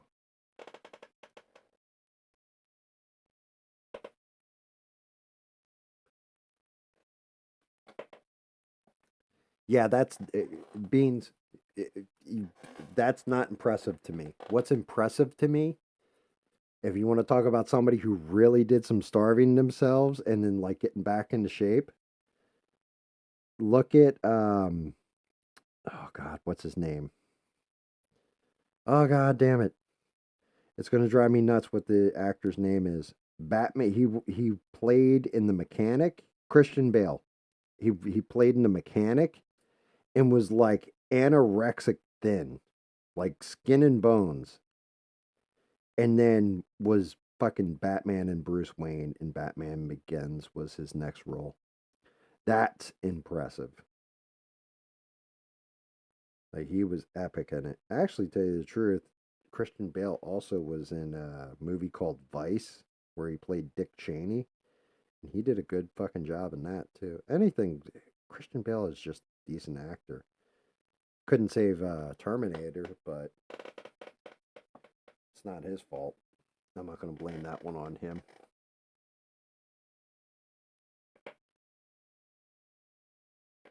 Right, fashionable male, but what was his name? See, like, here's the shit part. I just called Ben Affleck's character in Mallrats O'Bannon. He did play a character named O'Bannon, but that was in the movie Dazed and Confused, where he played a douchebag in that too.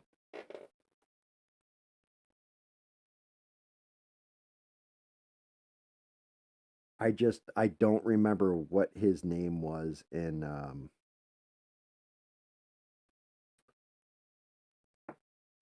what his name was in Mallrats. Yes, it would. I think you're right. I think it was like a Shannon. Like it was a douchey name. And like honestly, having worked at Freehold Raceway Mall, which isn't far away from like from Red Bank and all that, and yeah, yeah, those characters in that movie were based on real people that I had seen in some of those stores. Like screwed up, but true. Like it's funny.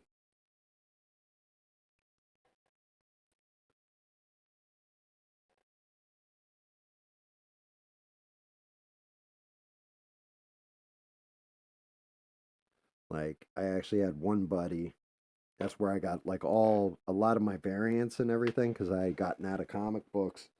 And then when I was working in the mall, the one guy at the comic book store was actually a pretty cool guy, and he actually hooked me up with all the different variants to the books. It's where I got my one variant for the Death of Captain America. I actually have the variant cover for it because he hooked it up. He's like, "Oh yeah, you haven't seen what's happening with Captain America. You got to check this out."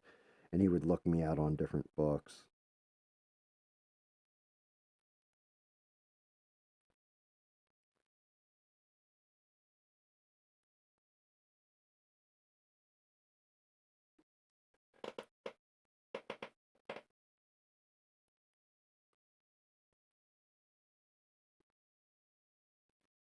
A New Kids on the Block. Dear Lord, I don't know if I could deal with that shit.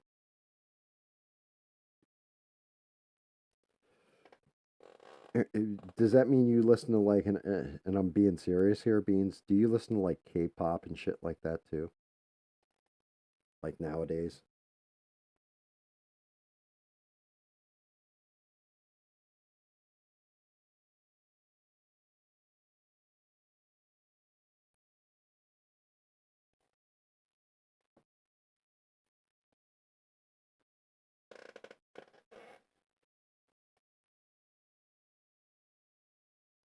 Yeah, why do I picture like Mr. just said like a cruise like that being like a bunch of young girls and their boyfriends?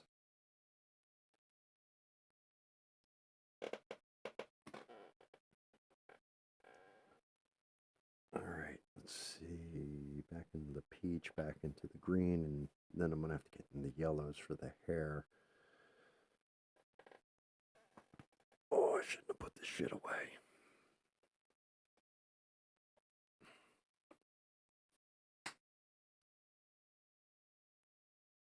We'll go to the green first.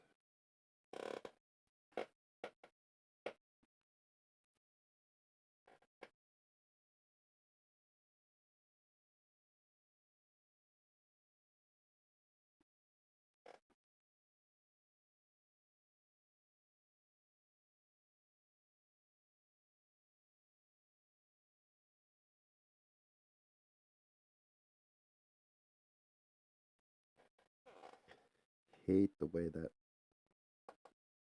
this thing was designed. Really should have found a different model.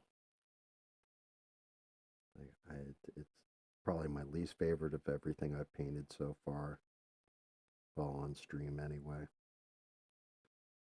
And it shouldn't be.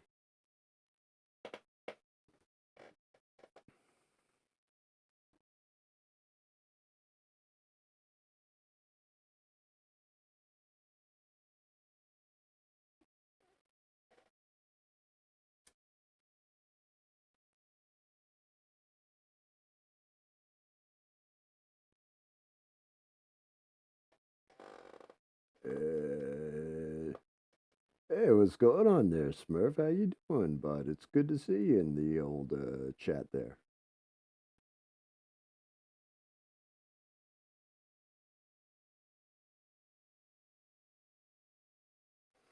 Cool, mister. Thanks for hanging. Thanks for jibber jabbering.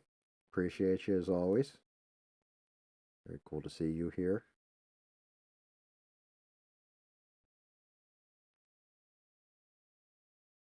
See you've hit the old tag team to Smurf.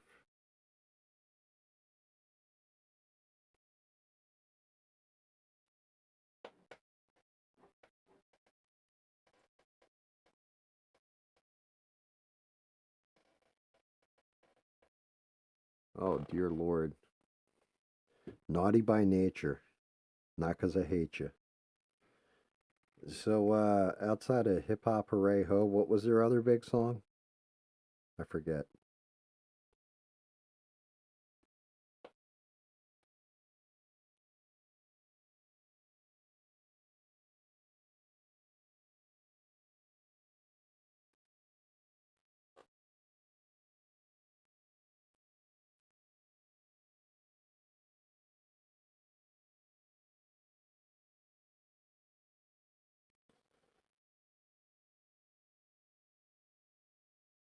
Yeah, so what's going on, Smurf? How's everything going on in their internets?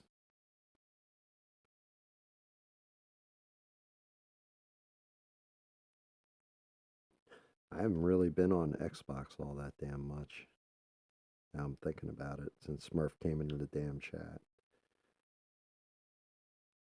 I know that they have, like, even my battle passes, I haven't really been grinding them. I need to get on them, finish them off.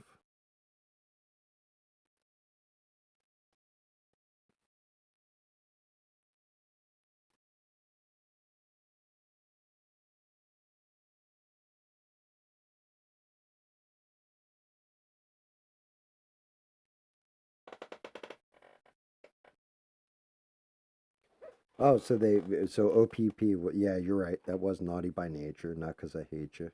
So Naughty by Nature, OPP. What else did they have? Hip Hop Hooray Ho.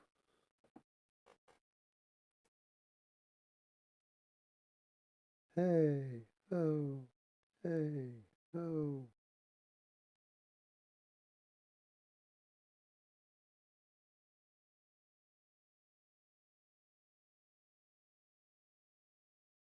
It's like, I don't know if you've ever heard that song called 1984.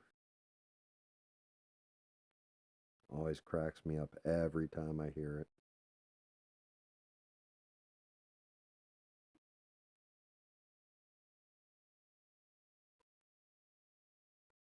Yeah, well, you said the new 7 Days to Die, they upgraded it to the computer level, right? Where you have. you have like the gyrocopter and all that stuff, and like an actual variety of zombies instead of just like three different models. Because the computer version was badass on that game. And then playing it, I was like, damn, the console fucking sucks.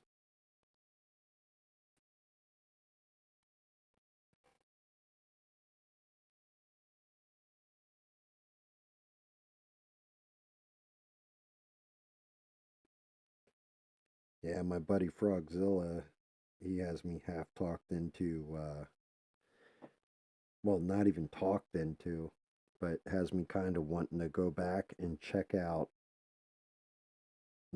World of Warcraft actually, because I have the PC to run it. Like, not even just run it, but run it very fucking well. Because I just upgraded the memory from 32 gig to 64, or 16 gig to 32.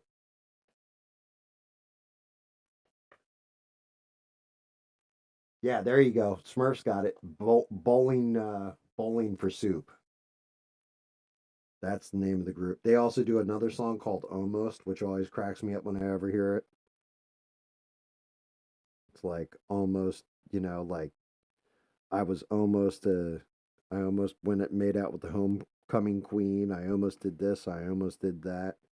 I almost had you, but you didn't love me.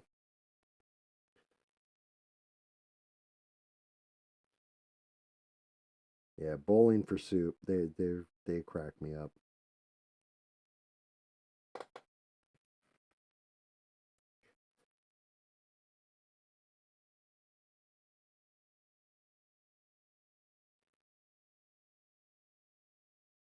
She's gonna be an actress. She was gonna be a star. She was gonna shake her ass on the hood of Whitesnake's car.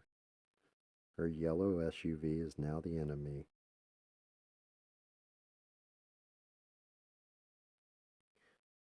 Bring back Bruce Springsteen, Madonna. Way before Nirvana, there was U2, Blondie.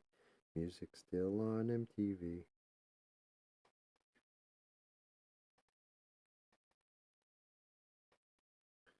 All the same shit. Yeah, that's that's a fun game. Like I said, I started playing it and they took it off fucking Game Pass and I was pissed. I was like, really?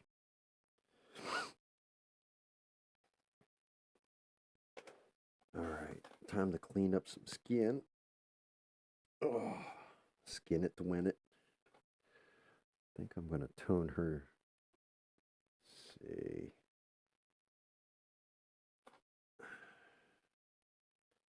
Yeah, I think I'm gonna go with the sand dollar and go over her skin with that. And see if I can't tone down that skin a bit.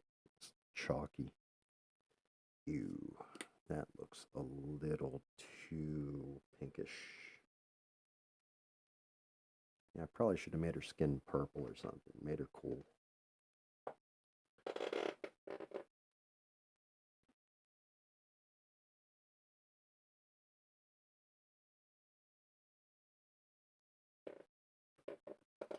Yeah, Smurf, now I'm thinking about it. We're getting that time of year again. What'd you want for Christmas?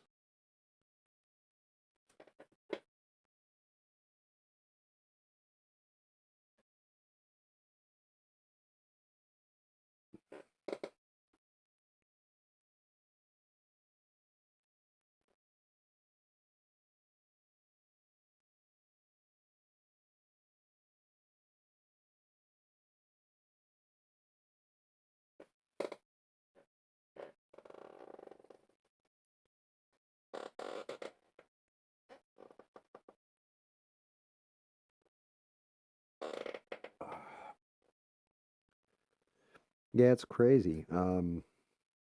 You said you saw New Kids in Block on the Block in concert. Well, on a cruise, all that. What other concerts have you been to, Beans?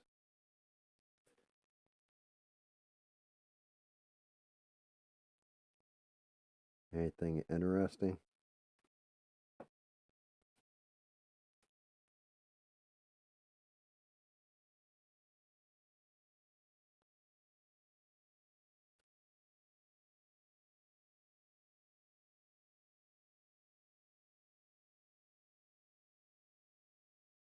Paint this poor girl's no-nos. Although I am kind of digging the way the green is mixing in spots. Definitely starting to look like she's sitting on moss or something.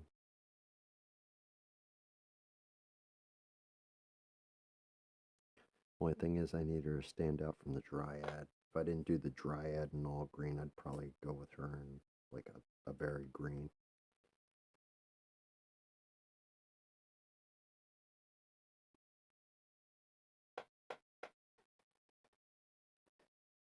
Damn, everybody stopped talking all at once. Freaked me out.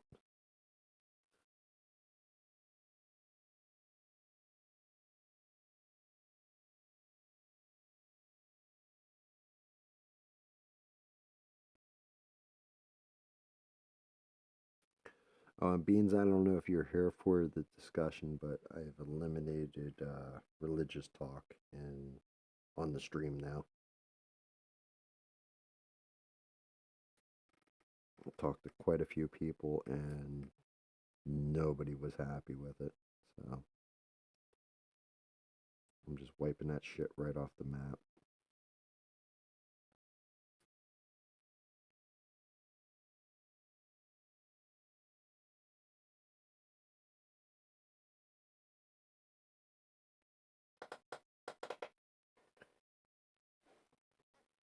Oh, okay. I didn't know if you were there.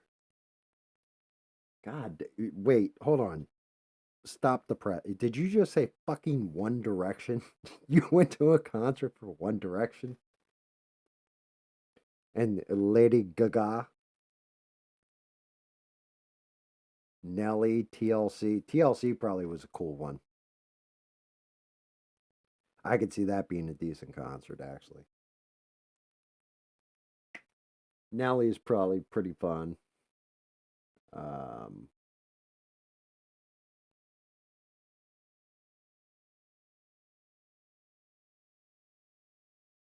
you have two kids. What the fuck? When did you get kids? I thought you had a kid. I didn't think you had two. But that would make sense. I got you there. I mean, I had a girlfriend that drugged me because she got free tickets and dragged me to a concert that I really was like, I don't know about this. And it was Black Eyed Peas. The hell was the other one? Gwen Stefani, when she was like doing Hollaback Girl and all that shit. And I was interested to see Gwen Stefani like perform. And I was like, we can probably skip Black Eyed Peas. And she's like, nah, let's see how that is. The Black Eyed Peas were fucking phenomenal. I'm not gonna lie at all. Like I was blown away at how good Black Eyed Peas were. We walked out on Gwen Stefani. It was so shit.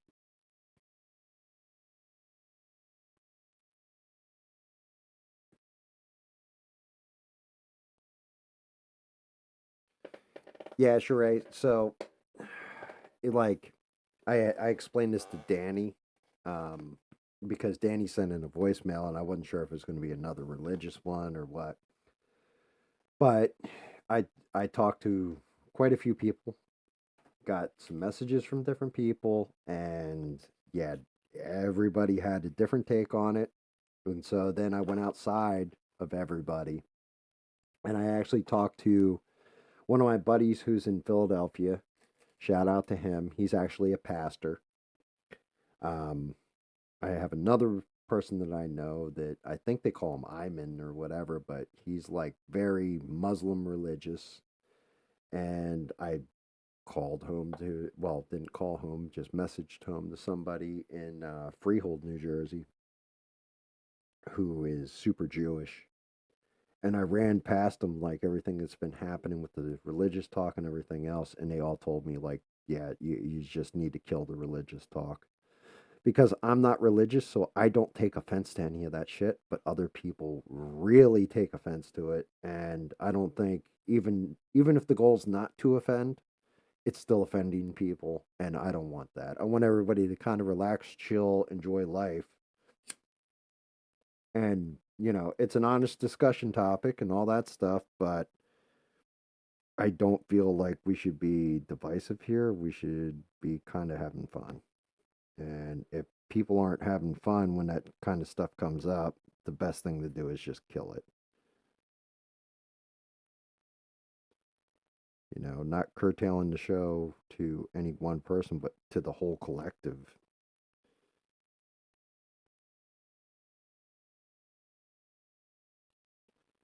Because if I wanted to get religious like that, I would have to have my own religion out there and stuff like that. And I don't have a religion, so there's that.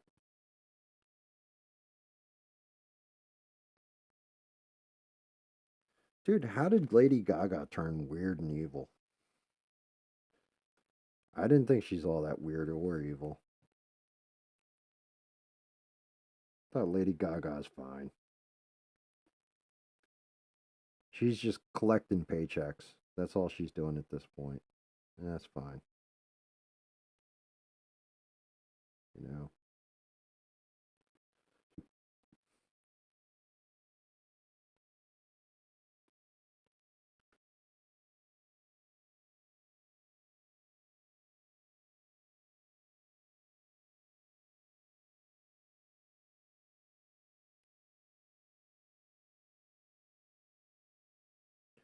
Like, I mean, how could she get weird too? That's a question I really have, because didn't she wear like a meat suit or some shit to an award show once? Like a literal dress made of meat. So, yeah.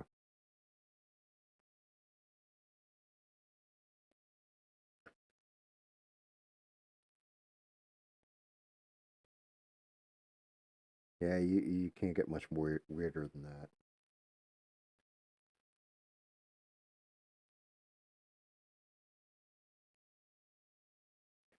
Well, I mean, that can be said for a lot of people though, Beans.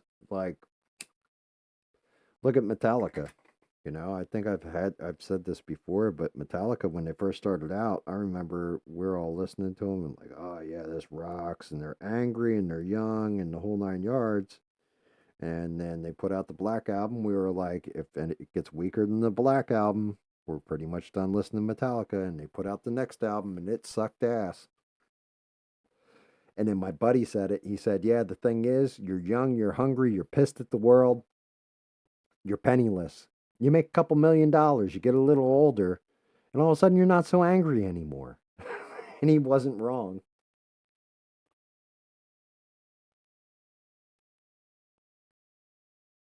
Wait. Meat suit is a bit much, but I'm not lying here. Go look that shit up. She wore like a meat dress or a meat suit or something. It was made out of all butchered steaks and everything else.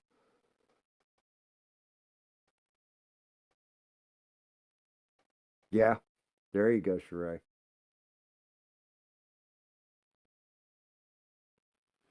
Yeah, but she did. It was something about animals, and because I think she's a vegetarian or something like that.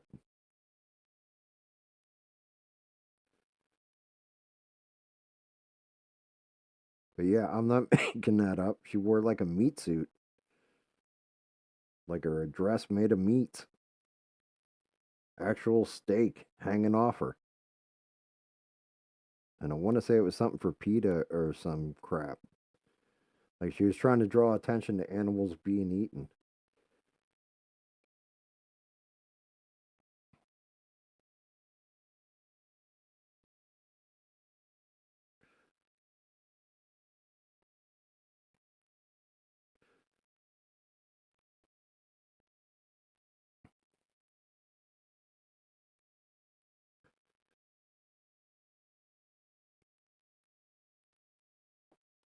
But I mean, she's can't knock her. She's good musically, and she's actually a pretty good actress.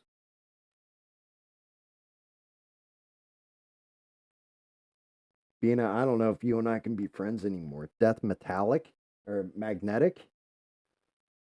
Dear Lord. Out of that entire music catalog, that's the one you fell on as your favorite of the albums? That's just wild.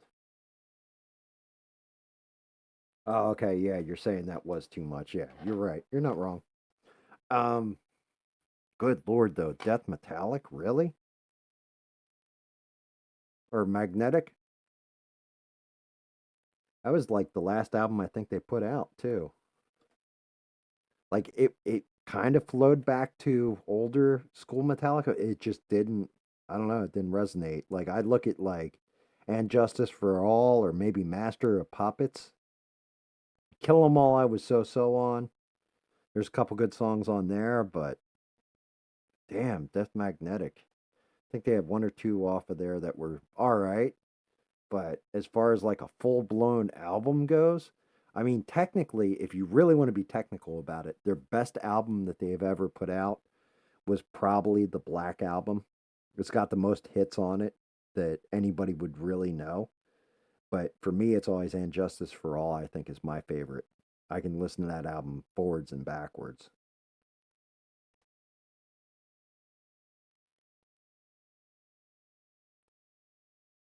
But Death Magnetic, you are the first person that I've ever heard say Death Magnetic was their favorite album.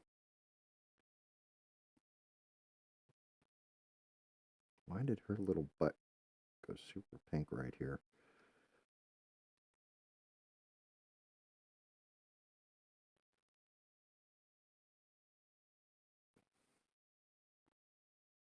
Looks like somebody spanked her.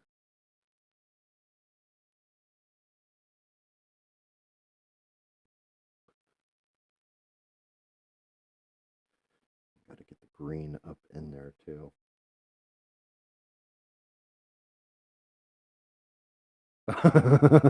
Okay, fair enough. Fair enough. The Black Album. Yeah, Death Magnetic was like, well, that's the other thing that kind of pissed me off is so the first Unforgiven, right? Should have been the only Unforgiven.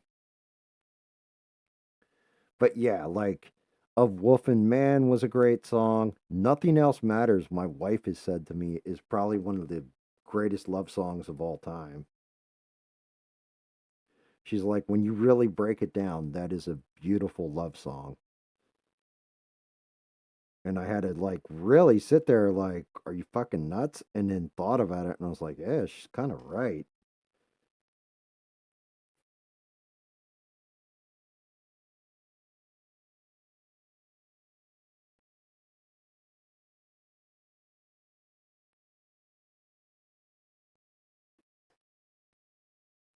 Enter Sandman.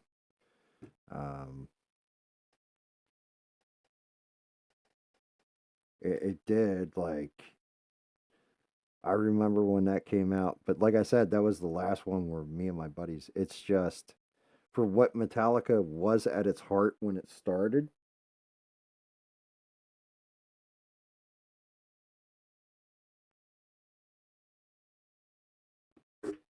and Justice for All was probably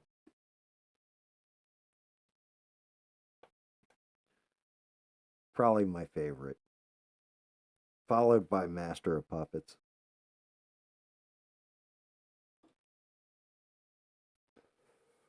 Just Battery on Master of Puppets when that kicked in. The first time I heard it, I'll never forget just being like, "What the hell am I listening to?"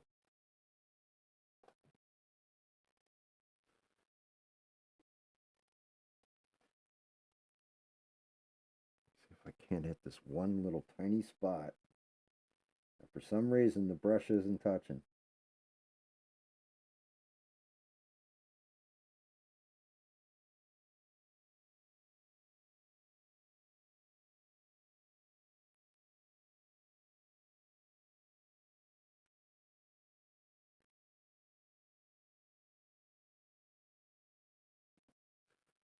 Ah, damn, I can't get that one little tiny spot.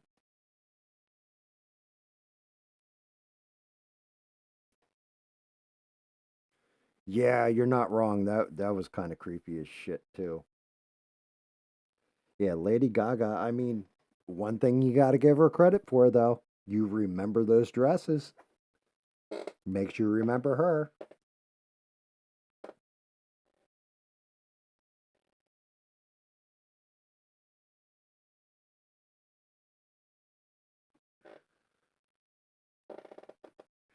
So in a way, that those fashion statements kind of work. Even if you hated them, you remember them.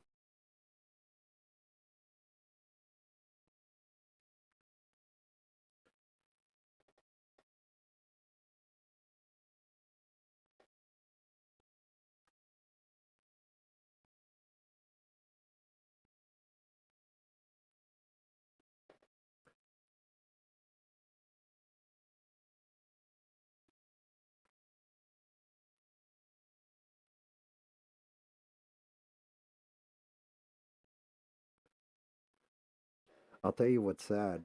One of the most popular artists going today is probably Taylor Swift. We can all agree on this, right? I think if you put a gun to my head and said, I need you to name two songs by Taylor Swift, I would only go Shake It Off, and then I would not know another song. Because that's just,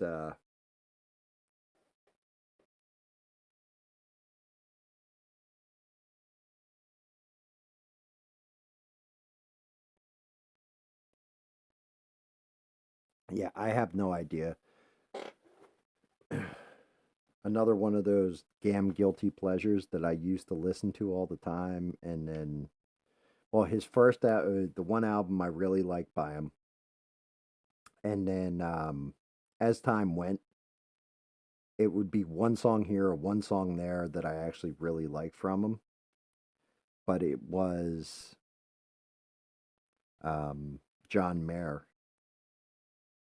Like his one album, I think it was his debut album too. No Time for Squares. I used to love his music.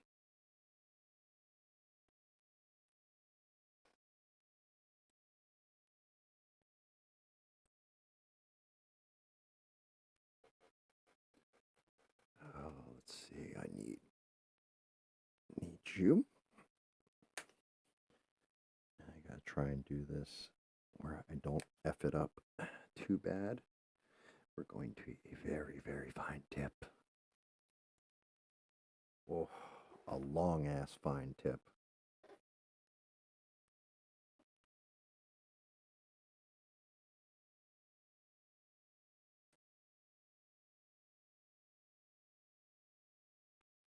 Too much paint.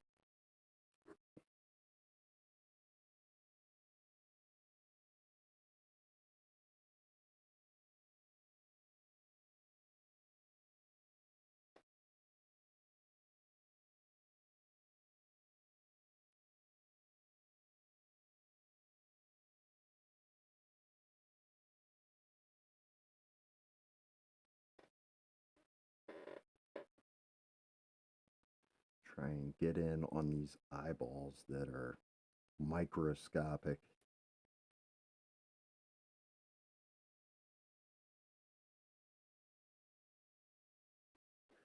without dousing her entire face and ruining her features.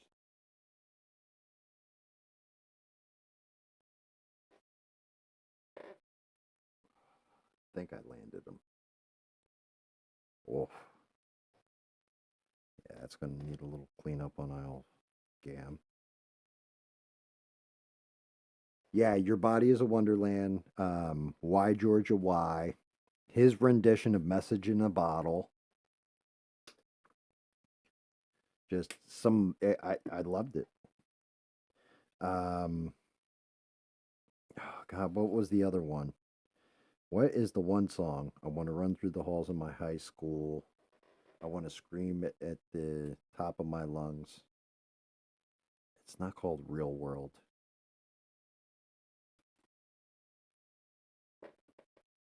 But yeah, Your Body is a Wonderland. Amazing song.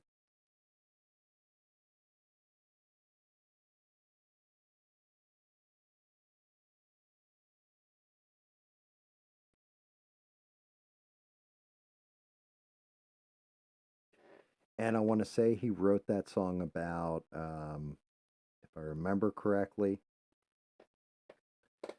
he wrote that song about, I think it was Jennifer Love Hewitt. I think that's who he was dating at the time.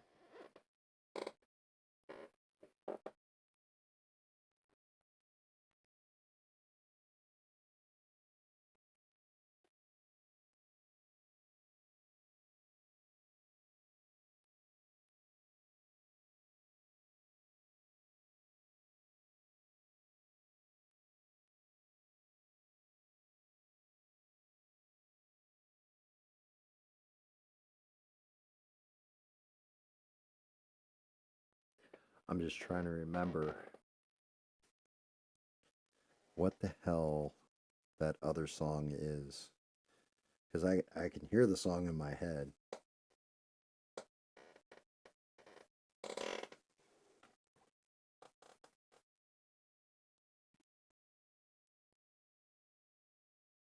But it's basically a song about graduating high school and going on with life.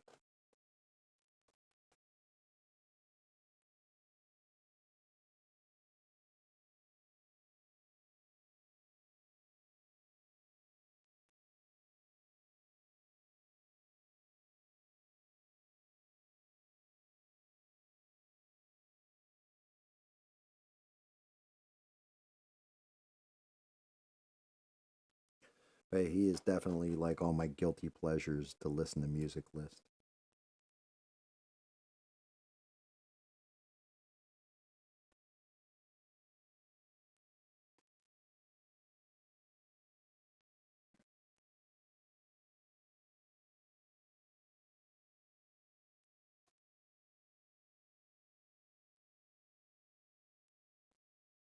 I know what the name of the song is. It's No Such Thing.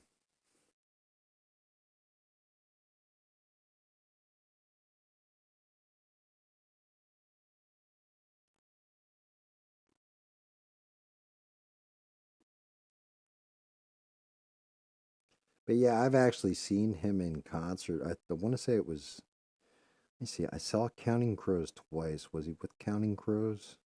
I think it might have been Counting Crows and him. I saw one time. And then the other song was, or the other time I saw Counting Crows, it was them and the Goo Goo Dolls. And I didn't realize how much I actually liked the Goo Goo Dolls until I saw them in concert. Because Counting Crows was always like, when they came out, my sister had actually discovered them first. Like, and she was like, yo, you got to hear this. And she gave me the disc, the CD to listen to. And I listened to it. And like the first time through, Mr. Jones really sticks out to you and maybe Round Here. And then it was like, oh, well, now this song, like Perfect Blue Buildings, became a favorite. And then you would go on from that to Rain King or something like this, and that would become your favorite. And it was like, damn, this whole album is actually like a brilliant album.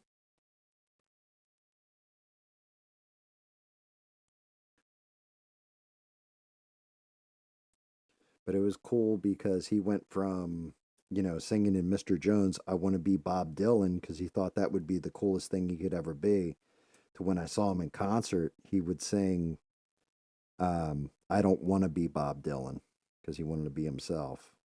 Like, because he felt he was bigger than Bob Dylan. I think his name's Adam Durwitz.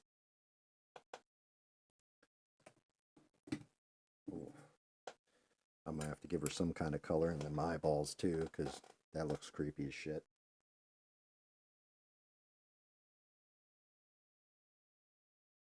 He came to your school but wasn't willing to camp out for tickets. Or you weren't willing to camp out. That's fair enough.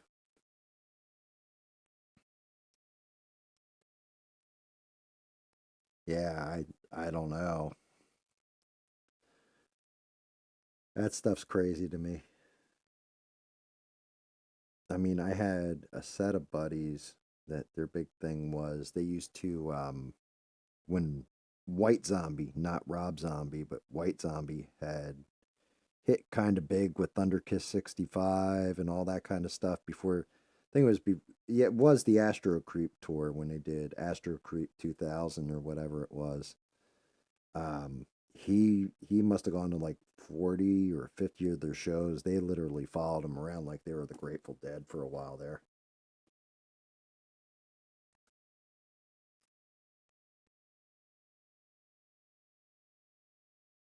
Like it was actually a shame that Rob Zombie dissolved them and just became like his own little subgroup because that group was actually pretty good.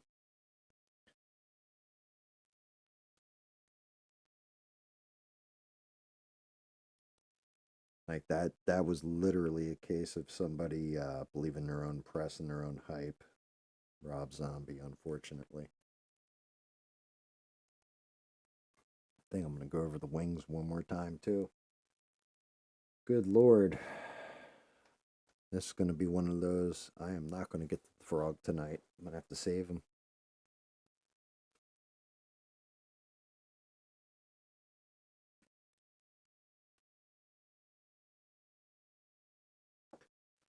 Definitely gonna go in here because I am still seeing got like little artifacts in here.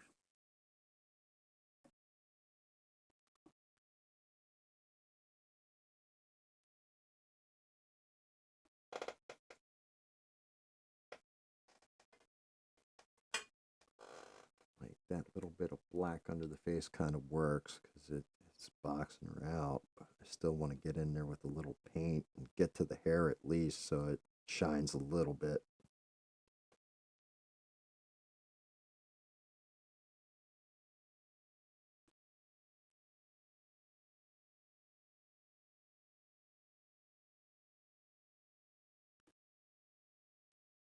Like I don't want it to be so drastic of a switch over that it just looks like darkness in there, but there's paint on it and you can't really see it because of the shading in the model itself. I can at least color out the hair a little more.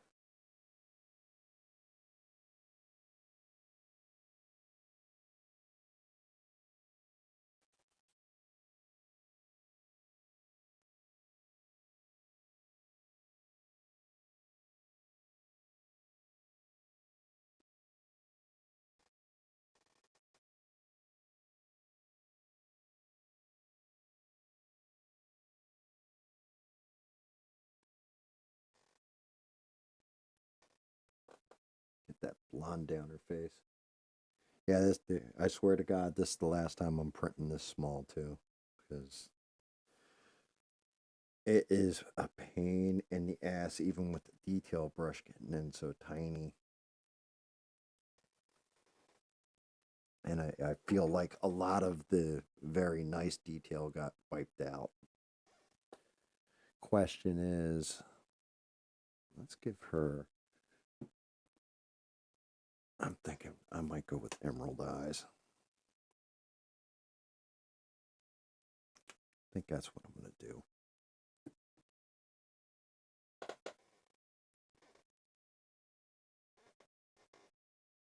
Nice and gentle.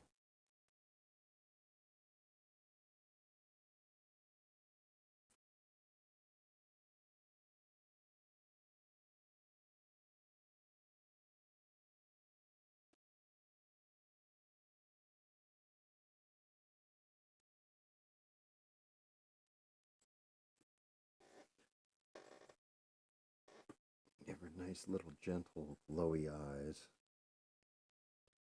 I don't know though. Definitely need a little cherry red for the lips. And then re-hit the damn wings again. Those wings look unfinished to me. Give me my apple red. Where are you? Here we go. I'll go a little red on those lips. And this is going to be a bitch.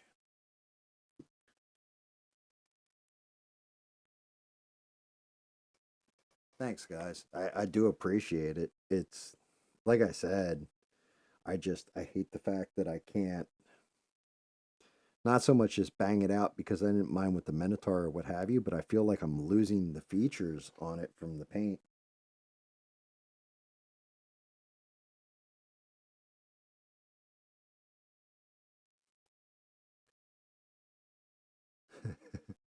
I should give her a Joker smile.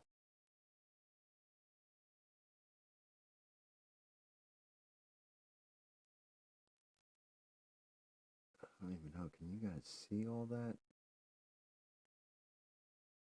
It's this damn thing doing that autofocus thing again where I gotta put my hand up. Your little creepy face. She got the creepy face. I'm gonna have to cut down the one eye with using skin tone. It looks blown out because of the way the hair's sitting on it. Does not look right.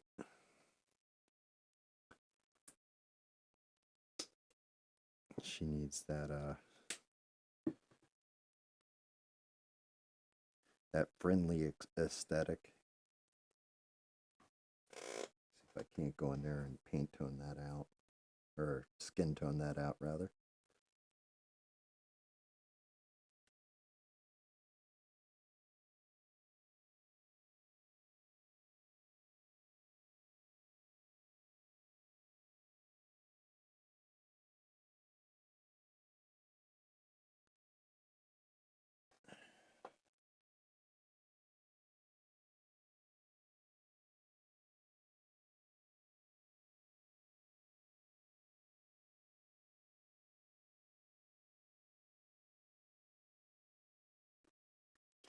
And hit that hair again right around there. See if I can't smooth it out.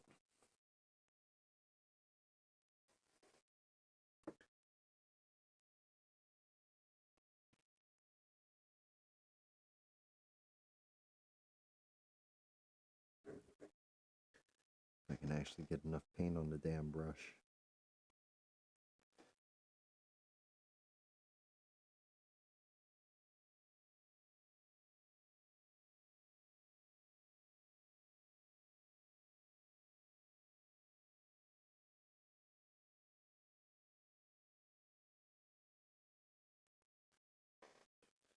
Cleaned it up a little bit. I need to go in, hit a little bit more of that skin tone under the eye so it's rounder.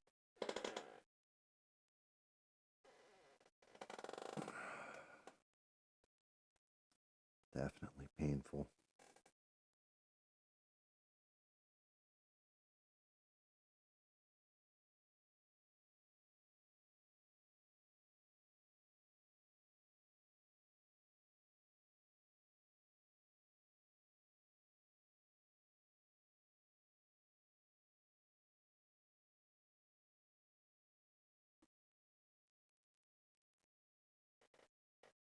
Let me see. You guys see how it cleaned up. Hopefully you could see that. I know it's just real quick. All right, back to the wings.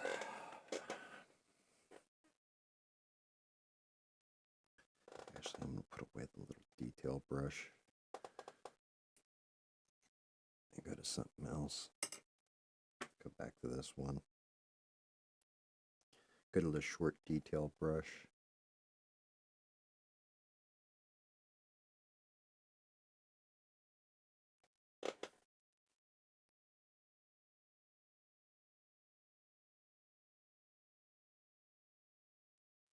Actually, I need to go to the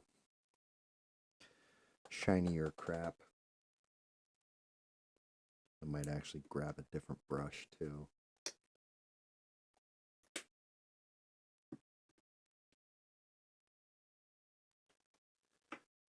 Oh my goodness.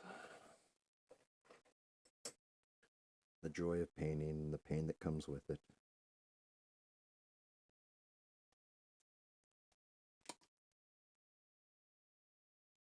So what else has been going on, guys? Anything good?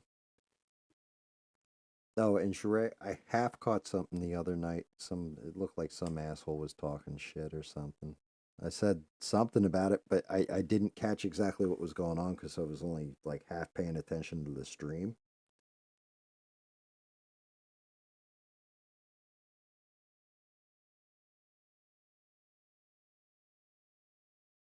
But yeah, it was cool because I was able to say, everybody gives Sheree her flowers, and I think Bina was like, Gam told me to give these to you or whatever, and gave you a bunch of flowers. That was cool.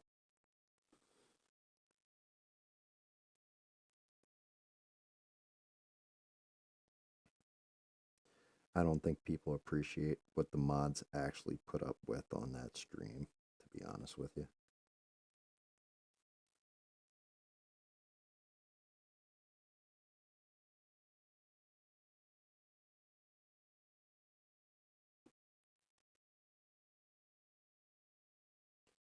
I mean, I know I told Beans the other day if she ever wants to be a mod on my stream, that offer's always there, but I don't think she'll ever take me up on it because she'd feel like she has to police everything instead of just enjoying and chilling.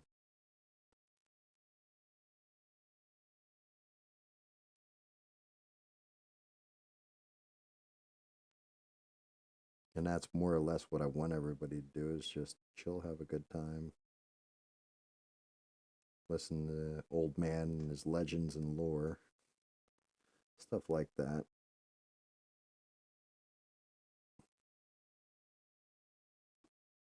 I have to fix that blowout that I just did. That was a nasty one.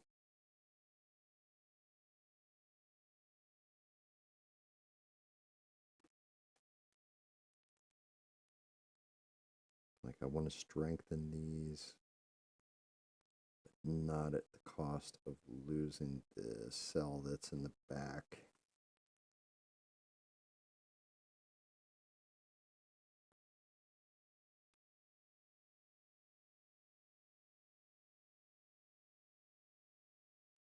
Yeah, yeah, I can definitely understand. Like, because sometimes that chat gets flying in there, and I try to keep up with it, and I lose track of it even when I'm paying attention to it. It's like something will go flying by, and I'm like, what the fuck that person say? Like, I swear they said something stupid, but I didn't read it quick enough.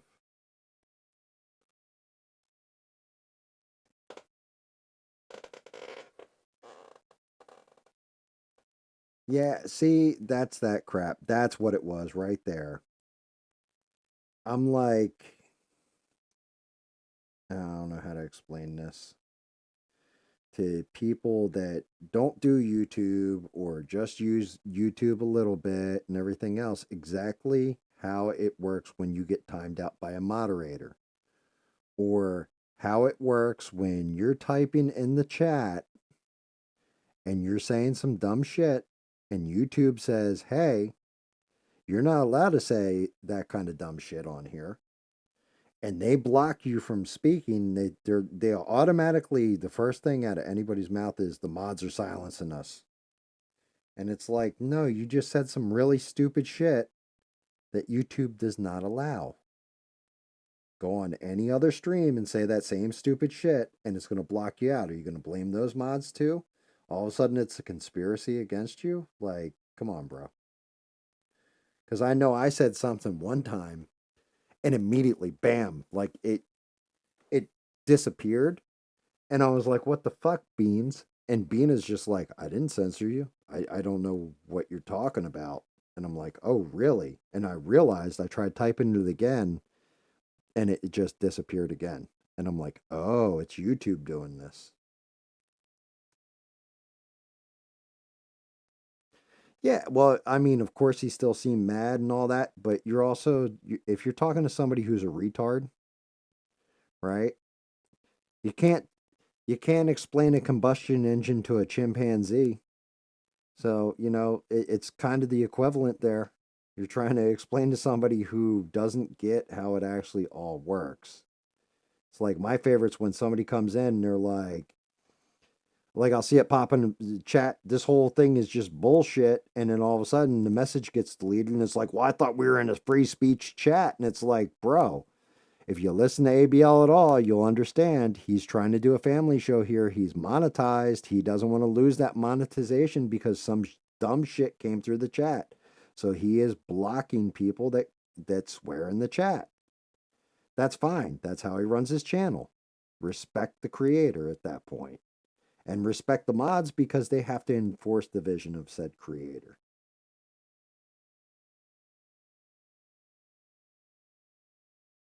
You know, that kind of shit infuriates me.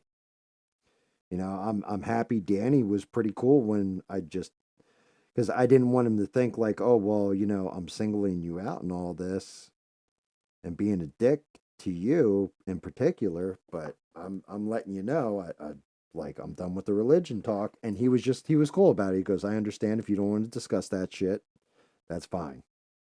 And he just went on to something else, and I'm all right with that. It's like good, man. Like you're not a 3-year-old child or going to be like, oh well, that's all I wanted to talk about. Like, come on, man. There's more to you than just one trick pony.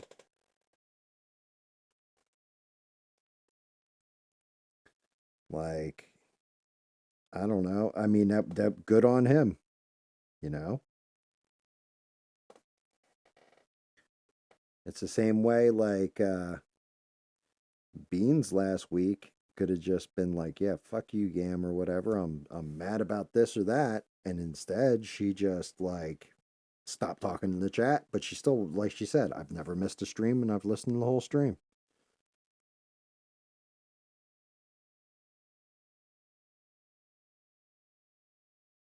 Unalive or grape.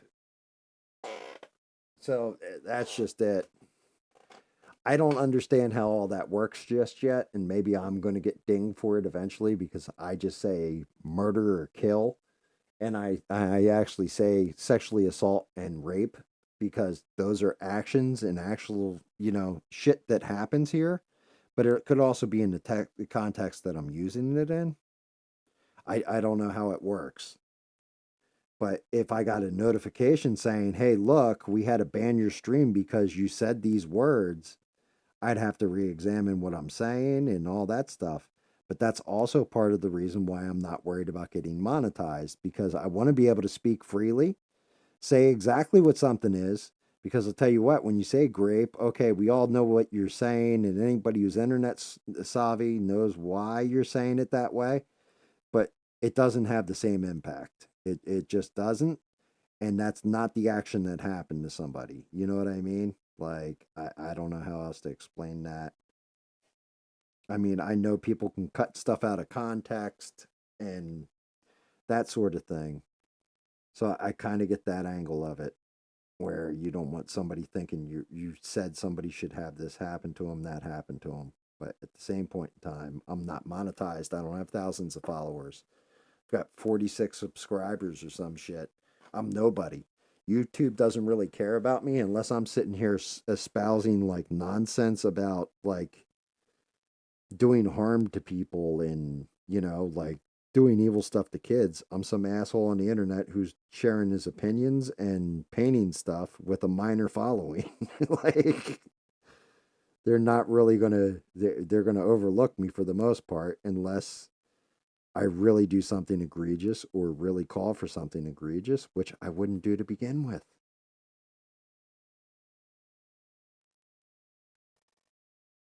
Yeah, well, I don't understand that part either, the all cap shit. That stuff kind of bothers me.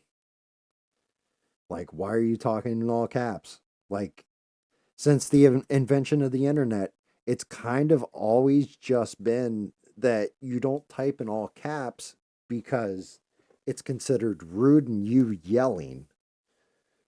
Like, I mean, we're talking dial up on AOL. If you were in a chat room on AOL and typing in all caps, it was like, why are you screaming at everybody? Like, everybody just took that, that's what that means.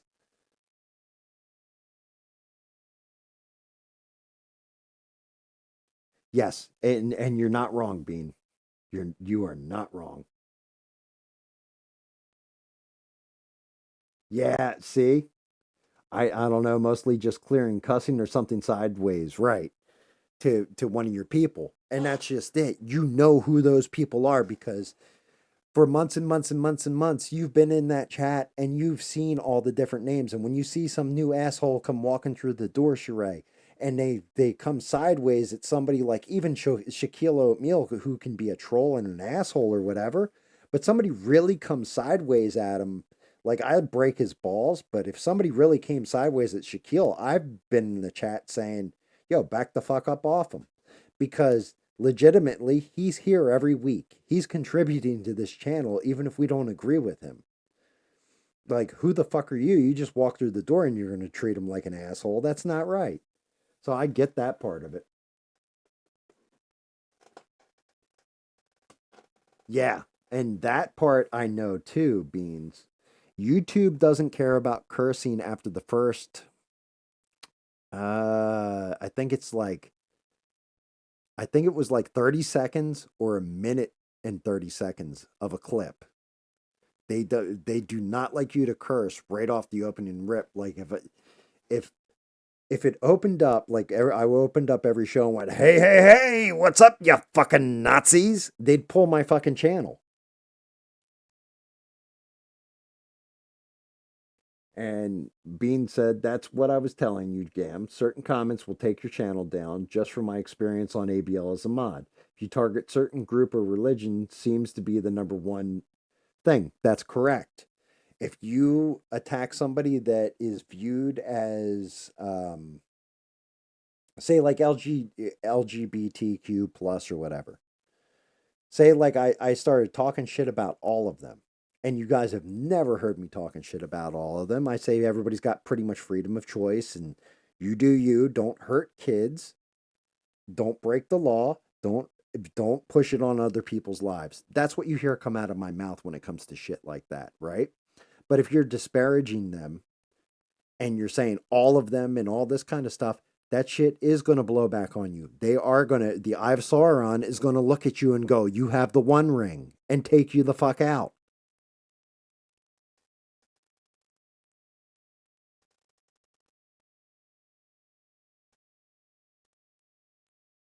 Yeah, and you're right, Beans. They don't have a place for foul language, but if the creator doesn't like it, they don't like it. They want to run their channel as family channel. Like Tim Pool is an example of that. As much as I hate him, he can use all the foul language in the world he wants, but he had people that literally were writing in super chats when he had first started that show saying, me and my kids are listening to this, and some of the language on your show I don't agree with," and he changed his policy on it.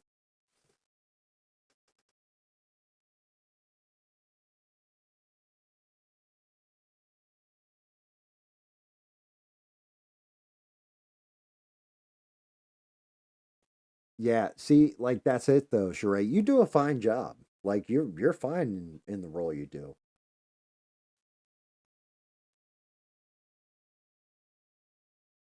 Yes. Yeah, and you're also not wrong either, Beans. I know there's a way you can set that up on your channel where I don't know if it's in OBS or what it's in, but you can absolutely wipe out somebody's comments. Oof, that's got to get fixed right away. Um, but and that's what I was saying to you, Beans, when you're like, "Yeah, like this can get your channel taken down, that can," and I'm like, "Well, why aren't you a fucking mod for me then, Beans?" And you're like, because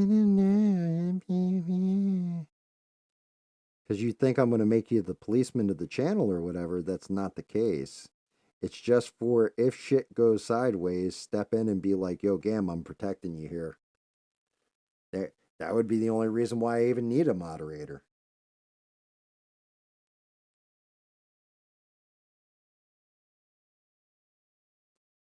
Like, I'm fine with it. I don't need a police officer that's going to like have to watch everybody's speech and stuff. But when something's going out of hand or it's stepping over that line where it's like, "Yo, your shit's going to get banned for this," it'd be nice if I had somebody that's like, "Yeah, Gam, you're not paying attention." And you do say stuff in the comments and all that, and I kind of read it and I do adjust to it, but I would give you that power. I trust you. You're good about that. You let people argue out their points and stuff.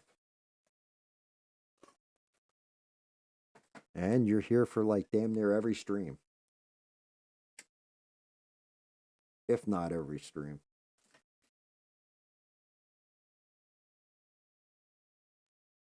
Huh. What else do I want to do with this one? She's yeah,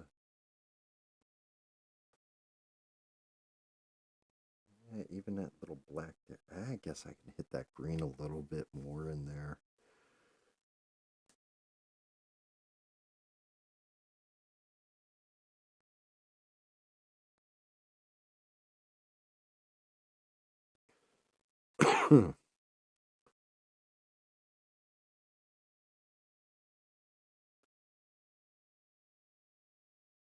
What was wah wah wah? I said, well, what I said is, you're like, I don't want to be a mod, and I'm like, yo, why don't you watch? Like, I'm not asking you because I want you to be a police officer. I'm asking you for in case shit goes off the rails and you catch it and I don't. So this way I don't get my channel ripped the fuck down and slapped on the naughty list.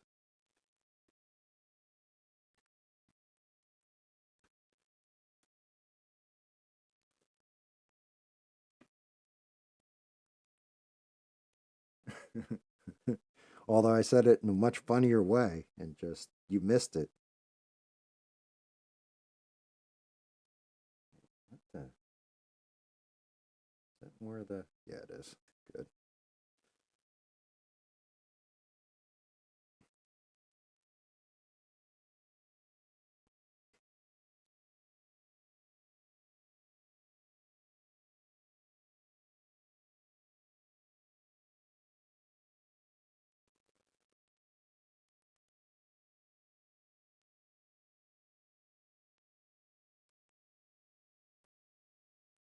Yeah, well, I mean, I don't need you to stay up all hours of the night. If you're looking at who's in here now, there's what, like, I think 5 people watching or something.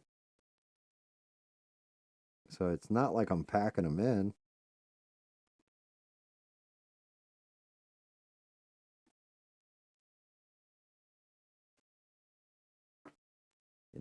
It's not 1,000 person show. It's like 12, 15 people at the most, and they take turns going over to other channels and stuff too and watching other things, which I'm fine with. Like I said, I mean, I haven't done this yet tonight, so I think I will right about now.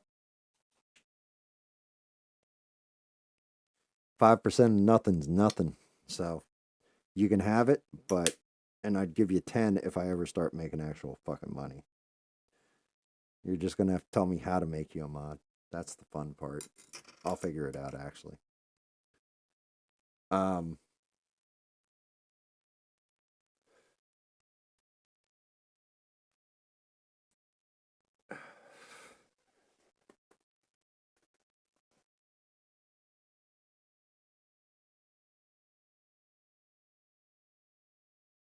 I don't know.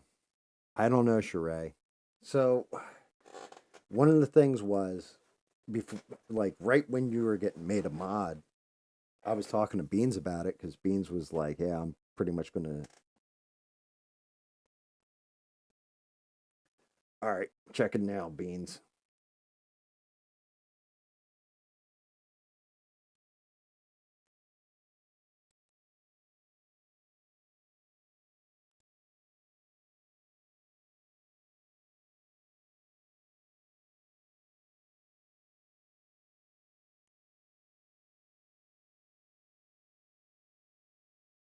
Uh,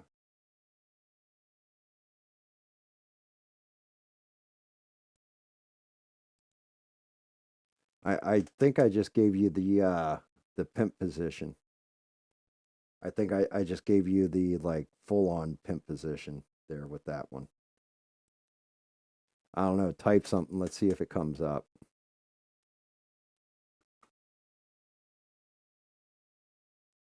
Let me see. I think I did that shit right. Yep. You got a pimp hand now. You got a pimp wrench to smack people around with. You got a fucking ratchet to wrap their head in with.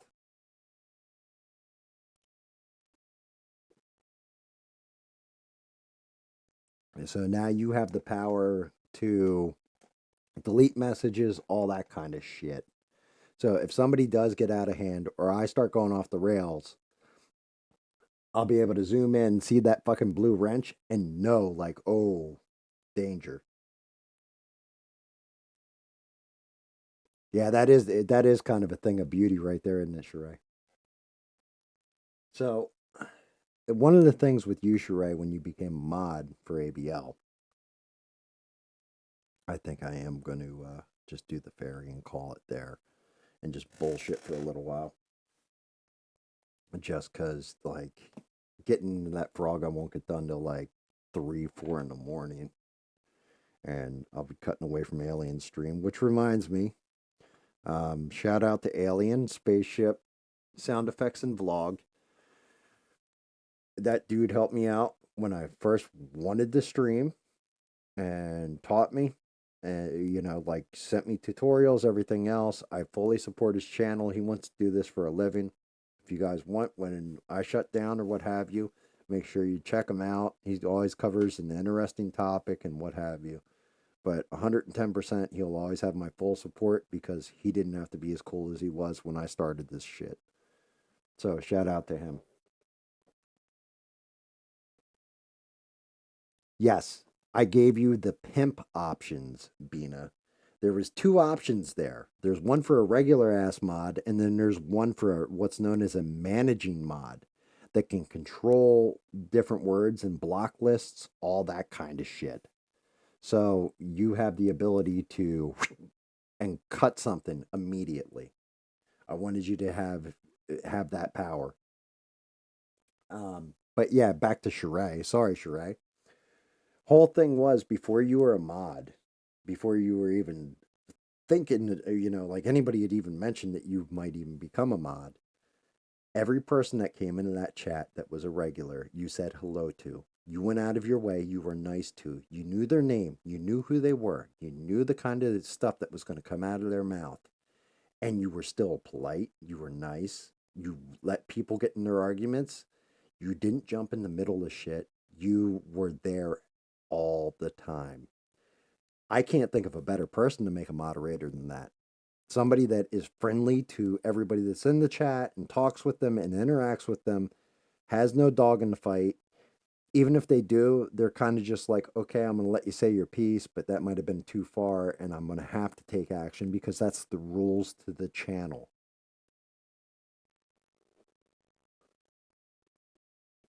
Yeah, you got it. You got it right.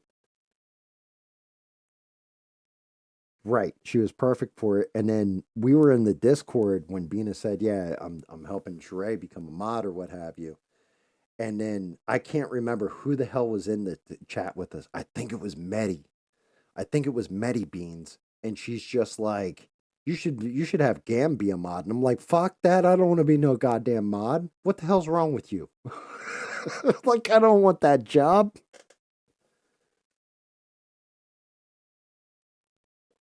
I was like, Sheree's perfect for it. She's got that happy disposition and that personality for it. I'm a terrible mod because I'll be like calling people the F word and then like deleting them. Like you don't want to give me that kind of power. You got to have a certain temperament to be a good mod. Um, and that's why like somebody like, and I really do consider him a very good friend, but like fucking Mister should never be a moderator on anything because I think it was Danny and Medi got into a pretty good argument on that Discord at one point, and Mister silenced Danny, like just silenced him from being able to speak in the Discord. And I understood like he was upset or what have you.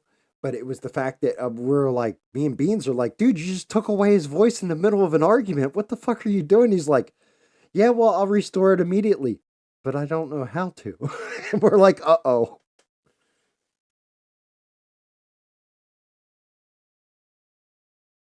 Yeah, that's just it. Sheree shows up for every mod. She's the first one there, last one out. The other mods will show up halfway through, and they're not bad people, but they just like Sheree's there for all of it, for all that shit.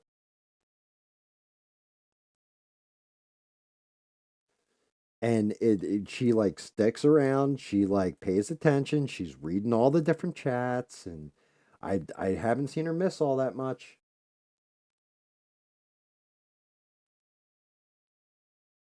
I got to change this damn thing while I'm at it, Beans.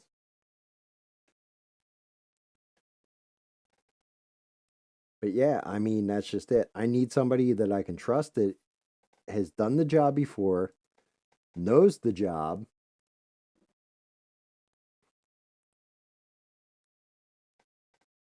and isn't going to screw it. Like, I'm going to make sure my channel's good to go.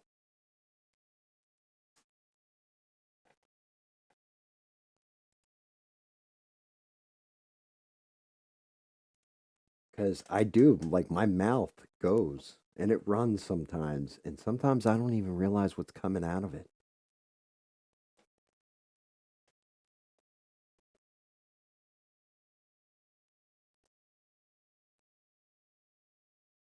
Right. You have to be balanced in it. So that's just it. When I troll Shaquille Oatmeal, for example, you've never seen me call him flat out like any kind of homophobic slur or anything like that. But I will say, yeah, I'm sure you're over there chugging a whole jar of pickles. You know what I mean? And everybody knows what I mean when I say it, but you don't have to actually like call him a name. And then there's other people that just go the fuck off on him like, what is wrong with you?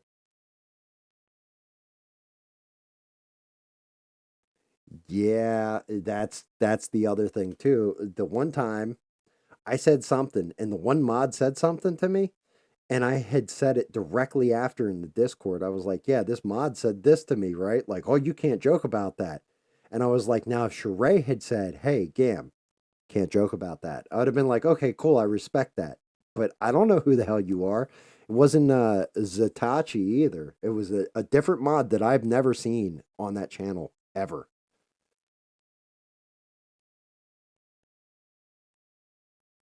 And that's just it. It really is. I mean, ABL can have whoever he wants to be the mod. That's fine. That's cool. And if he wants those people to have wrenches and he trusts them like that, hey, good on him. It's his channel. He can do whatever he wants. But the only mod I actually respect in there, like I respect Zatachi a little bit, but I really respect Sheree 110%. She could tell me to shut the fuck up in the chat and I'll shut the fuck up. And when Beans was like that, when she was the mod, it was the same damn thing.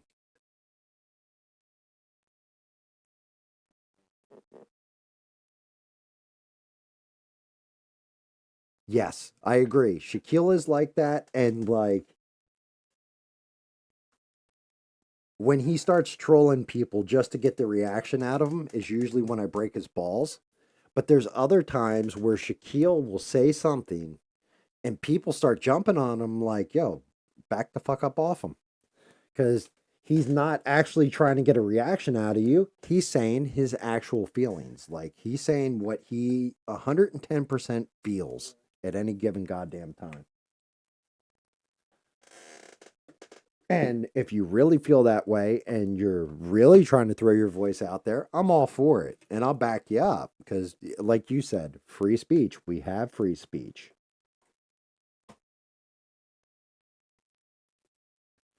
But yeah,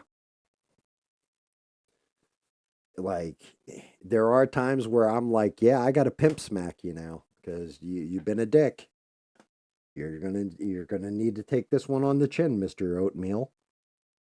But then there's other times where I just I'm like, yo, you're picking on him for no reason because he wants to support Harris for real.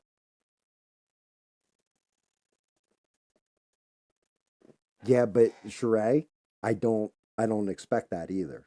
So the whole thing is, I look at it as you're doing a job and you have ABL who is telling you, "Hey, this is how I want the channel run." And if I'm getting extra or whatever, and you need to tell me, "Hey, Gam, calm down a bit," I'm going to listen immediately because I know it's not coming from a place of malice or, you want to silence what I'm saying. You're saying it because, hey, look, this is not how he wants his channel run, or I got a job to do. I'm going to respect it. I can respect that.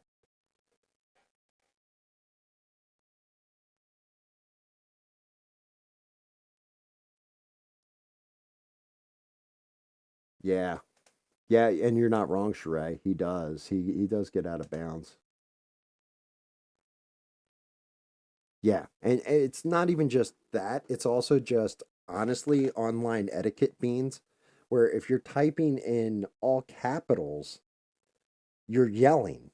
That's what it is. Like you're screaming. And I get sometimes I'll do some stuff in all caps, but I'll always bookend it with like a lowercase letter here or there.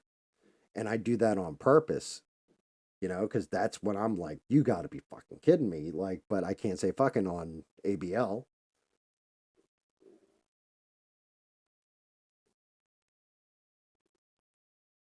It's one of those. It's a double edged sword. It really is. But the more viewers you have, the more younger viewers. I mean, that one lady that calls in all the time, Les or whatever, we flat out all know because she's always had like all the little patriots want to say goodnight, ABL, goodnight, ABL, right?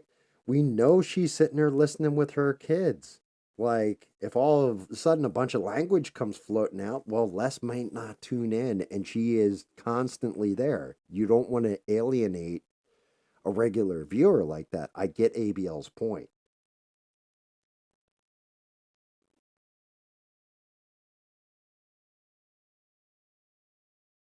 Dear Lord, really? He had porn spam?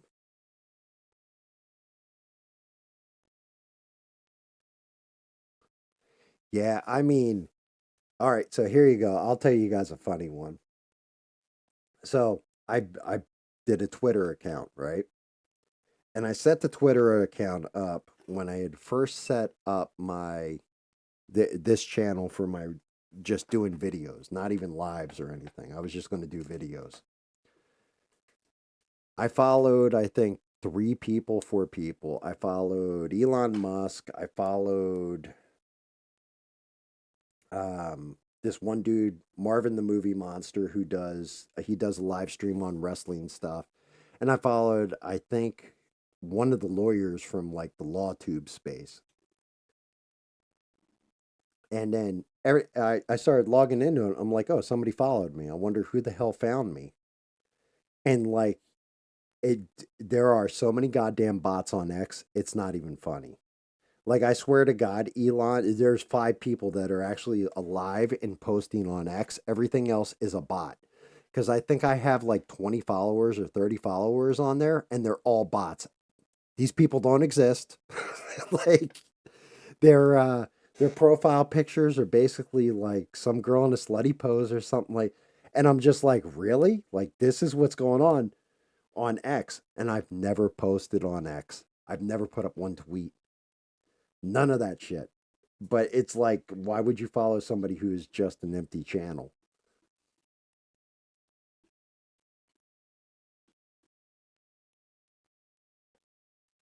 Yeah, bots usually do post the same message over and over. Um, Sometimes you can tell the bots by what they say and some of the dialect they use. Because there's such a thing as mistyping and poor English and stuff like that. But if you notice that somebody is constantly using poor English and everything, it's a badly programmed bot.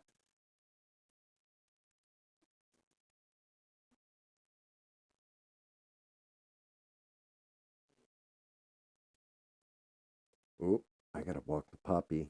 All right, let me give me 1 second, pup. I'll take you. Let me cut down the mic, put on something in the background, and I will be back in a minute, guys.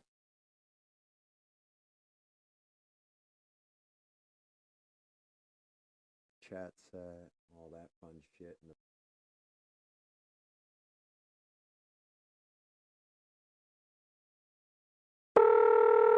Hello? Hello? Yes? Yes, I bought glasses there. My name is Saul Rosenberg, Yes? and my eyes are going crazy. Okay, well, let me pull your record card. Hold on, please. Okay, thank you. Mr. Rosenberg, I don't have a record card on you. Where did you buy your glasses? Sure it was here? Yes, I did. And do you wear glasses? No, where did you buy them? At your place there? What address did you go to?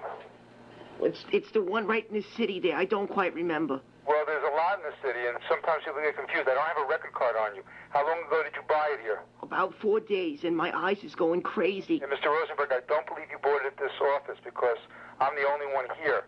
I don't wear glasses, and if it was 4 days ago, I would have remembered you. And I don't have a record card on you.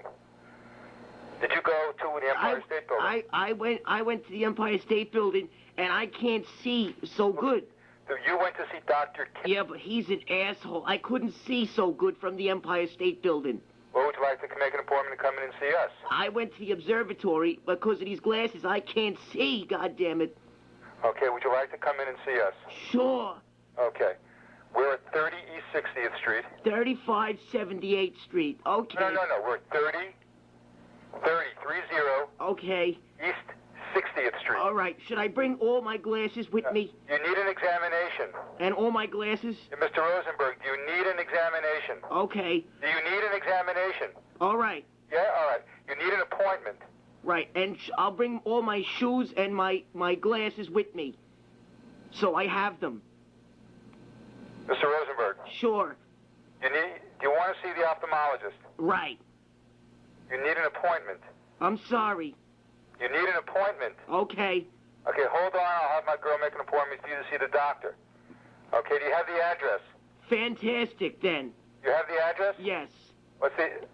What room? It's 4, I don't know, you say 3587? No, 30 East 60th Street. 30 East 60th Street. Okay, thank you. Oh, you need an appointment. Hold on. Right. Hello? Hello? Hello? Barbara? Yes, I have to make an appointment with you, sir. When would you like to come in? Whenever you want me to, honey. Whatever's good for you. You want to come in tomorrow? Sure, if you're free. Yes, okay. You can come in at 12 o'clock. Okay, honey, baby. All right? Yes. Thank you, sweetheart. You're welcome. Bye-bye.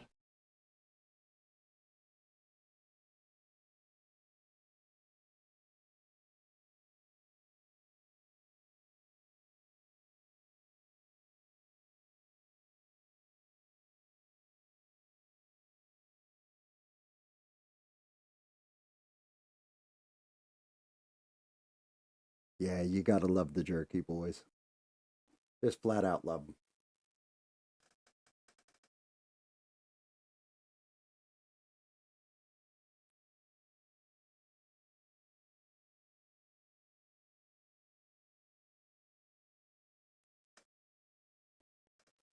Yeah, I have missed, I think.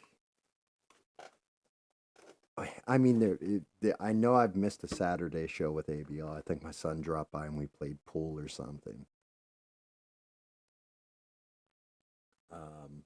But I've been watching ABL, I want to say, since 2016, and haven't missed one of his lives.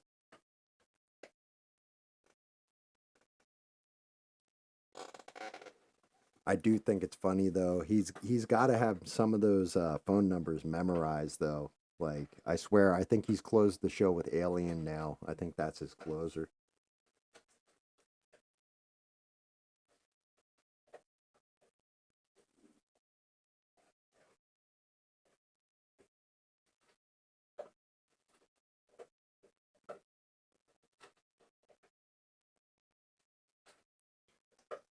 Well, see, okay, so this is part of it though, Beans, right?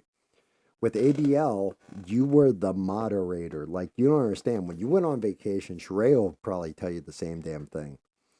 You went on vacation or whatever, and like every time, like how we get all those messages about what happened to Chicago, retired Chicago police officer friend, like almost every show, people were doing that with you.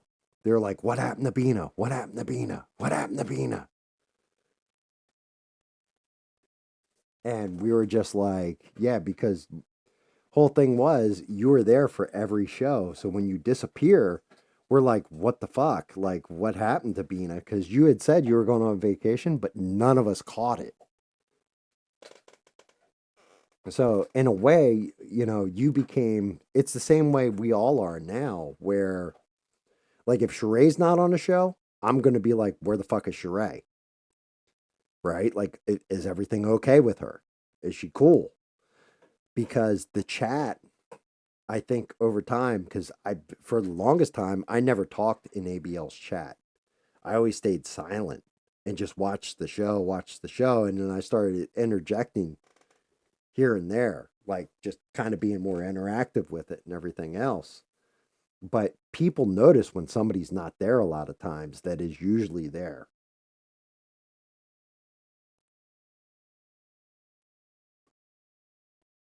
Well, it's not even that the other mods aren't there.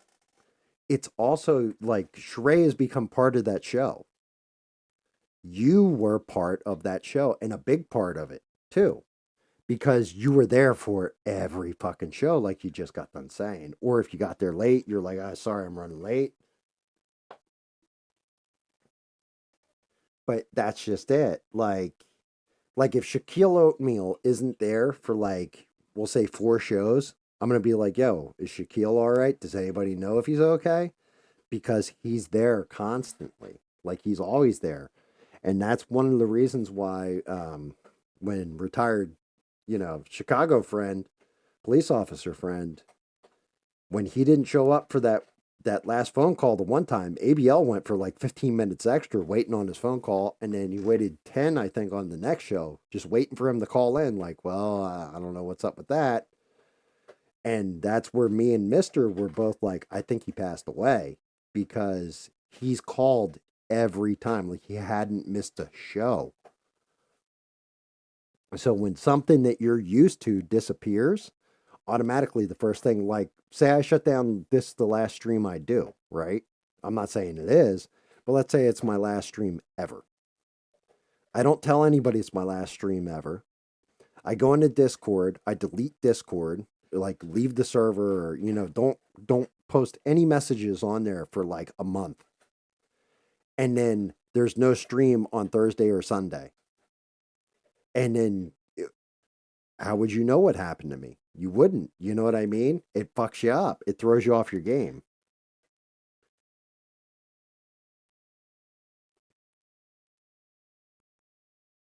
Yeah, Shaquille Oatmeal is a guy. He's black and he's gay. And that's legitimate on all those points. From interacting with him over all this time, he's revealed different information. But he's actually black, gay, and I'm going to say he's probably about 30.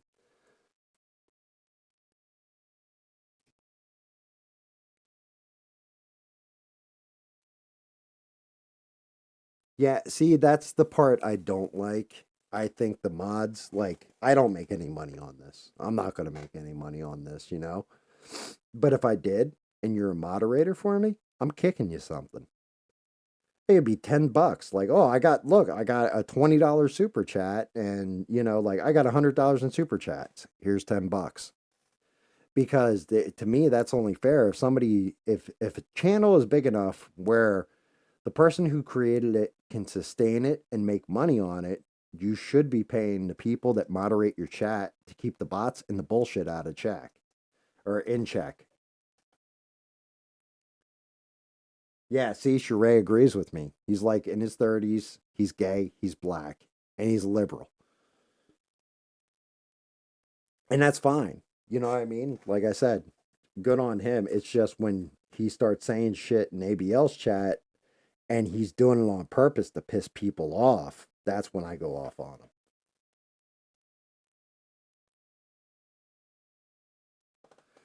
Yeah, but that's just it. I also, so let's revisit this again. I gave you the wrench, right? Why did I give you the wrench? Not so you can treat this like it's a job, like you have to do it. It's a backup. You are the backup in case I fuck up. I need somebody who's going to be that backup. And I don't think it's, like, well, that's just it. Somebody doesn't need to put aside that time and all that kind of shit in ABLs because he's not giving them any money. Like, he's not tipping out his mods. If he was tipping out his mods, then you have to treat it as a job at that point, and you have to put in that time. But if you're not getting any monetization from it, you're doing it as a friendly favor to somebody that you like their content.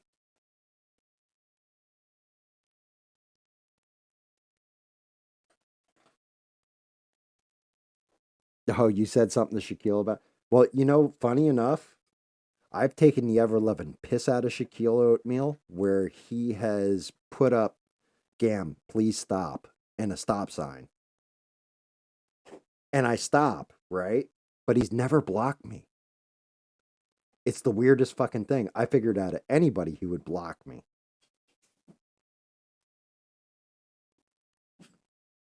Like, out of anybody that says shit to him, I figured I would have been the one blocked.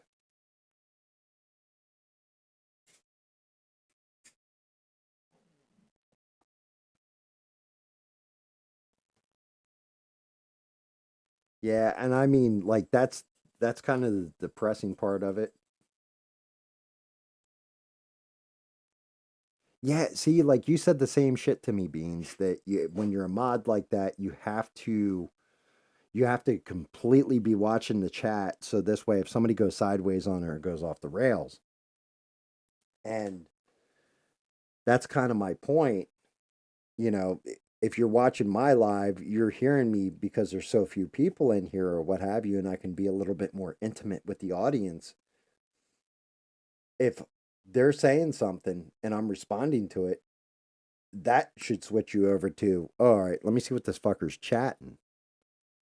Like, if somebody dropped in right now and just started dropping the N-word all over the place, and I'm just like, yo, motherfucker, like, and I start to go off, you're going to look at it and see what comment set me off because you're interactive, watching the show and enjoying the chat, the painting, whatever. Even if you're not near your phone or near your laptop or what have you, you'll be like, okay, wait a minute, hold on, why is GAM going off? Because I'm not going to go off and fly off the handle or... Dear Lord, can we talk about this real quick? How the hell did ABL use the word triggered no less than 9 times last night? I was like, what the hell, dude? Does everything make you angry? Like, I'm like, what do you mean you're triggered again? To a point where I just started typing triggered in the chat.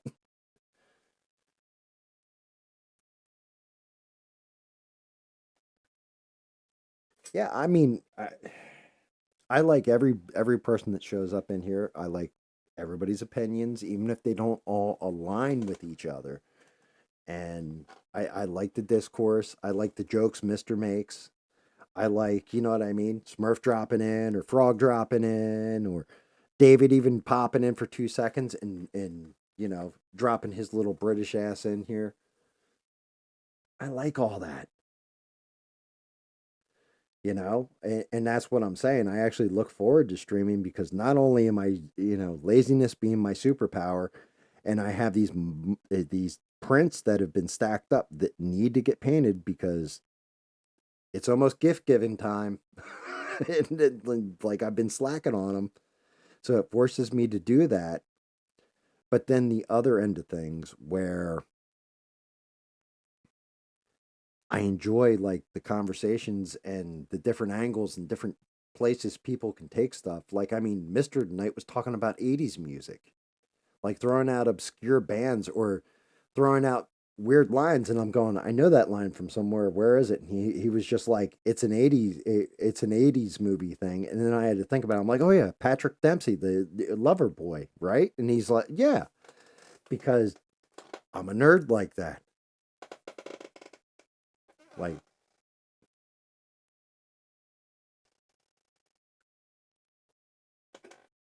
the accent popped in like 3 times. And I think it's that. I think you're right, Bina. You had pointed out. I was like, there's got to be a girl in his chat that is enjoying whenever he does that shit. And sure enough, Denisha's like, I love the accent or something. She said it last night, and it was like the 3rd time he had done it. And I was like, oh, Christ. Is that what you're doing it for, bud? You need to calm down with it.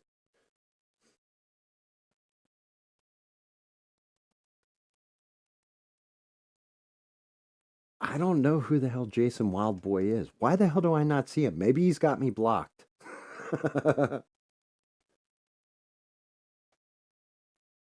And I mean, hey, it's cool and all.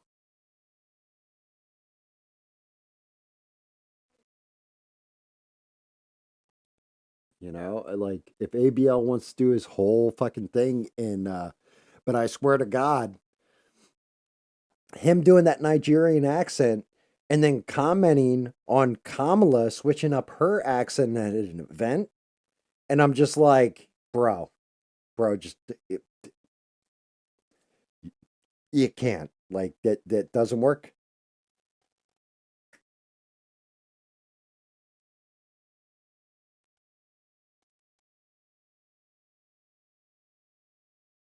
Yeah, I mean, people do.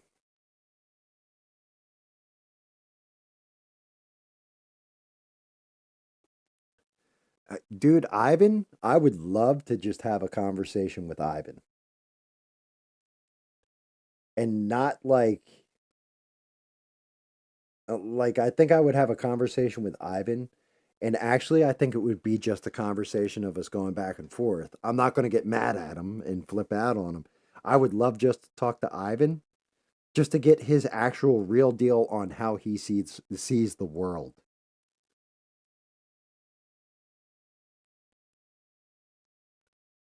See, Bob K MIT has been in that chat forever, and he's not a bad dude. You know, I can't say anything bad about him, but I don't know about a mod. I'm torn on that one, I'm not going to lie. Yeah, Ivan does bring in views. Um the only disappointing part I have is when ABL gets too mad about it. Like he's like, I'm triggered. And it's just like, dude, why is he triggering you if everything you're saying is true? And you really believe the shit you're saying, and he's saying something counter to it, I can understand you getting upset with him being, like counter narrative to what you're saying and saying, no, look, let's go through this and everything else. But legitimately make that, instead of taking 10 calls, take 2 calls, make one of them Ivan, and just go for half an hour with them. And just, look, I'm going to explain it to you. And Ivan does run off at the mouth and stuff. Look, Ivan, but Ivan's getting better about not running off the mouth because he realizes he's being silenced. So if ABL just sits there and just lays shit out to Ivan, you never know. He might, because Ivan, some of the shit he's been saying lately, it swung him around where he's actually agreeing with ABL on certain shit.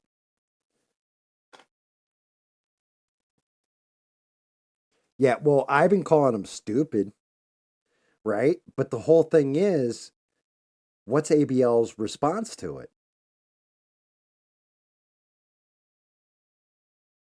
Like, like if I'm talking to Ivan and Ivan's arguing with me and he's like, that's because you're stupid or something, I'll be like, look, fucktard. And like, I'll just literally shoot from the hip and embarrass the shit out of him. Instead, ABL, and turns down the volume on him.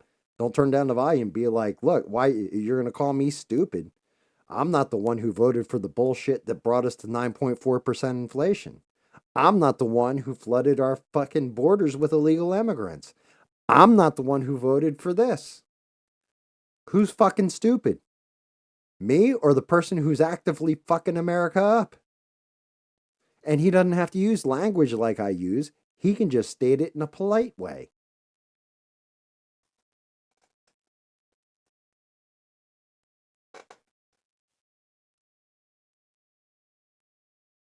Yeah, you know what though? And I agree with that. I think Sheree is doing the bulk of the work.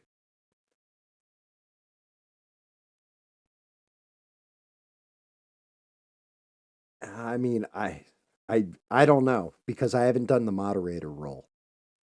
That hasn't been a GAM thing to do the moderator role. Like I've been an administrator and I have kind of moderated a little bit, I guess you could say, because of I've been called in to ref when it comes to video games. Like my buddy owned a server and thankfully he was like, "Hey, I need somebody I can trust that's not going to screw around and everything." And I got your back 110%, brother, and we went and did it and it was very successful and we did very well with it. And so I get it. I've had to sit there and settle it was a pirate game, but it was like on sea dispute. I would sit there and watch two sides battle. I would go through people's stuff to make sure they weren't cheating, all this kind of crap. So I get it, but I don't know if you need like 10 mods. I mean, the biggest live streams I've seen ABL have are when it's a debate night or something. He's got like 7,000 people watching him, 7,500, 8,000. But in most chats, it's like 14, 1,500. And I'm going to say out of those 14, 1,500, maybe 150 to 200 people are actually commenting. The rest are just listening to the stream, it seems like, or just watching the chat like Sheree used to and like I used to.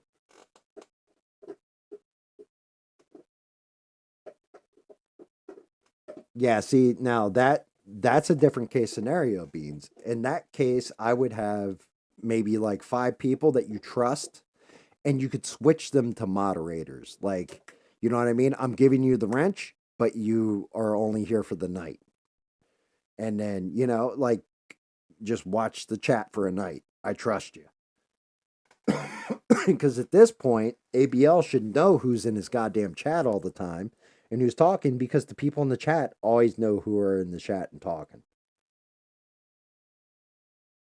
And I think it's one of the things that cracks me up is ABL.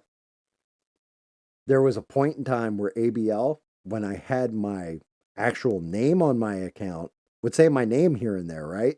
But now that I've switched over to my GAM Catches Up account every time I'm in his thing, he'll acknowledge what I said to him, but he won't say my name. And it's weird to me. I'm like, is it because, and this is a true story too.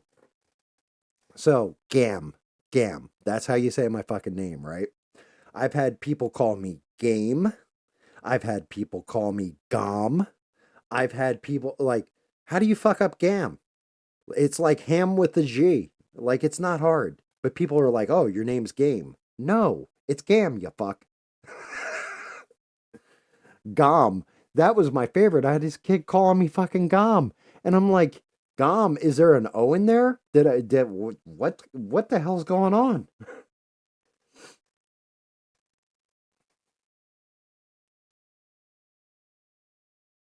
Yeah, at this point, with over 1 million subs, he should pay his mod. Well, hey, look, you're not going to get a disagreement and argument over me.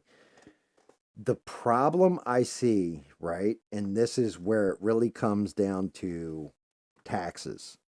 So the whole thing is, in order to do that and pay out a mod, right? Let's say every $100 worth of super chats, Sheree gets 10. She gets 10%. One, YouTube is actually taking a portion of that money right off the rip. You're just getting taken off the rip. She's going to take X amount of dollars, or YouTube's going to take X amount of dollars out of it. I don't know what the percentage is because I'm not monetized. And when I am, I'll explain it a little better if I ever get monetized. I might never. I think Alien is. I'm not. Right? But you have that coming out, And then on top of it, I believe because it's YouTube, you actually are getting paid as a subcontractor under YouTube. So you're not an employee of YouTube. You're a subcontractor unto yourself to pay your taxes. So that's a third going to the government of whatever you reap. Well, then if you put a person underneath of you and you're paying them out, they're going to have to fill out a 1099 as well. So say you give them that $10, they're only getting a third of that is immediately coming off and going to the government as far as they're concerned. So they're actually getting $6.67, we'll say.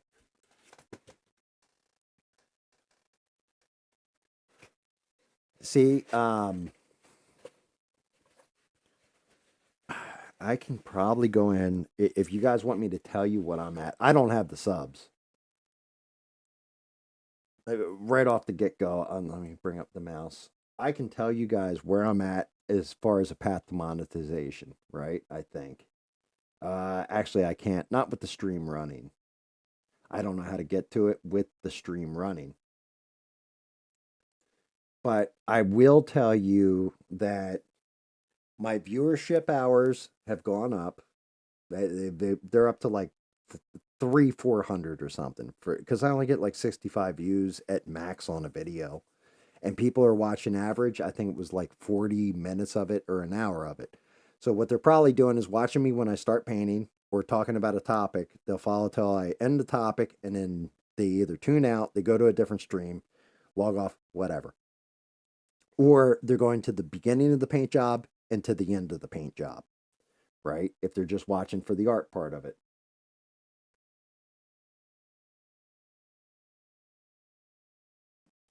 So the whole thing is that I think I need 500 subs, which I don't have. And I'm probably not going to get because, as Bean has pointed out, I don't put hashtags in my videos. I don't market towards kids or make it family friendly, so it gets restricted even further in the algorithm to only adults can even see the fucking content, right? And I want it that way because otherwise I'm going to have to modify my language. And to be honest with you, shooting from the hip with my language, there's going to be slip-ups, a lot of them, especially if you guys just listen to me on a random day talking, right? So you're going to have that part of things. And then I think they wanted me to do like mini videos or something else. And like whatever it was, I can't remember what it was to get monetized. And I was like, I'm not doing that. Like, there's no way I'm doing this crap.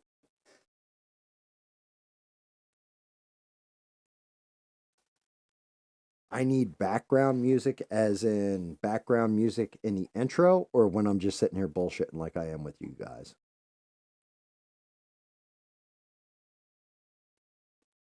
Because the only song that I have full license to and actually own, my buddy before he passed away gave it to me, and that's always been like my theme song. You'll see it if you ever watch any of my just regular ass videos. That's the theme song playing. He's like, yeah. He's like, this. It's called "Get Dead Again," and that is his. He was like, it's a perfect theme song for your attitude, for your mouth, everything.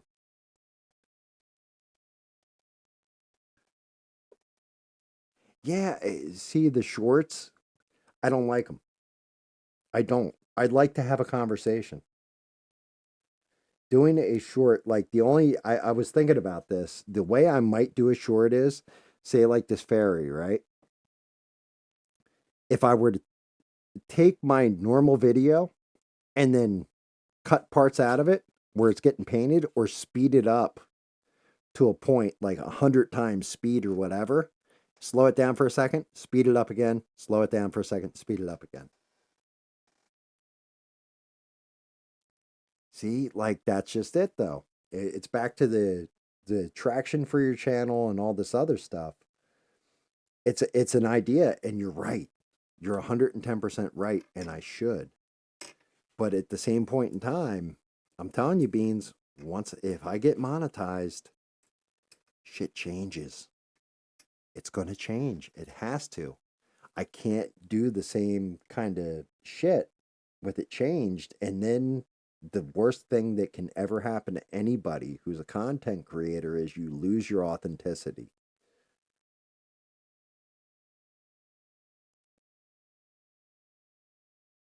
And lay over some music. Maybe I'll do Backstreet Boys.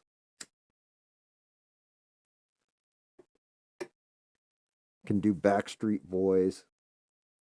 We'll do Bye Bye Bye or something. And then do like one of the things that really bothers the shit out of me, and this is one of those, like, maybe I'm just getting old, but Facebook does shorts as well. And like, I don't know what it is, but it's always a short with a flash of nudity in there or some shit that I've noticed. And it's like, those are the only ones that are really actually getting any views, or it's really sad music with something tragic happening to an animal. Like, why the fuck are those the two things? Yo, guys, I got a question for you. Did you just see like my logo pop up for a second and disappear?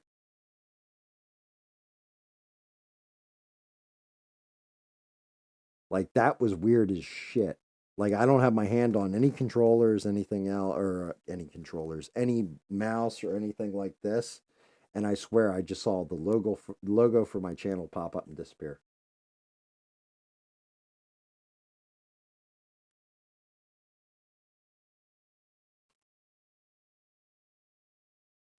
Hey, I mean, that's on you. If that's what you want to do. Beans is just like, I want that side cash.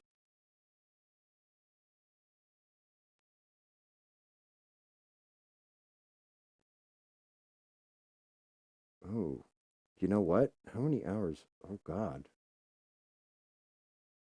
No, I didn't think this was gonna go that long, and it's already up there.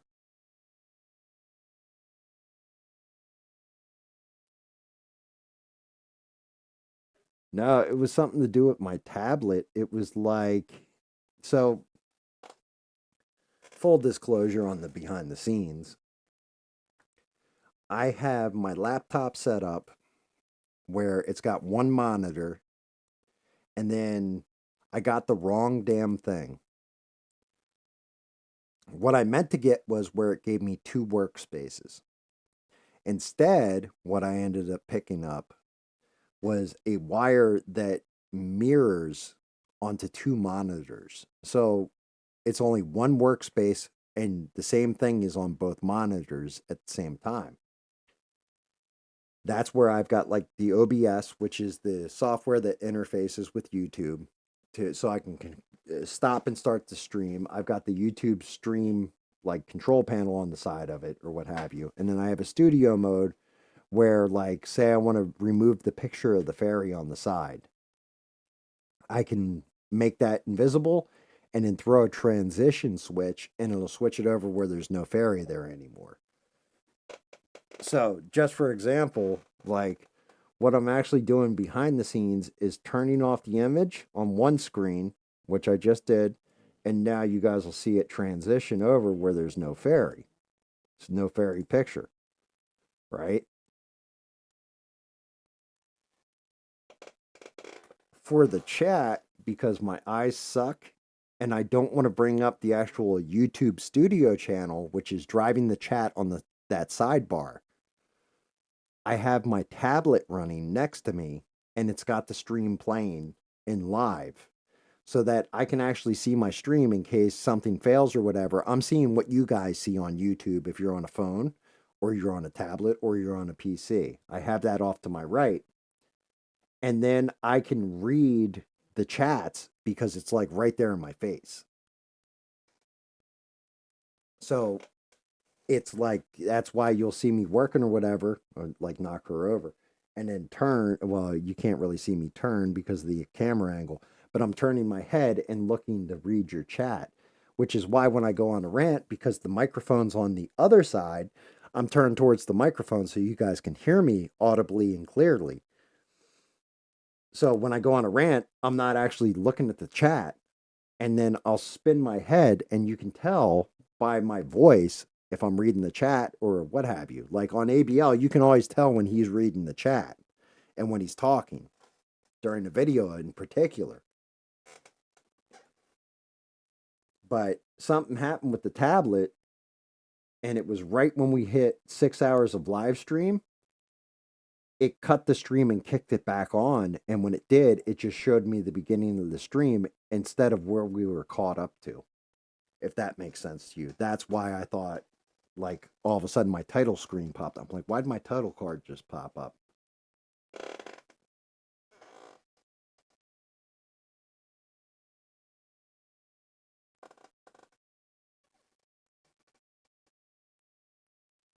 I appreciate that, Beans. That's very nice of you.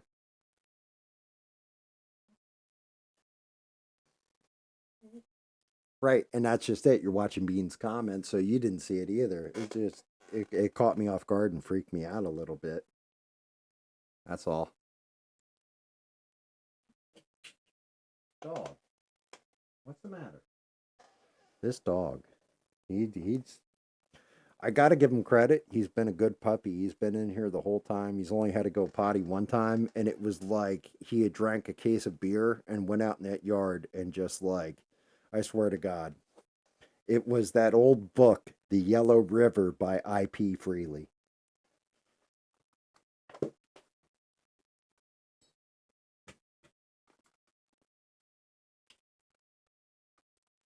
But somehow this dog got trained. When I sit down at the other desk and I turn on the lights and all that for the stream, he like leaves me alone. And I've never yelled at him or had to scold him or anything. He's just a good dog. So that's the other thing, the call-ins, right? The call-ins would be really cool. Alien was kind of explaining it to me, but we have to use a different program called Streamlabs, I guess, to do it for call-ins. Like, he's like, there's a way you set it up and everything. There's a way I could do Skype on my cell phone, plug it into my little shit deck, because it's not like a big old recording thing. Like, if you look at ABL's setup, he bought like a really nice rig. Now, if I go out in my garage, one of these days, I can look through my old DJ equipment and find my sound, my decent sound controller. And if it's still in any kind of working shape and use that, it would be a lot easier than this one that's built for live streaming that hooks to a PC.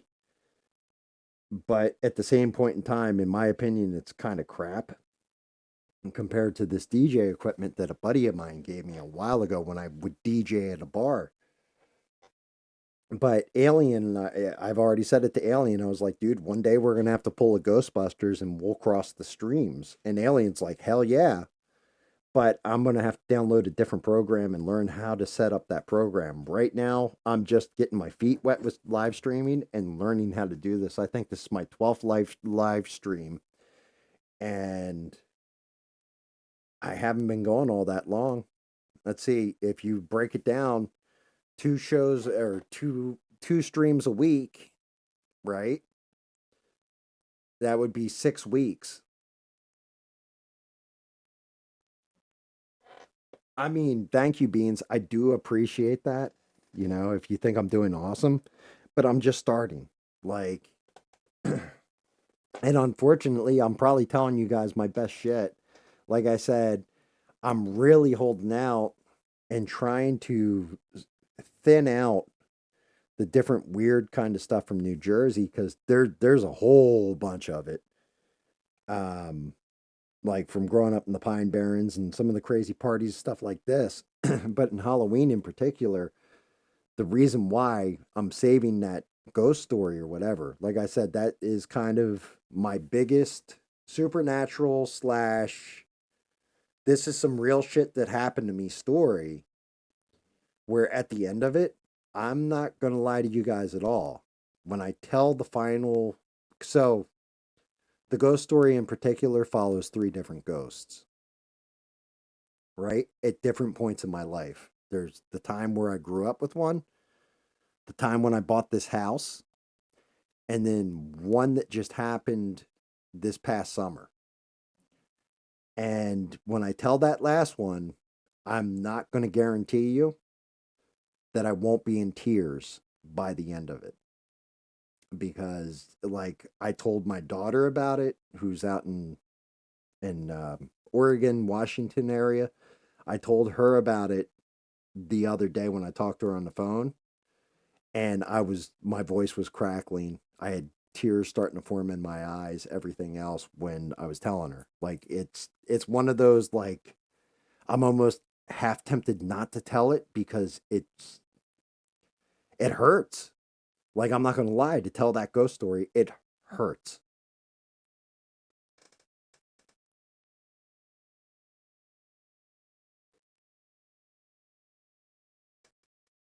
See, I don't know. Am I that much better though now from my first live beans? You know, I don't know if I am or if, like I think the camera angles are better. I think some of the lighting's better, and I think volume on the mic, stuff like that, me being able to set up the show immediately is better because you guys have given me the fucking feedback to make it better. Like, hey, we want a different camera angle. Like, you're big on that. You're like, hey, like if you zoomed in a little bit more and got low with it, and every goddamn time I unplug this camera and plug it back in, I got to factory reset it and start it up again. So,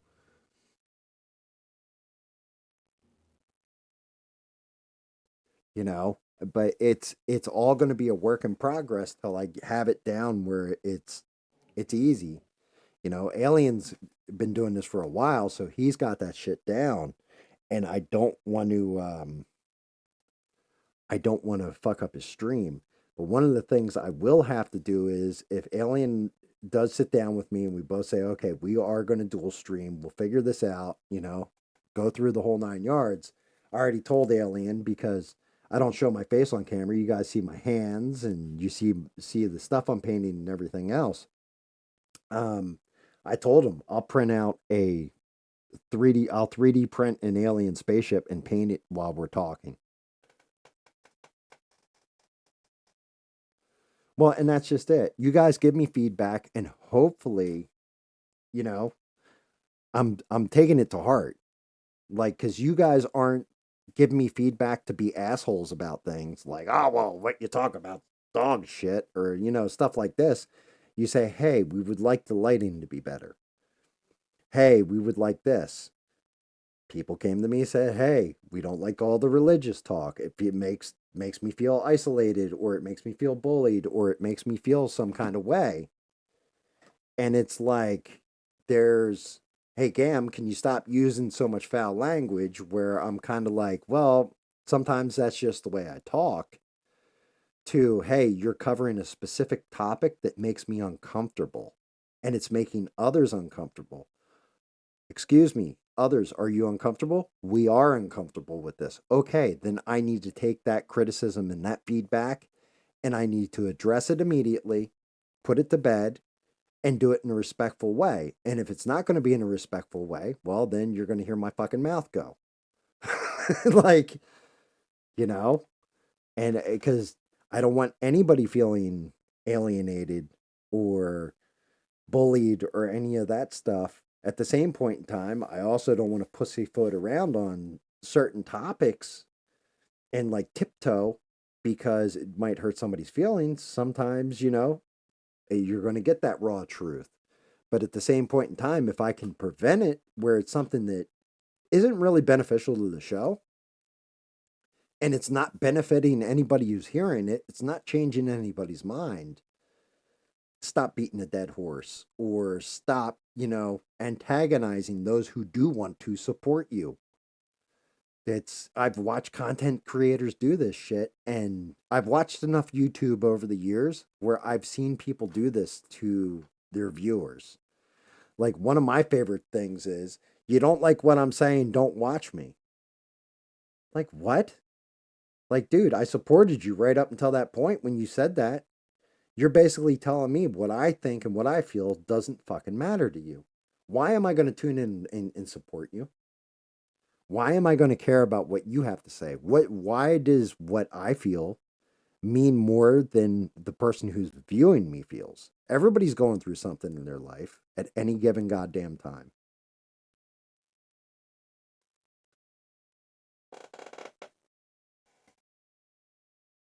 Yep, 6 to 9 p.m. weekdays and 3 p.m. to 6 p.m. on the weekend.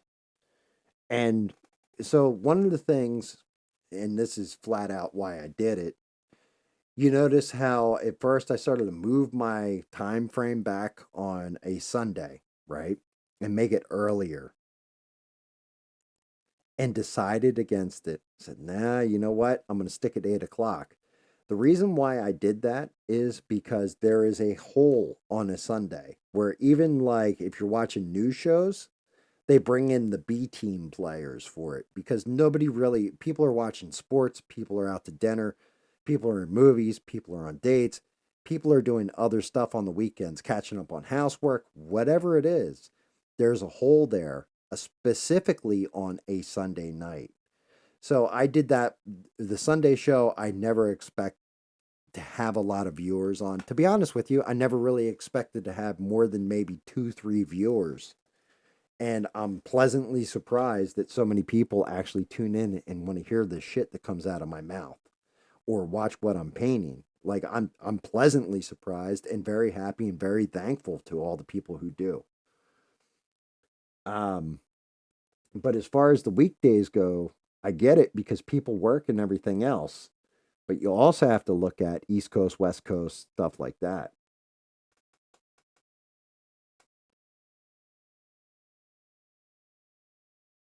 Well, there you go, Beans. Like the whole thing is, I've tried to keep a schedule. The only one I missed was that Sunday show, and I had no power. So if I got no power, then well, actually, I can't even. I'm lying there when I say that.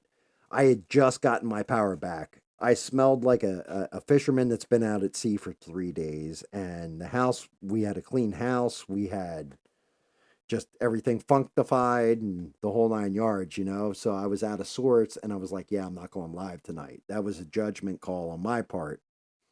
You know, I struggled with should I go live tonight because of the cat dying yesterday, you know? That was one of those like, am I going to get upset on the live stream? And I know you guys weren't on for it. It was actually, I think, nobody watching. Maybe Frog was watching at that point, but I talked about the cat passing away and his whole life and everything else before anybody was on here. And you can hear it in my voice if you go back and listen to the beginning of this stream. You're going to hear my voice crack. You're going to hear me get upset. You're going to hear me like kind of starting to get a little bit of emotional because I do miss that little son of a bitch. He was like a little shit machine. Like, I mean, that no cat has blown up a litter box like this that you have ever seen, but this cat did. And like, just, I miss him.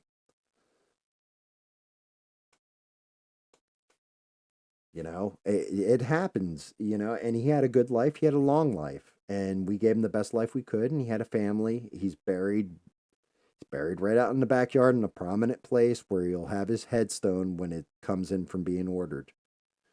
But you know what I mean? It was like, should I go live? Should I not go live? Well, no, I'm going to go live because it, even if I broke down on here and just started bawling when I was talking about him, I'm still going to go live. You know why? Because it's real. It's not some made up bullshit. It's not, you know, I'm not a machine. I'm an actual human being. And like, as far as guys get standards go, it's not like, oh, well, you need to be in touch with your feminine side and your emotions and all that. No, but you're allowed to be in pain. You're a human being. Your pet passes away. You're allowed to be upset about it. Nobody's going to fault you for it. And if they do, fuck them.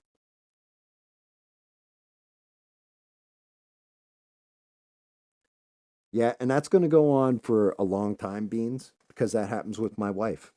My wife is the same way with her about our dog. There's times where we'll talk and she'll start crying. And like I don't I don't begrudge her or fault her for that.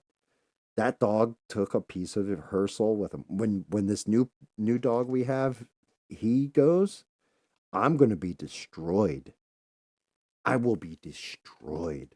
Like he's my lieutenant. He's by my side through everything. He sleeps with me every night. He's my best friend. It's same thing with the out of all the cats, the one that's going to kill me the most, like my wife even said, when my one cat Frack passes away, he gets buried out in the yard next to where the other dog is because he's that OG status. He is that, that's one of the great ones and all that. And I'm going to miss him terribly and I love him dearly. But when my cat Gypsy dies, that little girl has, like I'm the only human she trusts. She cleans me. She'll come up and start licking my hand because she grooms me like I'm one of her kittens. She loves me. She loves me dearly. I'm her entire life to her. It's going to break my fucking heart. And I also know it's got to happen eventually. It's terrible. No, and there's no such thing as it's just a dog either, or it's just a cat. Some people that is their child. That's their kid. Like my children are off and they're doing their thing. I'm an empty nester, I guess is the way they call that, right? They're living their best lives. They're doing good in the world. And they're bringing, in my one daughter's case, she's bringing nothing but sunshine and light to the world. She literally is, she took the light out of me and put it into the world. The other two are nothing but charitable, decent, hardworking, smart, very intelligent, pillars of society type people. Like, I got fortunate. My kids aren't assholes. Like, some people have kids that grow up to be assholes, and you're just like, yep, you grew up to be a little asshole, didn't you? I got fortunate. I feel, like I really did get fortunate in that. But they're also not here. But my dog is, and he's beside me every day, and I've got to take care of him. He's like a toddler at this point.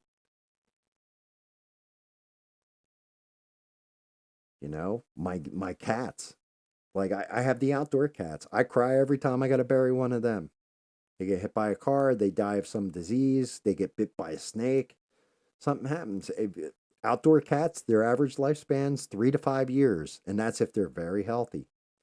It happens that way sometimes. And you know, it doesn't make it hurt any less. And yeah, I'm a dude, but I'm also okay with it. That if it didn't hurt, that's just it. You don't get upset. You don't cry or you don't emote and you are a guy. Did that thing really mean anything to you? Did that pet really mean anything? Do you can handle death however you want, and it could be a slow, gradual thing. Like I think I've mentioned this before. My mother has cancer.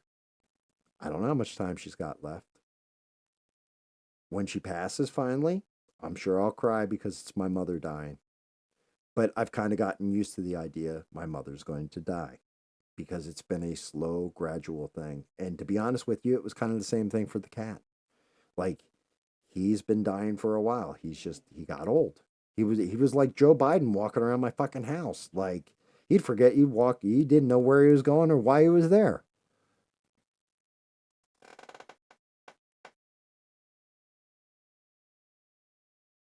Beans, you're not wrong. See, like that's my wife. My wife's like that with the kids. She's like when the my youngest left the house, she's like my uterus hurts. I'm like, oh shit. She's like, you'll never understand. I shared a circulatory system with these people. Like you don't get it, the whole thing is I can see it immediately. I don't get it. I can't understand. I'm a dude. You can't understand.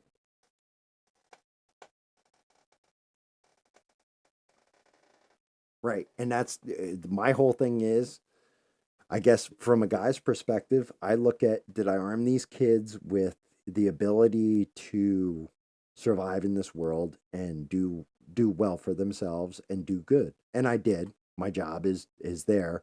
And if they need me, then God save whatever God save the person that they called me to say, "Hey, I need your fucking help and this is what's going on." Cuz they're in some shit, right? But my wife, it's a whole different thing.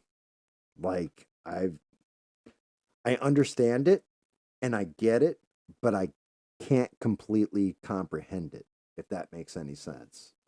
And it's only because I didn't carry a life inside of me. I didn't give birth to this child. I didn't, I just helped raise it. But you actually did all the hard part.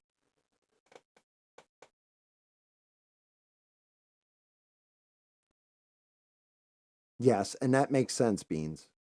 Yeah, it feels like a chunk of you is missing, you know? And I can't compare it out to an animal or anything I've ever felt other than, I think I said when I was telling the frack story of when I got frack felt like it was the first thing that I ever did in my life where it wasn't a selfish thing. Like I was doing it for not to make me feel better about myself. I was doing it because this was a little kitten that was lost, going to die on his own, and I stepped in and changed the course of that. And I could actually kind of be a parent to him.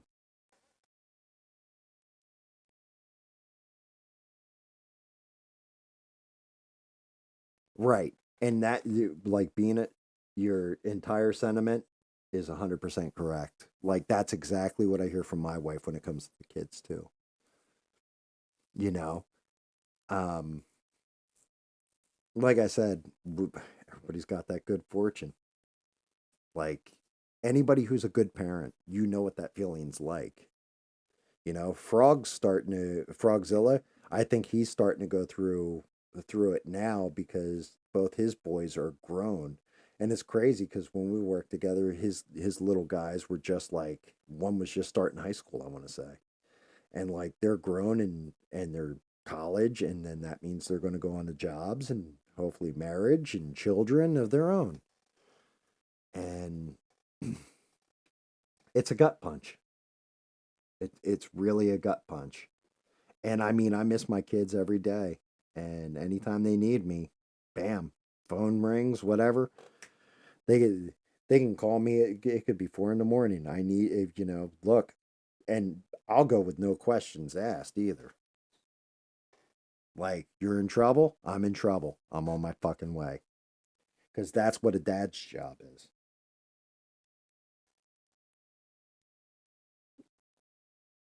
I need to talk. No problem. My kids could tell me they're moving back in tomorrow. Here you go. Pick your room. I'll clear it the fuck out for you.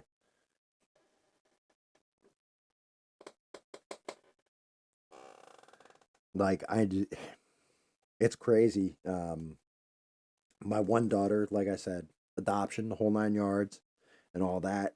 And fortunately, she's got very good parents. But like, she can call me right now, and she doesn't call me dad. Like, if she called me dad, I would be insulted because I'm not a dad to her. She calls me old man, and I'm happy she calls me old man. 'Cause you're my old man. Yeah, I am. Yeah, I am. You got my genetic markers and my personality.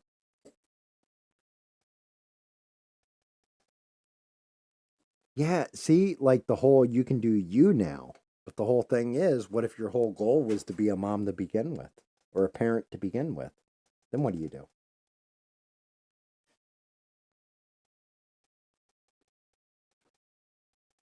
Like, I mean, the whole thing is you get people that never have children. And I'm not going to lie, I never thought I would ever get married. I never thought I would have a house. And I definitely never thought I'd have kids that actually treated me like I was their father. And now I can't imagine a life where I didn't have all those things. Like, to me, that is like alien. Completely a foreign idea of how could I not be all this?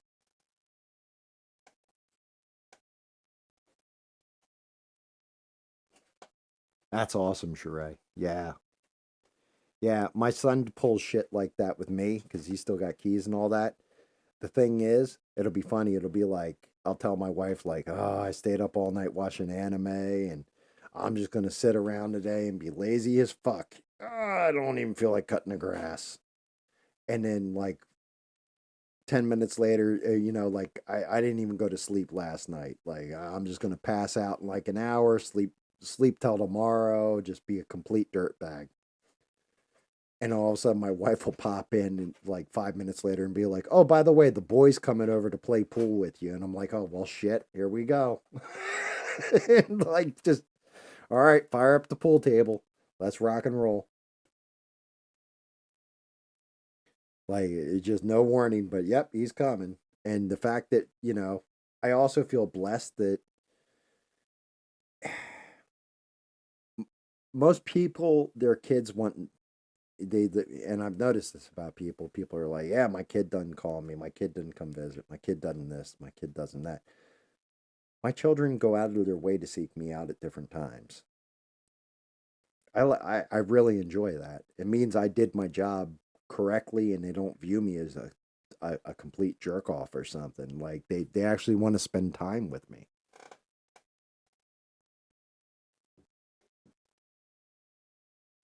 And it's crazy. Yeah, I was just thinking about that. It's devolving into a therapy session. And I mean, I'm about to call it a stream anyway. Like I said, um, I only did the fairy. I didn't go into the. This poor bastard has been waiting 2 weeks now to get painted. This frog, this Loveland frogman.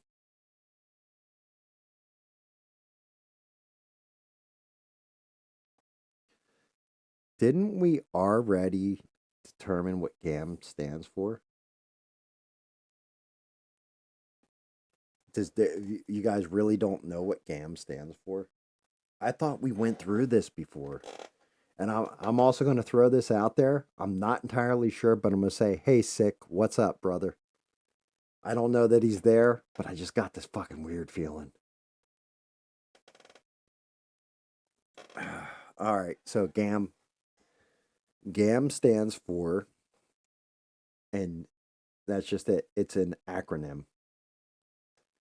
Guardian Angel Man. And I got the moniker from someone who said, I've noticed that every time anybody's in trouble, and it's real dire, and it's like it's either this or or that's it. Like it's how do I put this? It's a dire situation. All the chips are down. Everything's falling the fuck apart. You swoop in like a guardian angel and you save that person. You're a guardian angel man. And I kind of took it to heart, and then it just became an acronym. It became my Xbox gamer tag, and it just became like a nickname to me. GAM. Like I just shortened it down to GAM. Yeah, ham with a G. Go ham. But no, it legit was, people that I had friends that I had a couple friends that had real bad life problems. And I would sit down and talk to them for a couple hours and help them sort through it in their head and make sure they knew they weren't alone, for example. Or I had one friend, and I won't name names, but they were definitely thinking about ending it. Like, legit, right on that edge of, I'm going to end it. I don't see anything in this world to even live for. And I stayed up with them all night for about 10 hours on the telephone. And I'm not talking a cell phone, I'm talking a corded, plugged in the wall, old school telephone, and talked to them until I gave them a reason to live. I've talked people off the edge. I've had it where, somebody's about to get jumped by 4 people. And, what's this? Here comes Gam and Guido. And me and my best friend come in and just wreck house and walk out of there with the person like, come on, brother, we got you. So GAM catches up. Why GAM catches up?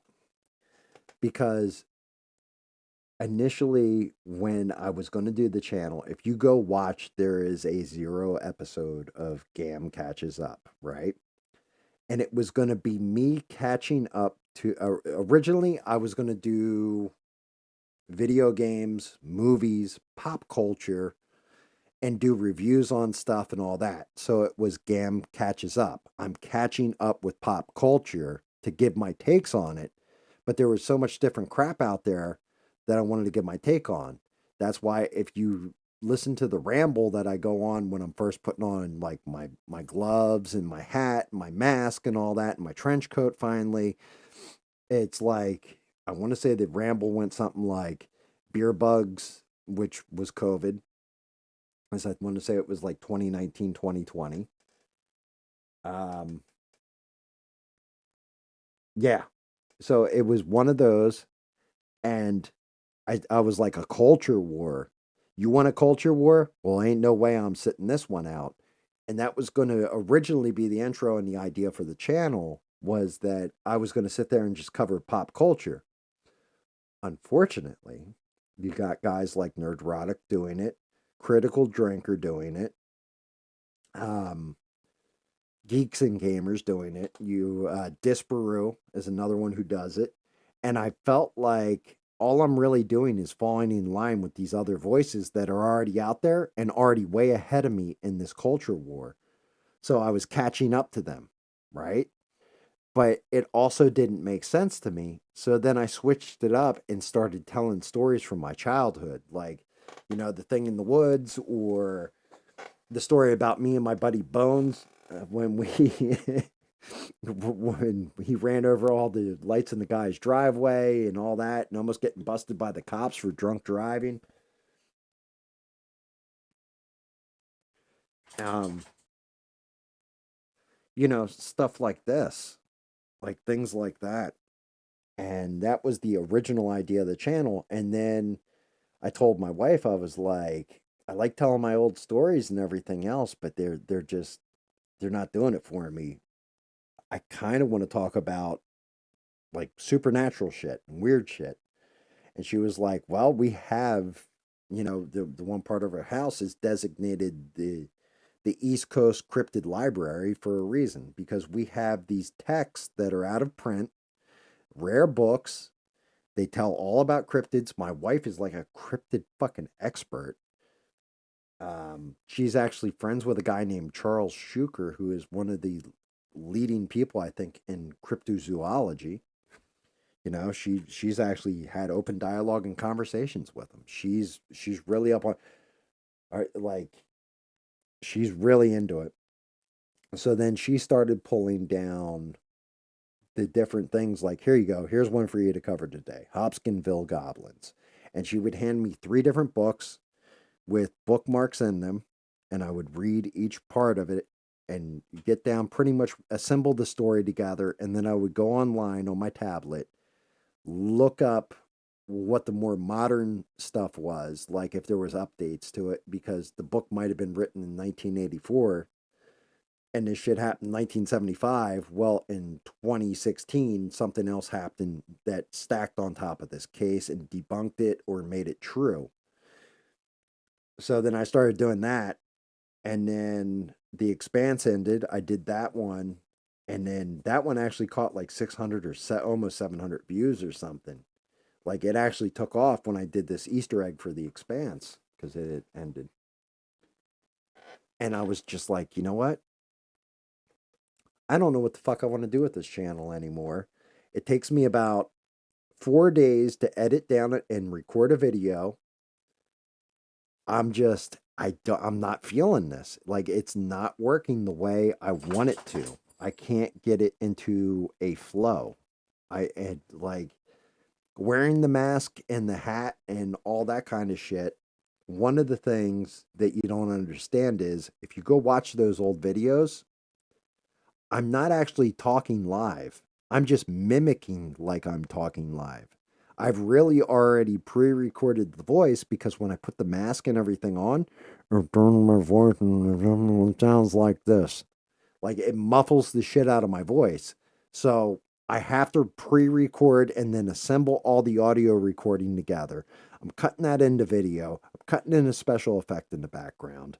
I'm sitting there sweating my ass off because I'm wearing a trench coat, I'm wearing a hat, two different masks, you know, like glove, the whole 9 yards. So I was like, what the fuck am I even doing with myself? And then I started thinking about doing, I was like, maybe I'll live stream something. And everything just became I'm not feeling it. I'm not feeling it. I'm not feeling it. And then when I started painting this stuff and we're in the Discord and I showed it to a couple of you guys and you guys are like, that's awesome. You should do a live stream where you're painting it. I was like, you know what? That shit actually feels right. For some reason, that just feels like the right thing to fucking do. So I started live streaming, started painting on the live stream, and then not only did it become kind of entertaining, we're having fun and everything, but then on top of it, I'm getting done all the shit that I'm being lazy about not getting done when it comes to doing these 3D models. Like I must have 500 models downloaded. I've printed out maybe 40 of them. Now I got them in a cycle where they're printing all the time. Like I said, I mean, just look at since we've been streaming, right? I've got Jason Voorhees. I've got to paint. Now, I've got the Joker. I've got to paint now. I got a fucking Luffy. I've got to paint now. I got whatever, I think it's called a Shaman. Like another Pokemon for my daughter. I've got to paint now. Like I've got models flowing through. And then my backstock workload is slowly getting blown out, and the new workload's coming in to get turned black and be painted throughout the year.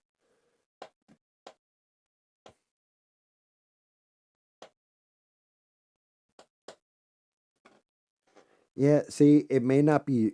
So that's one of those things. Shadow banning, right, I think is misused. Sometimes it's just the algorithm didn't catch you or isn't picking you up for whatever reason. There is real shadow banning. Like I always hate it when people are like, "Oh, they're shadow banning my channel and they're unsubscribing people." And not, the fact of the matter that yeah, if you're talking about shit that's politically divisive, especially on one side of the aisle versus the other, if you're talking about stuff that goes against the media companies and sometimes our government and factions of it, yes, they can shadow ban you. They will mute your voice, especially if you're catching a following.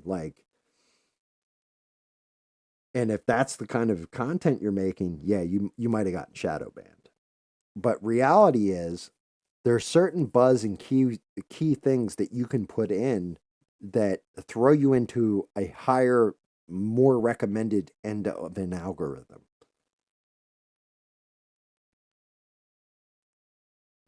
So, for example, I don't have many viewers because I'm shadow banned. I don't have many viewers because I don't do anything to tickle the algorithm and make it focus on me. Tim Pool, part of the reason why he blew up so big isn't because everybody gave a shit what he liked to say. Part of it was because he went on Joe Rogan and he got a huge spike, right? I was watching him well before he went on Joe Rogan. And then after Joe Rogan, he got a pretty decent spike when he got in an argument with, oh God, I can't remember the chick's name, but she was running Twitter, and then the guy who owned it before Musk, like he was got in an argument with them, and that kind of boosted his popularity a little bit. But when he did his live, it had a couple thousand viewers. It was kind of like ABL's size show. And then he started fucking with the algorithm because he would put in his title for his live stream, Timcast IRL, Civil War to start tomorrow. Well, you see some shit like that, you click on it because you want to hear why there's going to be a fucking civil war tomorrow. Or, Democrats doing this, And then you go watch the show, and to his credit, he actually did touch on why he felt there would be a civil war, why he felt this was this way. So it wasn't completely clickbait, but he knew what keywords to put in there to make the algorithm pay attention to it.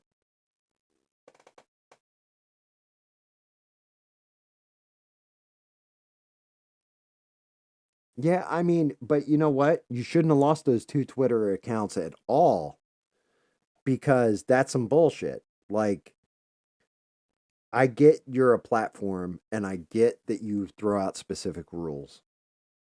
I get that, hey, look, I'm not paying the thousands of dollars it costs for whatever video storage equipment that YouTube has set up right now for me to be able to broadcast, have it saved, and then broadcast out to everybody. That shit's not cheap.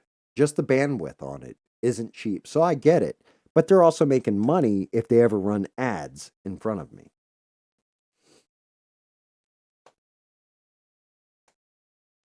Well, yeah. I mean, of course it's pre Elon. Elon, just I want you guys to remember this about Elon. Elon was fine with all that shit. Right up until that basically he feels that they took his son away from him with the LGBTQ stuff.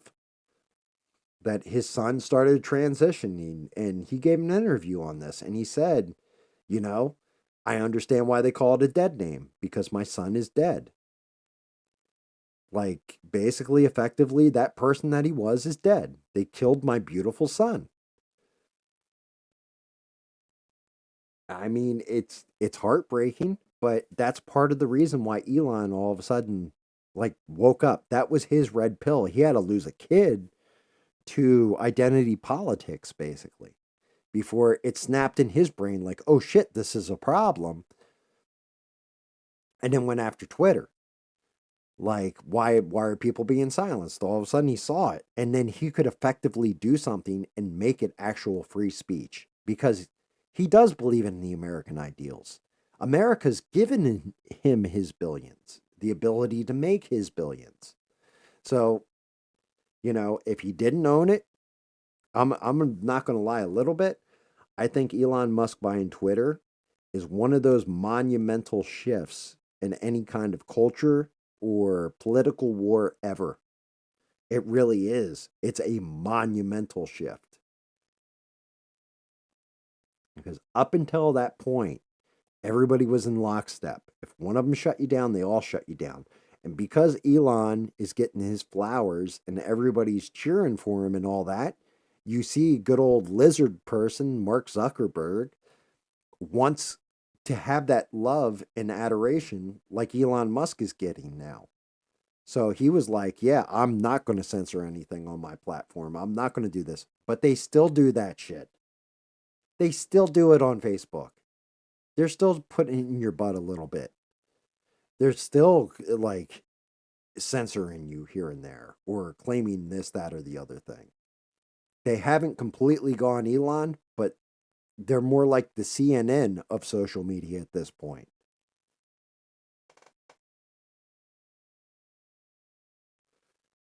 I'm going to tell you what, if Trump wins fucking New York, right? Let's say election night happens, and for whatever reason, Trump takes New York, it's over. At that moment, the entire election is over. Like, they're going to stop counting ballots in any kind of fucking other state. It's just over. And to be honest with you, he's got an actual shot because people in New York are so furious about immigration policy and how their city's been overrun with them. They are furious about prices. They are furious about a lot of shit. And I think even the Democrats that would normally vote for Kamala Harris, with not including like the very, very elite rich Democrats, the just average Joe Schmuckatelli ones, the ones that make up the bulk, they saw what they did to Mayor Adams, who they actually kind of like, how the Biden administration just pulled all this shit on him and threw it at him because he wouldn't go along with the illegal immigration narrative and spoke out against it. I think that might bite them. I think you're going to see a lot of Democrats saying, yeah, I'm voting for her. Of course I am. And go vote for Trump or sit the election out.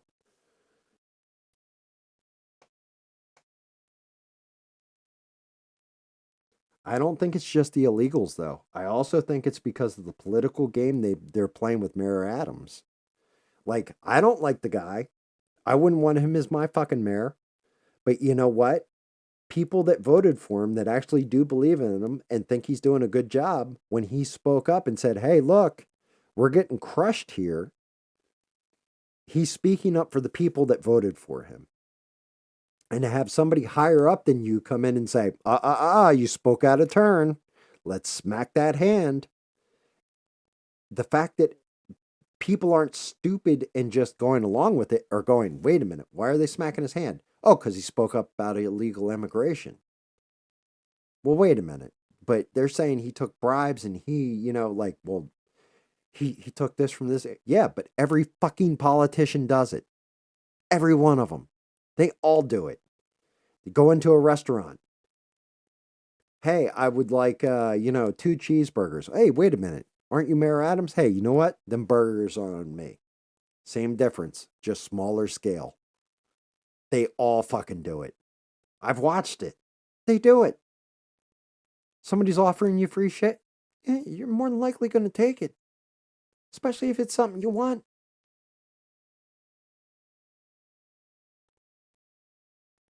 Right. And that tells you something right there.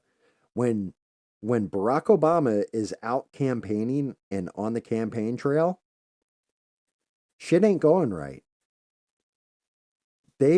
So I think when all this is said and done, if Trump wins the election, and I'm never going to say, oh, well, he's got this in the bag. That's the dumbest statement you could ever make. He doesn't have it in the bag until all the votes are counted and the game's over. Until you see he is officially the nominee, shit ain't done. But I think there is a very good chance he wins this. And if he does, they're going to look at the Harris campaign and say, okay, where did we fuck up? Where did we go wrong? How did we lose? And one of those things is going to be you pick Tim Walz as your vice presidential candidate and not Shapiro. If you had taken Shapiro as your candidate, he is killing it right now in Pennsylvania. And I think the people of Pennsylvania would have been like, you know what? He was actually very good when he was here. He did a great job. Bam, nailed it. If South Carolina were a battleground state, like Pennsylvania or Nevada or Georgia or any of this, if South Carolina were a true battleground state, like we were in that same boat, and Trump didn't take Nikki Haley as his VP pick, guess what? He would be in the same boat. South Carolina would have swung for Harris. Same difference, because when Nikki Haley was our governor, she did a fucking great job. Her lieutenant governor was Henry McMaster, who is now the governor, and he does a great job. But Nikki Haley really was a very, very good governor.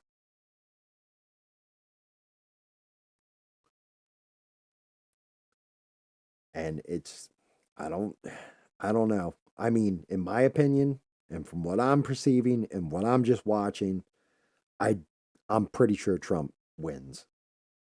If you gave me a dollar to put on it and said you have to choose Harris or Biden, Harris or Trump, I'm throwing that shit on Trump. Like, I'm going to bet on Trump because just the way this campaign's been run. I'm looking at shit with this hurricane where, DeSantis, okay, yes, he's a Republican, but he's not talking out like he's not bullshit when he says Joe Biden didn't fucking like politicize this. Trump didn't politicize this, but Harris is. Whole country sees that shit. You know what I mean? I'm surprised if I think that whoever's in charge in North Carolina should come out and actually speak on it and say, yeah, Kamala Harris was the greatest thing. She came in here and helped us and everything. She's not saying that. Saying Joe Biden, on the other hand, helped. I think Hurricane Helene definitely affected votes. Real bad. I think Hurricane Helene is the October surprise of all things. Because the whole thing is this: if you're listening to the people, you're not listening to the talking heads on news, but you're listening to the actual people that live there, right? In North Carolina, where it's devastated right now and everything else. And they're all like, we haven't seen FEMA trucks. We've seen our neighbors come with food. We've seen this, this set of people, this church, this outreach group come with food and help us. We're not seeing FEMA anywhere.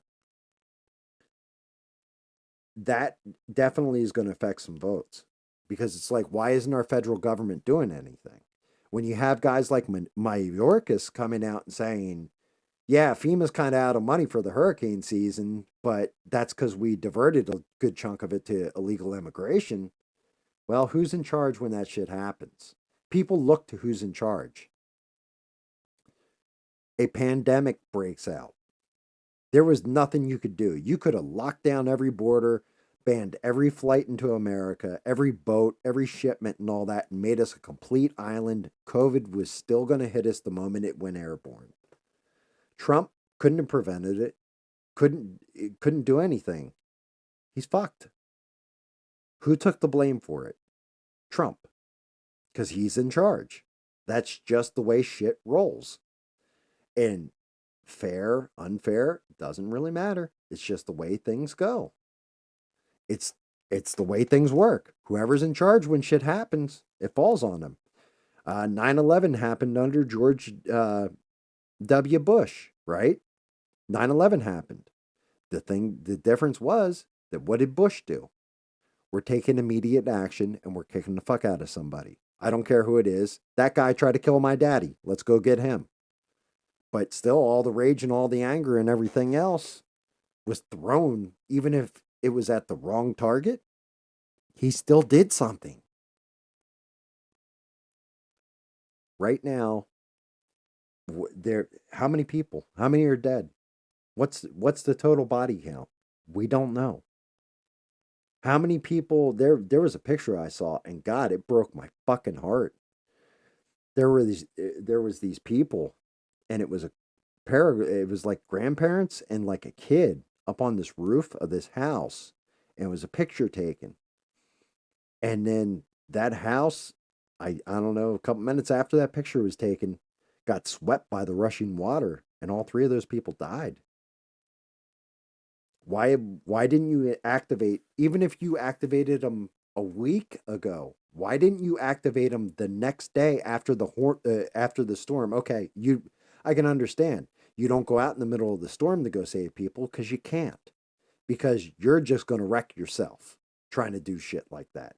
But the next day when the storm clears and everything's all fucked up and all that, how come you didn't immediately mobilize military? How come you didn't every kind of National Guard, bam, all of them? Oh, we sent 1,500 troops. Motherfucker, I'm pretty sure there's more than 1,500 troops you could have sent there.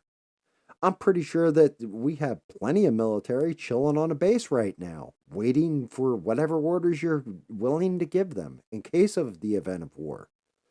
Why didn't you send them to the relief? Why didn't you take all your different helicopters or, lift tickets from all different states, compile them all together, come up with some kind of fucking battle plan and take some kind of action? Instead, what happened? You had the people who are actually fucking in charge. The people who can do that.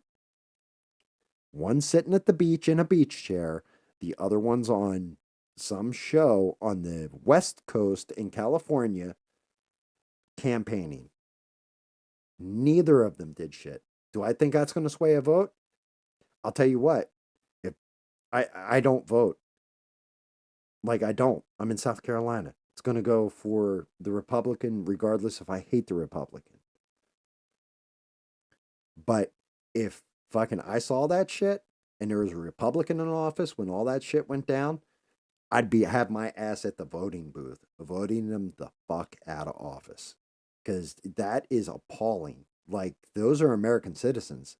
That's under your watch. That's who you're supposed to. I want action.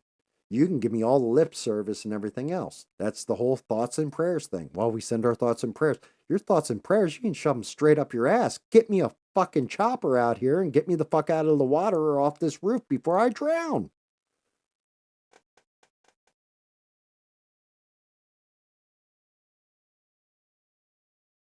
Do I think they will cheat? And if so, how? Honestly, there's always cheating in every election, and it doesn't matter which side. There's always going to be phantom votes, everything else. The only place I see them effectively cheating like hardcore cheating, is California. And the reason why is because Gavin Newsom signed a law or something that revokes voter ID. So you don't have to show your voter ID. There is no voter ID. You don't have to validate who you are. Therefore, anybody, if they're in that state illegally, can just bam, vote. And it'll be legit and be counted. Now, that doesn't really matter towards anything other than a popular vote. It's the electoral vote that determines our president. There's a reason why we're not a democracy and we're a constitutional republic. In a democracy, the population would vote one way or the other, and whoever has more votes would win. In our constitutional republic, however, because it's based on an electoral college, California can only give X amount of votes towards that electoral total. So they can cheat all they want into a place like California. It's not going to affect shit.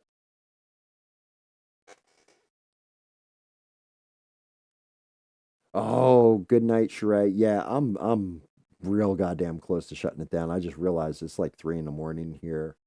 I just went on a ramble. I'm sorry. Um, yeah, don't take shit from anybody, Sheree. I'll see you Saturday night on ABL. Keep being an amazing mod. And thank you for taking the time to tune in to me. I do appreciate the hell out of it.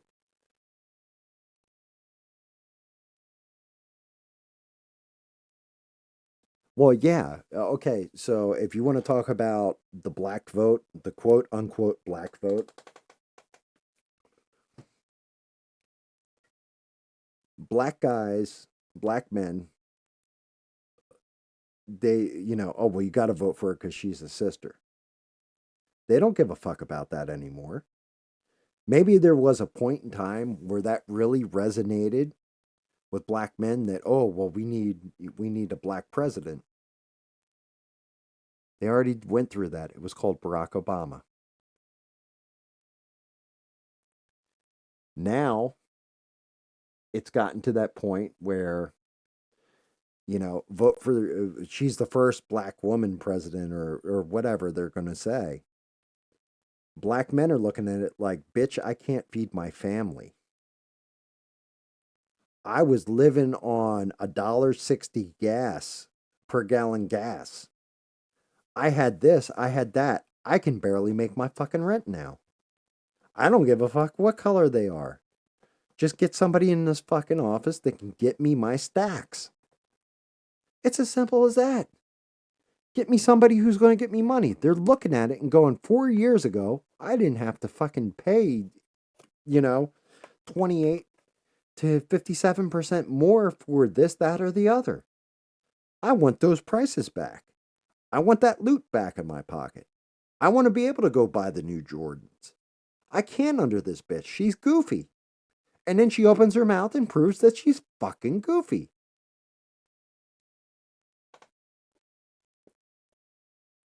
So, are they losing the black vote? Yes. Are they losing the Hispanic vote? Absolutely. So, if you're going to say you're Hispanic and, like you immigrated here legally, the illegal immigration crisis has got to be one of their number one issues, in my opinion. I would see that as a complete slap in the face. I see how hard it is to come in here and be a citizen. How long you got to wait, 10 years, 12 years, whatever, and do it legally. I would be disgusted. That would disgust me. I would call you a piece of shit. because you're just going to come in here and we're going to hand you $5,000 and we're going to give you a debit card and a cell phone. Oh, motherfucker, why did I do shit legal? Fuck these people. They're taking my money. I had to work hard. They took money out of my... You got that end of things. And then with Latinos in particular, a lot of the ones I know, go ahead and fuck with one of their family. Go ahead. I dare you. I fucking dare you. They're going to cut you from asshole to appetite. And now you want to... And they're very, very Christian.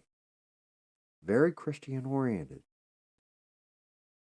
And then push the, other people above. Well, you guys have to shut the fuck up. Yeah, no, it's not going to work. They don't like it. You're spitting on their family. And then on top of it, adding communism. Say they came here from Cuba. They've already seen what the fuck this shit looks like. They saw it firsthand where they came from. And there's a reason they left it. There is a whole goddamn reason why they left.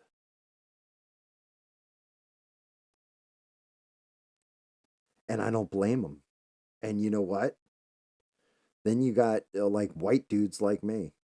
You know what? You're going to sit there and you're going to look me square in my fucking face and tell me girlfriend, alleged girlfriend beating, nanny knocking up, pussified Doug M. Holt is an alpha male? Like, are you kidding me? That man, if you want to classify him as that, you want to call him an alpha male. Yeah, that dude ain't worth like, honestly, if we were back in the day, that man would be walking around carrying my piss bucket. That's what I think about how manly that son of a bitch is.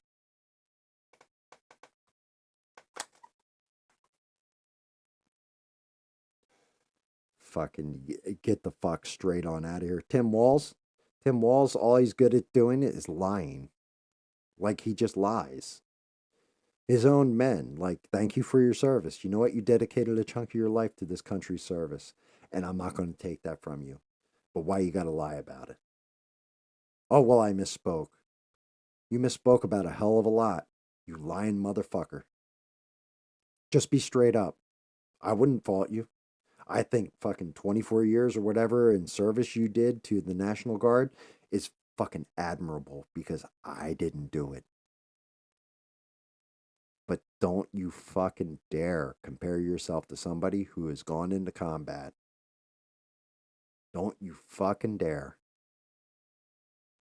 Veterans. You want to talk about losing the veteran vote? Between them having to be homeless while, they're watching illegal citizens or illegal immigrants be put up in hotels and shit.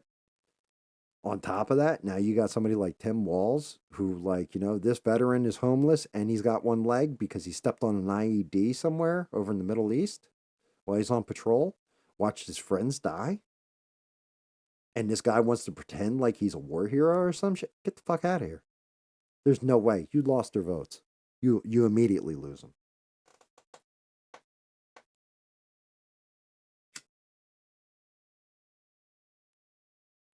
Immediately lose them. Get the fuck out of here. And now here's the other part of it. I'm not saying Trump's a bed of fucking roses. He's got a lot of fucking problems himself. Truth be told, Trump ain't the greatest thing since sliced bread. If I'm going to be honest with you, when I listen to him speak, I feel like I'm listening to just Joe Schmuckatelli out there speaking like a normal person. He's got good timing and he's got that celebrity to him.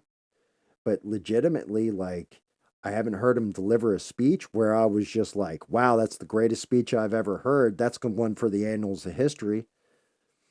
He's not out there going 7 years ago. He's saying some basic shit, but you know what? It resonates.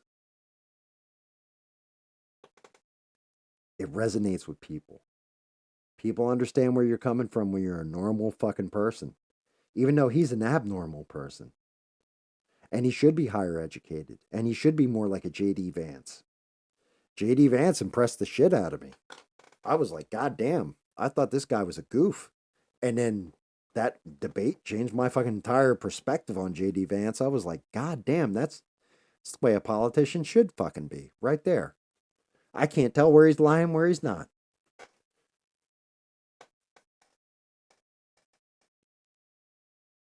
Right. To you, it's what he says and not how he says it. But here's the thing. I got to live under Joe Biden.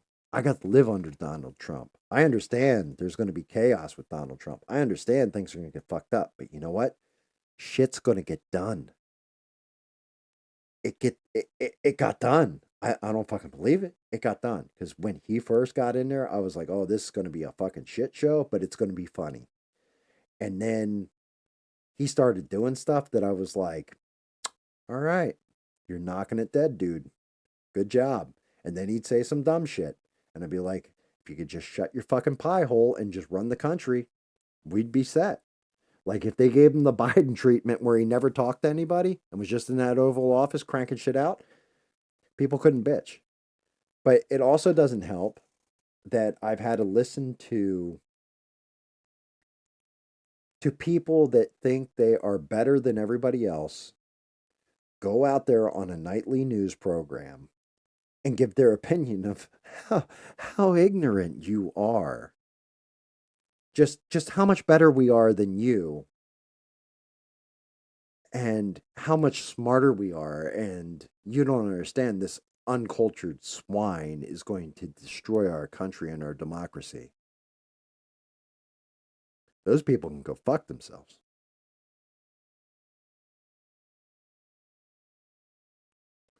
What do you mean maybe Vance is the plan?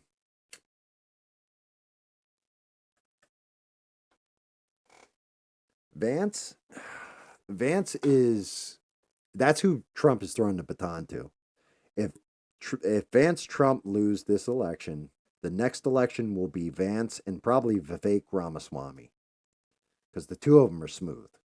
And together, they're like best friends. It would be like me and my buddy Guido walking in to bust somebody's head. Like, it's going to go over pretty damn smooth and fast. No, and well, that's just it. This is it. This is it. Better or worse, win or lose, Trump loses, it's game over. Like, he's not running again.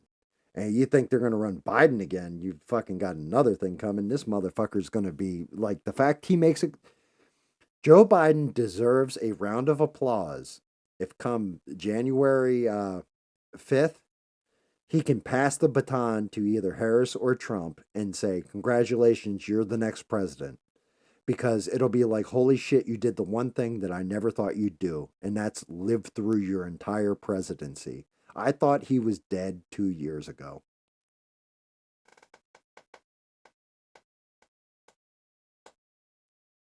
Yeah, Indian people are the richest demographic and all that. But you also have to look at, there's a couple different reasons why that is. One, because they are industrious, they work very hard, and they are very smart. The other is the tax breaks the government gives them when they first emigrate over. Don't ever get that fucked up. So here's one of those things. If you ever notice, I don't know if it's like this out in the Midwest. I don't know if this is like this on the West Coast, but on the East Coast, specifically New Jersey, we all saw this shit. You would have somebody who is Indian who would buy a gas station. It was basically them working there by themselves for 2 years when they first opened the gas station. Then all of a sudden, you see another person or two show up and start working the gas station with them, right? And then you'll see like 4 or 5 after another 2 years. And this is just, like I said, my own personal experience with it. So I actually asked the guy at the gas station, I was like, are these guys all your family? Because you guys do, not in a racist way, you look the same, but They had some of the same facial features, same expressions, same ways of talking, stuff like this, just family mannerisms that you see in a person. And old buddy said, well, I'm going to tell you, when I bought the gas station, the U.S. government charged me zero tax on my business and zero tax on my property and zero tax on me for 3 years. I then sent for my brother, his wife, and, his son. They came in. I signed the gas station over to them. They don't pay any tax on any of these things for 3 years. I then become an employee under him. Then they send for their cousin, their uncle, whoever else. They come in. They take the gas station. They sign the ownership over to them for 3 years. So it's real easy to save money when you're not paying federal tax out of your paycheck. When you're not paying property tax and when you're not, because the federal government's eating it. It's one of them dirty little secrets. And they were smart enough to find that loophole and use it. So I don't know if that's all Indian people, and I'm not going to say it is, but I'm going to say in that particular set, that's what I was told, and that's what I was taught by an actual Indian person who owned a gas station at one point. Right. And that's what I'm saying. It's brilliant. It's brilliant. If I could figure out a way where, hey, I don't have to pay any kind of fucking tax, except for, like when I go shopping and buy things and stuff like this, sales tax and everything. If I could figure out a way to do that for 3 years and then pass it to like my son or my daughter or my wife, and sign it over to their name and they didn't have to pay for 3 years and I, just work under them. Fuck yeah, I'm doing it. That's just, fuck, if the government's going to give you free money, they're going to give you free money. Take it. Take it. I don't fault the illegal immigrants for coming into the country. If you're waving $5,000 and I'm fucking eating dirt and coconuts, I'm gonna fucking go where I'm getting $5,000 for fucking shitty American food.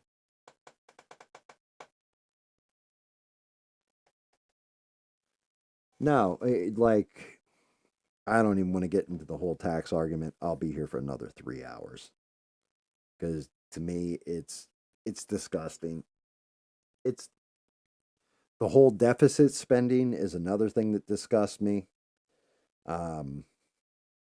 Just shit needs to get rewired and fixed.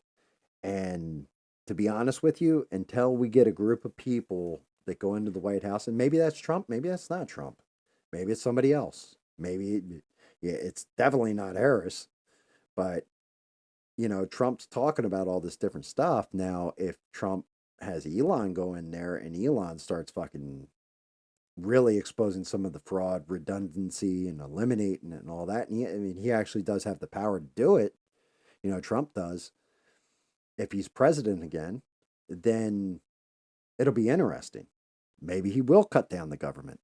But the only thing is, maybe he'll also increase it. I don't know. I don't know what's going to happen.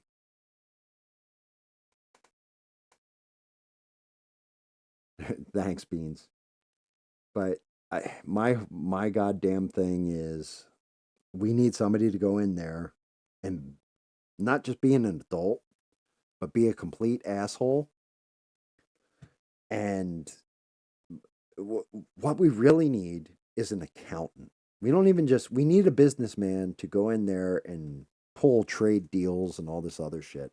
But what you really need is an accountant to go in there and just do a deep dive into different areas, like a whole team of accountants, and just shred the shit out of everything. Hell, you know what? Do away with the IRS and repurpose them as government accountants and have them literally go through every last dime that our government is spending. Find the bullshit, cut it, get rid of it until we get out of the hole we're in. You really want to talk about making America great? That's how you make America great again. You get rid of the fucking corruption, the bloat, and the bullshit that's floating out there. You take all them tax dollars and you start floating it back to the American people. You cut our taxes down to fucking, you shred the shit out of it. You know, it'll cause economic pain for a little while. It really will for a year or two, but it'll rebound, and when it does, everything will actually be built on a solid foundation instead of swampland. We won't keep sinking into a hole. We'll literally be firm and be able to go forward and just take on the world.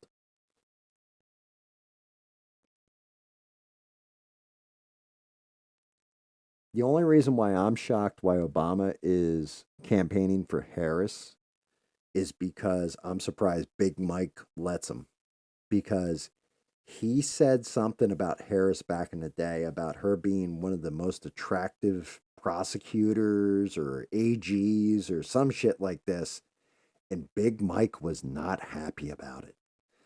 And anybody who is married and you have a wife that, you know, like goes on record saying, "Yeah, I'm real not happy with your fucking comment about what you said about this woman." Because it's not like, you know, my wife says to me, "Hey, you know, Harry Cavill, Jesus, or Henry Cavill, god damn, what a, you know, gee, hello, you know." I look at it and go, "That's a good-looking guy. I can see why you'd say that." You know? I see I don't know, name some fucking hot ass celebrity, and I'm just like, "Dang, that chick's got it." You know what I mean? My wife's going to be like, "Yeah, I can see she is an attractive girl." Right?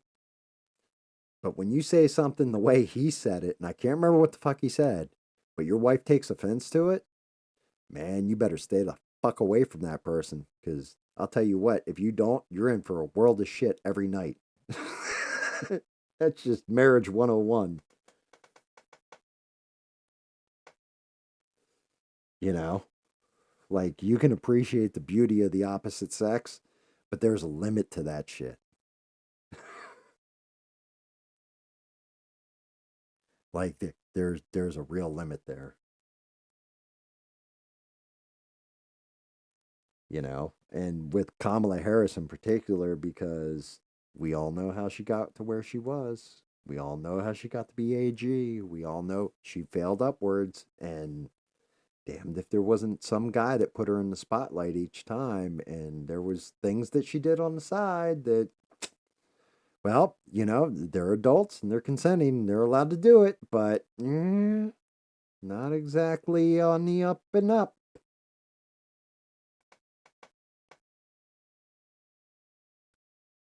Henry Cavill. No, you know what's funny though? We might see The Rock run for president eventually. I don't know though. If his box office numbers are anything, any indication, I don't know that he'd win. But who knows who he'd run for or any of that. But anyway, we are pushing on 3:30 in the morning. I meant to call this a night probably about an hour ago, hour and a half ago. Then I got on the fucking political rant, which I didn't want to get on a political rant. I try to keep them out, but since there's only a couple viewers, I figure it's fine. Plus, I'm kind of up the middle with my political take. I legit criticize both sides. I don't see government if I think Ronald Reagan back in the day said it best. You know, I think he said, what was it, like the 9 most terrifying words you can ever hear? "Hi, I'm from the government and I'm here to help." So 10 words. Um, "Hi, I'm here from the government and I'm here to help." Like those are the 10 most terrifying words. And I don't think he was wrong. I don't think we should, you know, go raid the federal government and all this kind of crazy shit. But I do think internally it needs to be looked at, analyzed, and fixed.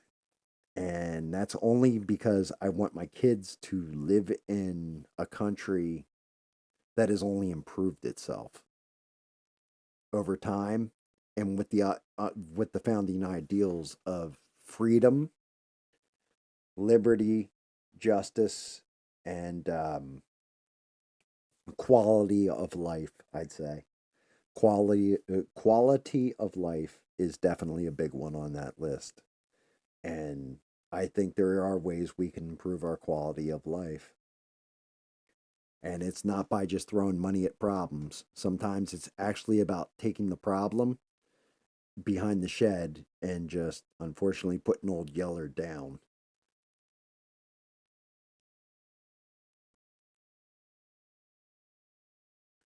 But yeah. Thank you guys so much. Anybody who's still out there, I see there's a couple of you still hanging in there with me. And Beans, thank you for becoming a mod finally.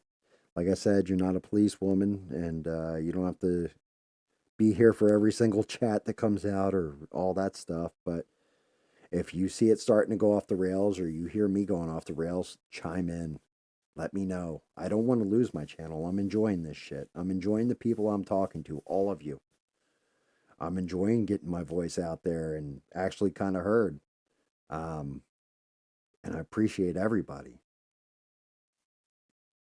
Appreciate you guys for taking 5 minutes and tuning in, just saying, "Hey, Gam, what's going on? Hey, how are you?"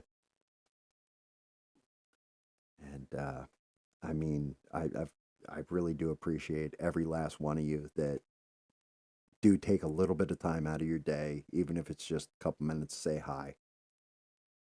Makes me feel like I actually said some shit, and brought something into the world, I guess.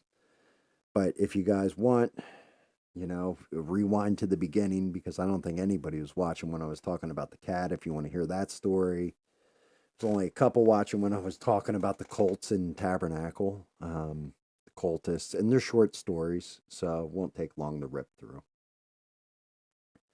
But I think I'm going to call this a night. We're wrapping up right at 3:27 a.m. on the East Coast. Hope everybody has a good one, and I'll catch you guys on Sunday. And thank you again. I really do appreciate it. So until next time, everybody out there, stay cool. Keep creating, keep painting, keep being, sharp and keeping your mind up. And don't forget, don't take shit from anyone. Good night, guys.